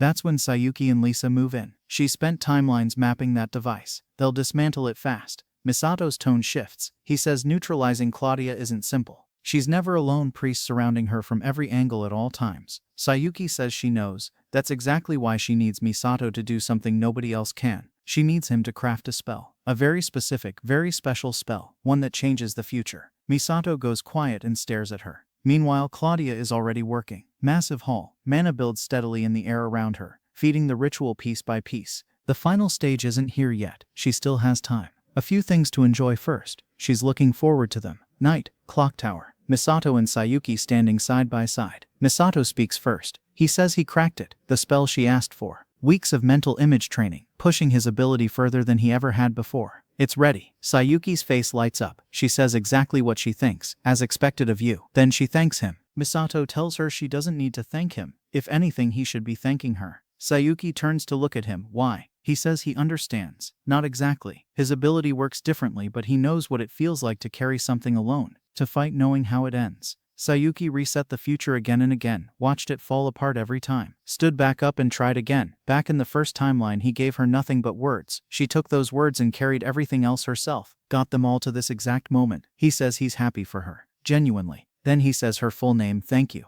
Shirato Sayuki. Sayuki goes still. Her eyes go wide and she looks a little overwhelmed. Misato asks if something's wrong. Did he say something weird? She shakes her head. No, it just felt strange hearing her full name like that. That's all. She tells him he can just call her Sayuki. Misato says, okay, understood. Then he takes her hand and says, let's build a good future together. Sayuki looks at their hands for 1 second, then back at him. Yeah, obviously. 3 seconds later, Lisa appears directly behind them like she never left. She says, sorry, did I ruin the mood? Sayuki spins around immediately and says there was no mood. Zero mood. What is she talking about? Lisa pivots smoothly. She's memorized the full layout of Claudia's fortress. Every corridor, every checkpoint, every patrol routine, she knows exactly where the gaps are. They're ready. All three of them look at each other on that clock tower. Misato nods, Sayuki and Lisa nod back. Tonight they stop Claudia. No more timelines. No more resets. This time they won. The day is finally here. Misato walks straight toward Claudia's castle like he belongs there. The two guards at the entrance barely look at him. One says, here for the audience? Go on in. Just like that, the front door opens. He walks the corridor and opens the silent communication channel, running entirely off Lisa's power, completely untraceable. He asks how their side is looking. Sayuki's voice comes through steadily. Everything's smooth, all thanks to Lisa's information. No surprises so far. Misato says what they're all thinking. Lisa might be the most valuable person on this team. Misato keeps walking, rounds the final corner, pushes through the door and stops. Priest Agito is standing right there, specifically for him. He smiles and says he's glad Misato made it. Come on, let's go in together. The doors open. Packed room. Priests standing in tight formation from wall to wall. And at the center of all of it, Claudia. She turns when he enters, smiles, welcomes him warmly like an old acquaintance. She's happy to see. She has no idea who he is. The spell Misato spent weeks building was made for exactly this moment. Not a costume, not a mask, a completely rewritten identity, layered so cleanly in magic that even Claudia can't see through it. She looks right at him and sees a stranger. The plan is working. Perception jamming. A spell that reaches into the minds of everyone in the room and rewrites how they process reality itself. Claudia isn't seeing a man in disguise. She's seeing a completely different human being. Because as far as every instinct and sense she has is concerned, that's exactly what's standing in front of her. She's heard the name Misato before. Knows he's dangerous. Knows he's alive. None of that information is accessible to her right now. It's all locked behind a wall she doesn't even know exists. Now, does that mean Claudia is helpless? Absolutely not. She's one of the sharpest minds in any timeline. Nothing fools her forever. Sayuki confirmed it across 2 separate timelines where Misato used this exact technique on her. Both times she worked through it. Both times she landed on the truth. It took her 5 minutes each time. 5 minutes. That's the entire window. That's everything they have to work with. And Misato isn't even planning to use all 5. The moment the spell starts degrading, the very second Claudia's perception begins clawing its way back toward reality, he fires the second one. A spell built from the ground up with one specific target in mind. Claudia herself. Meanwhile, on the other side of the castle, Sayuki is already in position. Top floor, corner, completely still. She scopes the door ahead and finds exactly what she expected. 2 guards, standing watch. She clocks them, count them, and wait. The shift change arrives and the exact moment the guards break formation and start rotating. Sayuki moves.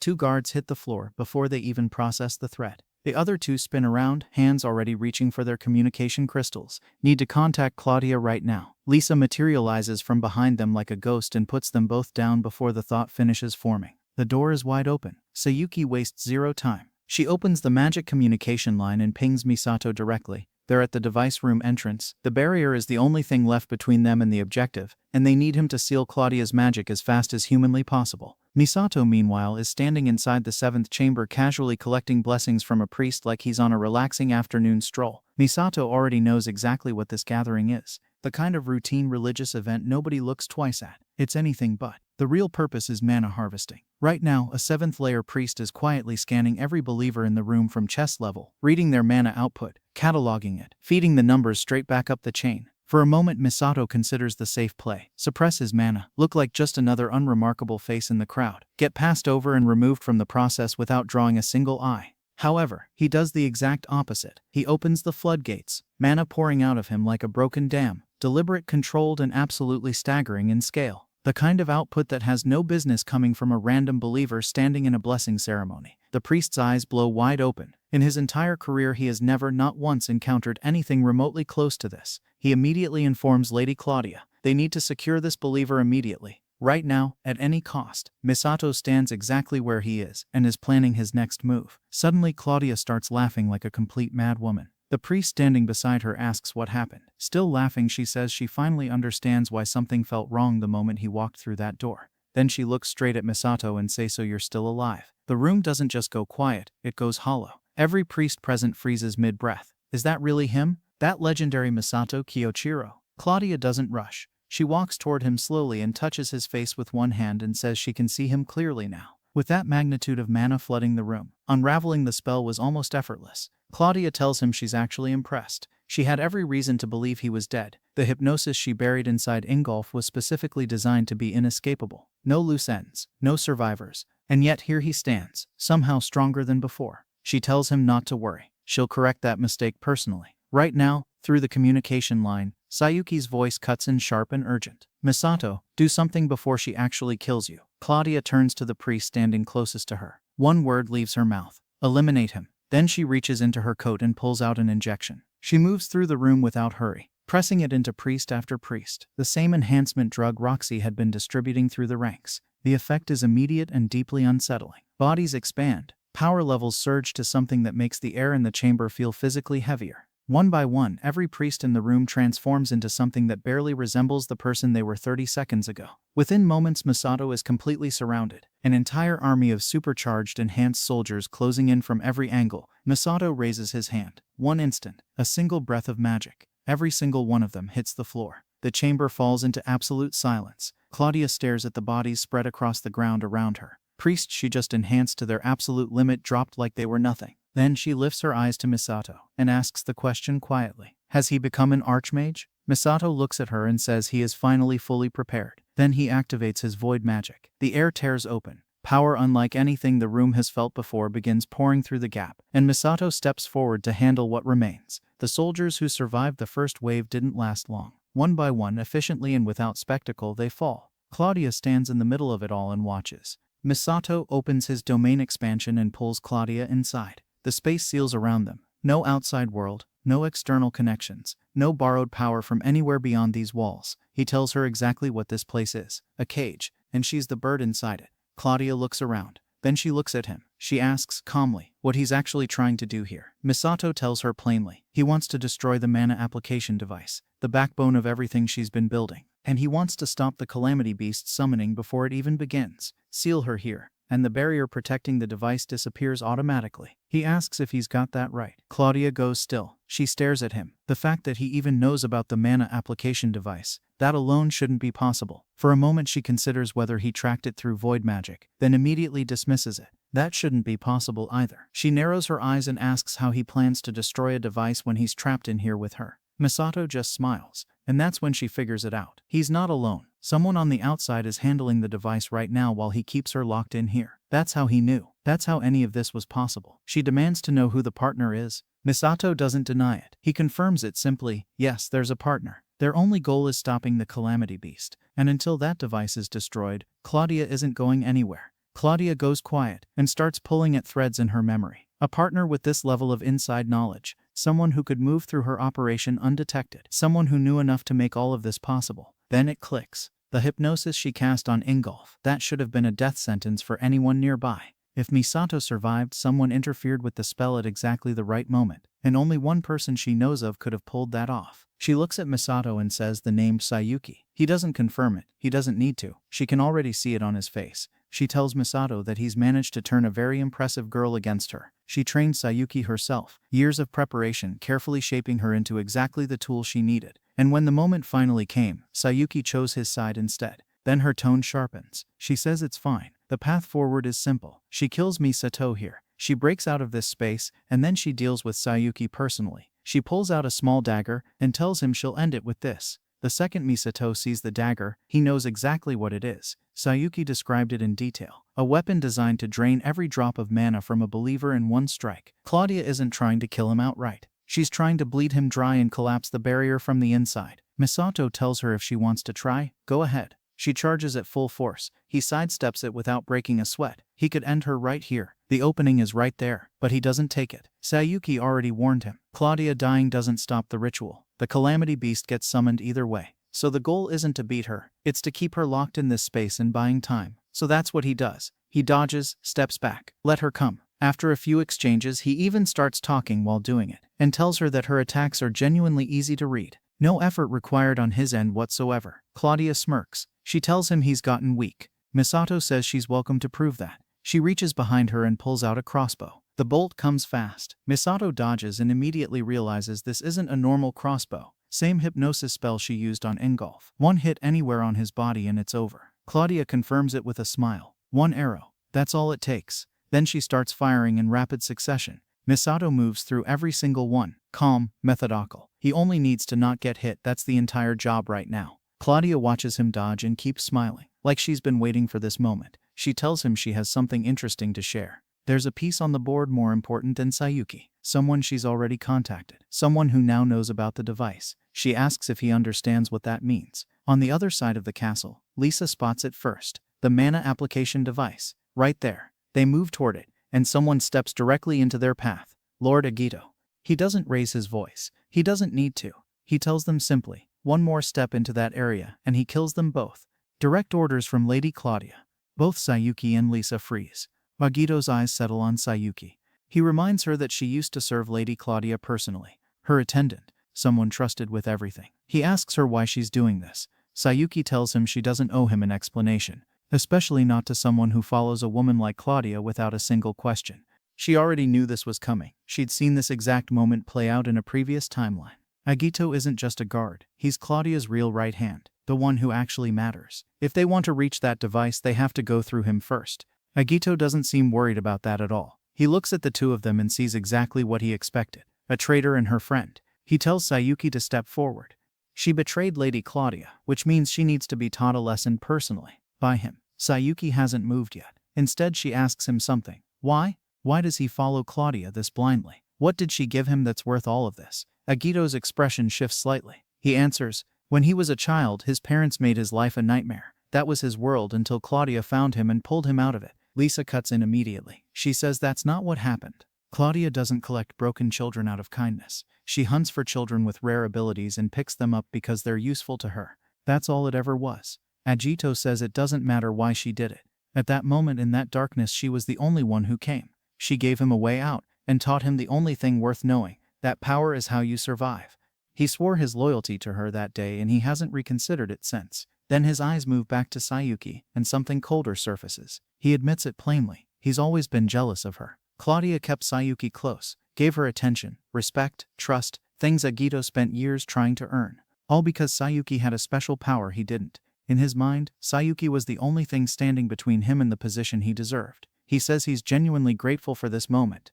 A chance to finally remove that obstacle and become what he was always supposed to be. Claudia's true right hand. Lisa stares at him and asks if he even hears himself. Claudia is trying to summon the Calamity Beast. She wants to dominate the entire world. Agito says whatever Lady Claudia is doing, it will benefit everyone in the end. They should step aside and let it happen. Sayuki looks at Lisa and says that's enough. She's heard everything she needed to hear, and she already knew reasoning with him was pointless before he opened his mouth. There's only one way forward now. They take Agito down. No more talking.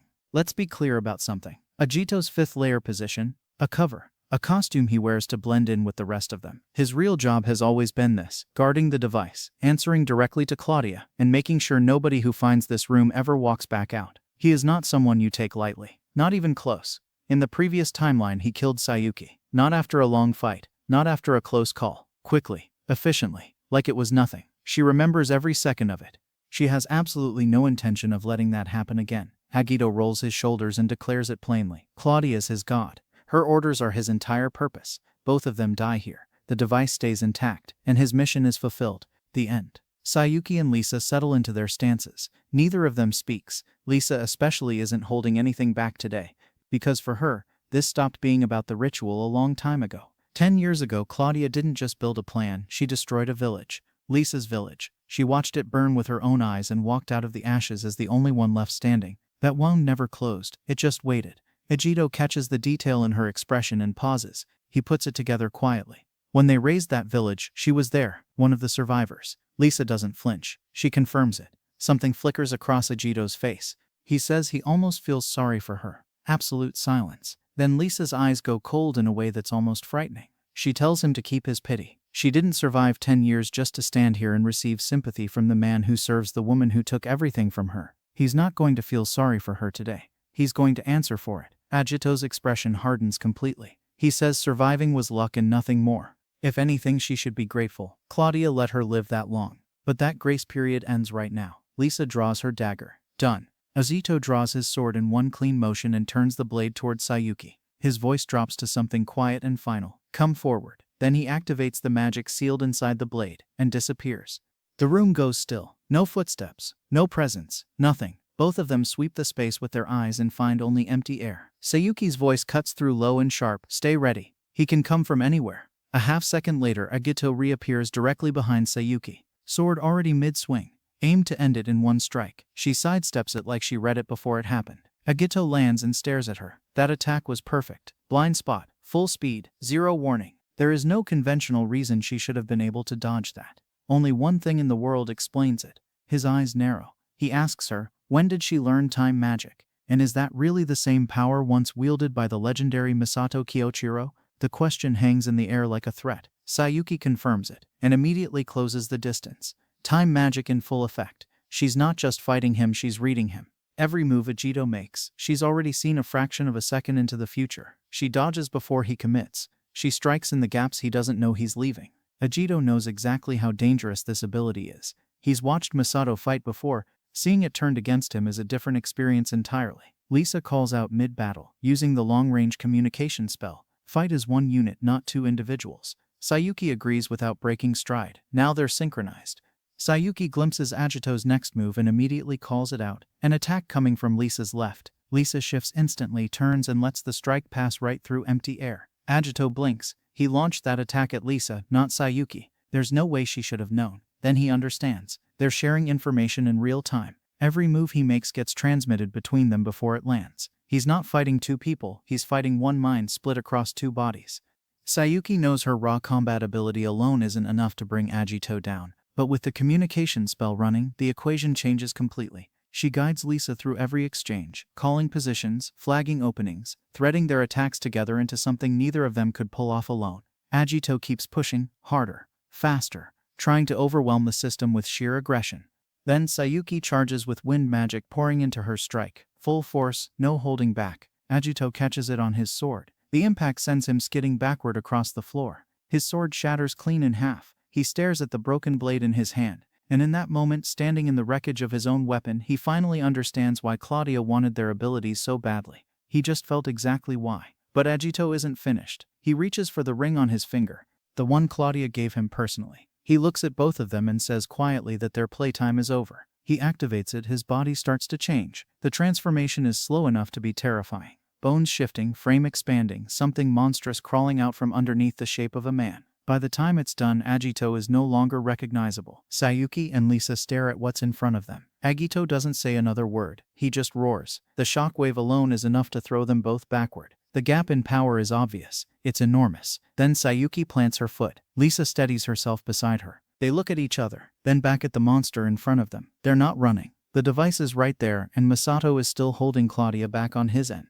There is no option here except forward. The real fight, Sayuki says, starts now. Agito isn't done talking. He says he only needs to hold them off a little longer. Long enough to watch with his own eyes the paradise Claudia is going to build. Anyone who gets in the way of that, he eliminates them. Simple as that. He launches the attack before he finishes the sentence. The shockwave alone hits like a wall. Lisa nearly gets thrown off her feet just from the force of it. Somehow Sayuki twists out of the way in time. Barely, Lisa doesn't hesitate. She charges forward, dagger out, wind magic pouring into the strike. A combination that should punch through most defenses without much trouble. Agito catches it with his bare hand and crushes it. Just like that. Both of them stare. Agito doesn't acknowledge the hit at all. He just keeps moving forward, loading up the next attack. Then the one after that. Each one heavier than the last. One exchange later, both Sayuki and Lisa are flying backward and hitting the wall hard. The wall did not enjoy that either, but Lisa gets back up anyway. Then Sayuki gets up beside her, both of them breathing hard, both of them looking at something that probably can't be beaten, and neither of them sitting down. Agito has thrown them into a wall twice. They're still standing. Honestly, it's a little annoying. They say it together. For Misato's sake, they're not stopping. Agito stares at them. He genuinely did not expect that answer. They've been thrown across the room twice. Nothing they throw at him works. So why do they keep getting up? What are they actually fighting for? Sayuki looks at him and says it straight. They want to stop Claudia. That's it. And they're not letting her reach that goal no matter what's standing in front of them. Agito asks them why they keep rejecting Claudia. As far as he's concerned, Claudia is a god. Sayuki doesn't let that sit for even a second. She fires back. Claudia is not a god. She hurts people. She's always hurt people and she'll keep doing it. She betrayed Misato while they were on the same team. The same team, if that's what a god looks like. Sayuki isn't interested. And she's definitely not calling that woman a god, just because Agato says so. Agato looks at them both and says he understands. Now, Sayuki fights because of Misato. Lisa fights because of her village. Both of them are driven by their past. Then he says, but that's exactly the problem. They're too focused on what's behind them to see what's ahead. The future Claudia is building is for everyone. If they can't understand that, fine, he can't force them. But he can make sure they don't stand in the way. Both of them die here, then rips a nearby pillar clean out of the ground and hurls it straight at Sayuki with everything he has. The architect of this building would be furious. Sayuki doesn't flinch. She tells him he's got it backwards. Their past isn't a weakness. It's exactly what's going to beat him today. That makes him angrier. He tears out another pillar and throws it even harder. At the same time, Sayuki raises her dagger. Lisa draws hers beside her. Both of them start channeling their magic simultaneously. Agito watches and almost laughs. He asks if they seriously think a dagger is going to stop him. The moment Sayuki strikes, deep purple magic explodes from the blade and washes over Agito. His massive transformed body begins shrinking. The power Claudia gave him, the ring, the enhancement, all of it, reverses in an instant. By the time the light clears, Agito is standing there in his original form. He can't process what just happened. The most powerful man in the room, 30 seconds ago. Now just a regular guy with a very bad headache. He asks if she used time magic on him. Sayuki holds up the dagger and tells him what it is. Not an ordinary blade. It's called Reverse Fate. Its power is simple. Return anyone to their original state. Agito stares at it. The transformation is completely gone. Everything Claudia gave him, stripped away in one hit. He says it doesn't matter. He still has his combat skills. He still has his invisibility magic. He's not done yet. Agito reaches for his invisibility magic. He doesn't get there. Invisibility magic requires you to actually activate it first. Lisa hits him from behind with a full wind magic strike before he can vanish. The impact launches him clean across the room. He crashes into the ground hard and doesn't get back up. Just like that, Agito is done. All that talk about Paradise and Lady Claudia, and he went out getting hit from behind by the person he ignored most. Sayuki and Lisa don't celebrate. They step over him and move forward. Literally step over him. Inside the domain expansion, something shifts in Claudia's expression. She's felt it. Her most loyal subordinate, the one she personally assigned to guard the device, the one she trusted above everyone else, is gone. She's shocked. Misato lets her sit with it for exactly 1 second. Then he tells her Sayuki and Lisa defeated him, and while she was busy fighting in here, they destroyed the mana amplification device. It's over. Misato looks at her and says it plainly. She has no more moves, no device, no Agito, no backup plan waiting in the wings. Claudia can't hide it. The shock on her face says everything before she says a word. She tells him she still can't believe the device is gone. Her voice is steady but her eyes aren't. Misato. Misato files that away immediately. He looks at her expression and nods. That reaction right there confirms it completely. He tells her she hid that device well, really well, but Sayuki and Lisa found it anyway and tore it apart. That pushes her over the edge. She snaps at him to stop talking. He does not stop talking. He tells her she's always been like this. Never accept a mistake. Never sees people as people, just tools to pick up and put down. Anyone useful gets used. Anyone in the way gets erased. No hesitation, no second thoughts. He keeps going. She burned down Ingolf's entire hometown, just to turn him against Misato. She built a whole city to gather her world shapers and wiped out an entire village to make room for it. Millions of lives shattered. Everyone sacrificed for one stupid ambition. And now her key device is gone. So he's going to kill her. Prepare herself. Today is the end. Claudia looks at him for a long moment. Then she says he's always been exactly like this. The righteous hero, the justice speech, the protecting people routine. She hated that about him 20 years ago.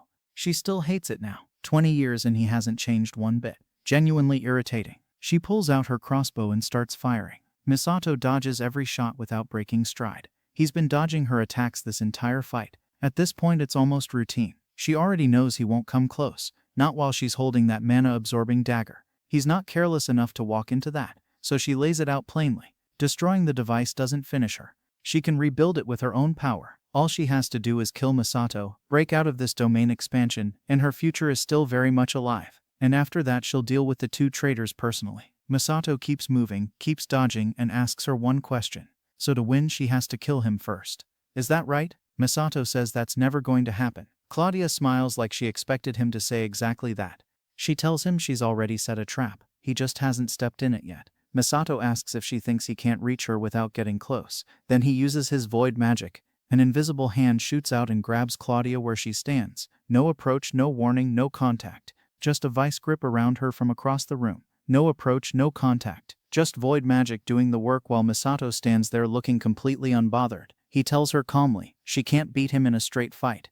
Then he throws her backward. Claudia hits the ground and reassesses fast. He doesn't need to close the distance. That changes things. She can't wait for him to come to her. She has to pull him in. Just a little closer. That's all she needs. Famous last words. The moment Misato takes one step forward, sealing magic erupts from the ground beneath him. Claudia starts laughing. She tells him he's trapped. Misato looks down. He recognizes it immediately. The same binding magic from 20 years ago. Of all the things to run into again. Before he can react, chains of magic slam into him from every direction and lock him in place. Claudia walks toward him, still laughing. She tells him those crossbow bolts weren't random. Every single one was laying the groundwork for this spell, drawing the circle, setting the trap, waiting for him to move, and he walked right into it.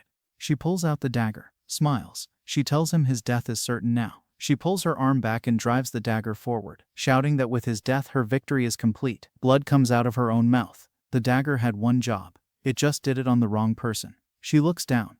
The dagger is in her, not him. Misato's voice comes from behind her. He tells her that's her own spell, hypnosis, used on her. The moment the void magic grabbed her earlier, he planted it. Then, she's been under it this whole time. Claudia's legs give out. She hits the ground. Misato looks down at her and says she was killed by the exact spell she invented herself. 5 timelines, countless lives destroyed, ended by her own spell. Honestly pathetic. He releases the domain expansion and steps back into the real world. Claudia lies still. Every follower in the room is already down. He looks at her one last time and says quietly, "This is exactly the ending she deserved. You dirty bitch." Then Sayuki and Lisa come running. They see Claudia on the ground and stop. Then it hits them all at once. It's over. Actually over. Sayuki looks at Misato and says they won. They actually won. Misato laughs. Yeah, they won. Sayuki starts crying before she can stop herself. 5 timelines of holding it together. She's earned this. Then a butterfly appears out of nowhere and says, "Misato." Everyone goes quiet. Misato goes still. He knows that voice immediately. Nathaniel. The scene cuts to a comfortable room somewhere far away. Nathaniel is sitting relaxed, completely unbothered, like he just finished watching a mildly entertaining show. 3 out of 10. Wouldn't recommend. He tells Misato he caught the whole fight from here. Claudia is dead. Honestly, a useless woman. She deserved exactly what she got. Then, still sitting, still completely calm, he reaches out and begins pulling the mana straight from Claudia's dead body. He notes that he expected more. She really was underwhelming in the end. Claudia, the woman who almost ended the world. Underwhelming. But it'll do. More than enough for what comes next. He uses the mana to summon the Calamity Beast. It appears, the air changes the moment it does. The sheer size and presence of the thing is something that no amount of preparation could have made easier to look at. Misato stares at it, and for the first time since this whole plan started, he's genuinely shocked. Nathaniel's voice comes through relaxed and almost amused. He tells Misato to go ahead. Try everything he has. Fight as hard as he wants. It won't matter. It's a massive, fearsome red dragon. The kind of thing that makes every battle they just fought feel like a warm-up. Sayuki and Lisa stare up at it and say what they're both thinking. They can't believe it's actually here. Neither can the tower it just landed next to. Misato thought it was over. They all did. Claudia was dead. The device was destroyed. The plan worked. As it turns out, destroying the device and killing Claudia was the easy part of the evening. Then, this thing showed up. The Calamity Beast doesn't wait around. It launches straight into the sky at a speed that shouldn't be possible for something that size. Misato watches it go and can't figure out what it's doing. Then it starts forming the electric sphere. A massive ball of crackling energy builds above them, growing larger by the second. Then it comes down. The impact is staggering. Not at full power. The beast isn't even at full strength yet, and it still nearly levels the entire tower. All 3 of them feel it in their bones. This thing is on a completely different level from anything they've faced today. The shockwave destroys Nathaniel's communication butterfly in the process. Somewhere in his comfortable room, Nathaniel clicks his tongue. He wanted to hear them screaming. Oh well. Butterfly sacrifice noted. Moving on. Misato shakes it off and focuses. Nathaniel can wait. The dragon is the problem right now. He raises his hand and fires void magic directly at it. The dragon erases the attack completely, like it wasn't there. Void magic, the attack that has handled everything today, completely ignored. Misato stares. There's some kind of magical armor coating the beast, a barrier that nullifies spells on contact. Normal magic does nothing to it, and while Misato is processing that, the dragon has already moved on. It starts firing electric attacks across the area, not targeting anyone specifically, just destroying everything in range. Followers dropping one by one, walls collapsing. The destruction is spreading fast. Misato reads the pattern quickly. No specific target, just pure indiscriminate destruction. If this continues unchecked, the entire island goes down eventually. Sayuki's face has gone pale. She says it quietly. This looks exactly like the future she saw. They killed Claudia. They destroyed the device. They did everything right. Textbook perfect plan. Zero notes, except for the dragon. And the world might still end anyway. Sayuki doesn't know what to do next. For the first time across 5 timelines, she's out of answers. Misato puts his hand on her shoulder. He tells her not to worry. As long as he's here, the future she saw isn't happening. They're changing it. Full stop. Then he turns to Lisa. He needs her to launch him into the air with wind magic, close enough to the dragon to land a direct hit, get him in range, and maybe he can crack that magical armor. Sayuki immediately says no, that's too dangerous. His life would be on the line. Misato tells her not to worry. 3 people, 3 powers, 1 monster. They've got this. Sayuki looks at the dragon. Look at Misato. Decides to trust him anyway. Lisa doesn't hesitate. She channels her wind magic and sends Misato shooting into the sky. The moment he gets close, he doesn't hold back. Void magic fused with wind and earth, everything combined into one concentrated strike aimed directly at the dragon. It works, not to damage it, but to get its attention. The dragon turns away from the ground and locks onto Misato completely. Sayuki's voice cuts through the communication line immediately. An attack coming from the left. Dodge now. Misato shifts. The strike passes through empty air beside him. He grins. With Sayuki's future vision feeding him information in real time, the dragon's movements are readable. This is actually doable. Having a friend who can see the future helps significantly. The dragon throws everything at him. Electric blast after electric blast lighting up the sky, each one massive enough to level a building. Misato keeps moving, dodging, drawing it further away from the people below. The dragon, for its part, has completely forgotten the people below exist. Misato has its full undivided attention. Whether that's good or bad is debatable. Then he spots someone on the ground directly beneath the fight. A wounded believer. Can't move. Right in the dragon's path. Sayuki sees it too. She warns him, one of the believers is right there. Their life is in danger. Misato looks at the dragon. Look at the person on the ground. Look at the angle of the next incoming attack. He says, if he wants to save them, he's going to have to take the hit directly. Sayuki opens her mouth. Close it. There's no argument for this one. Misato plants his feet and stops dodging. He's taking it head on. No way around it. The dragon winds up and fires. The attack comes down fast and enormous, the kind of hit that ends things. Misato doesn't move. Then yellow armor wraps around him from out of nowhere. Nobody ordered that. Everyone is grateful anyway. The attack lands. Misato doesn't budge. When the smoke clears, he's still standing, completely unharmed, golden light fading off his shoulders. Sayuki and Lisa stare. Then a familiar figure lands beside him. Ingolf. He looks at Misato, armor still glowing on his hands, and says nothing because nothing needs to be said. And just like that, Misato's best friend shows up right when it matters most. Now the squad is back together, and that dragon has no idea what's coming. Let's see how these 4 handle what's in front of them. Because the next part, more fighting, more chaos, and yeah, some long overdue feelings finally coming to the surface. If you enjoyed this recap, hit like, subscribe, and drop part 3 in the comments. You already know what's coming. Don't miss it.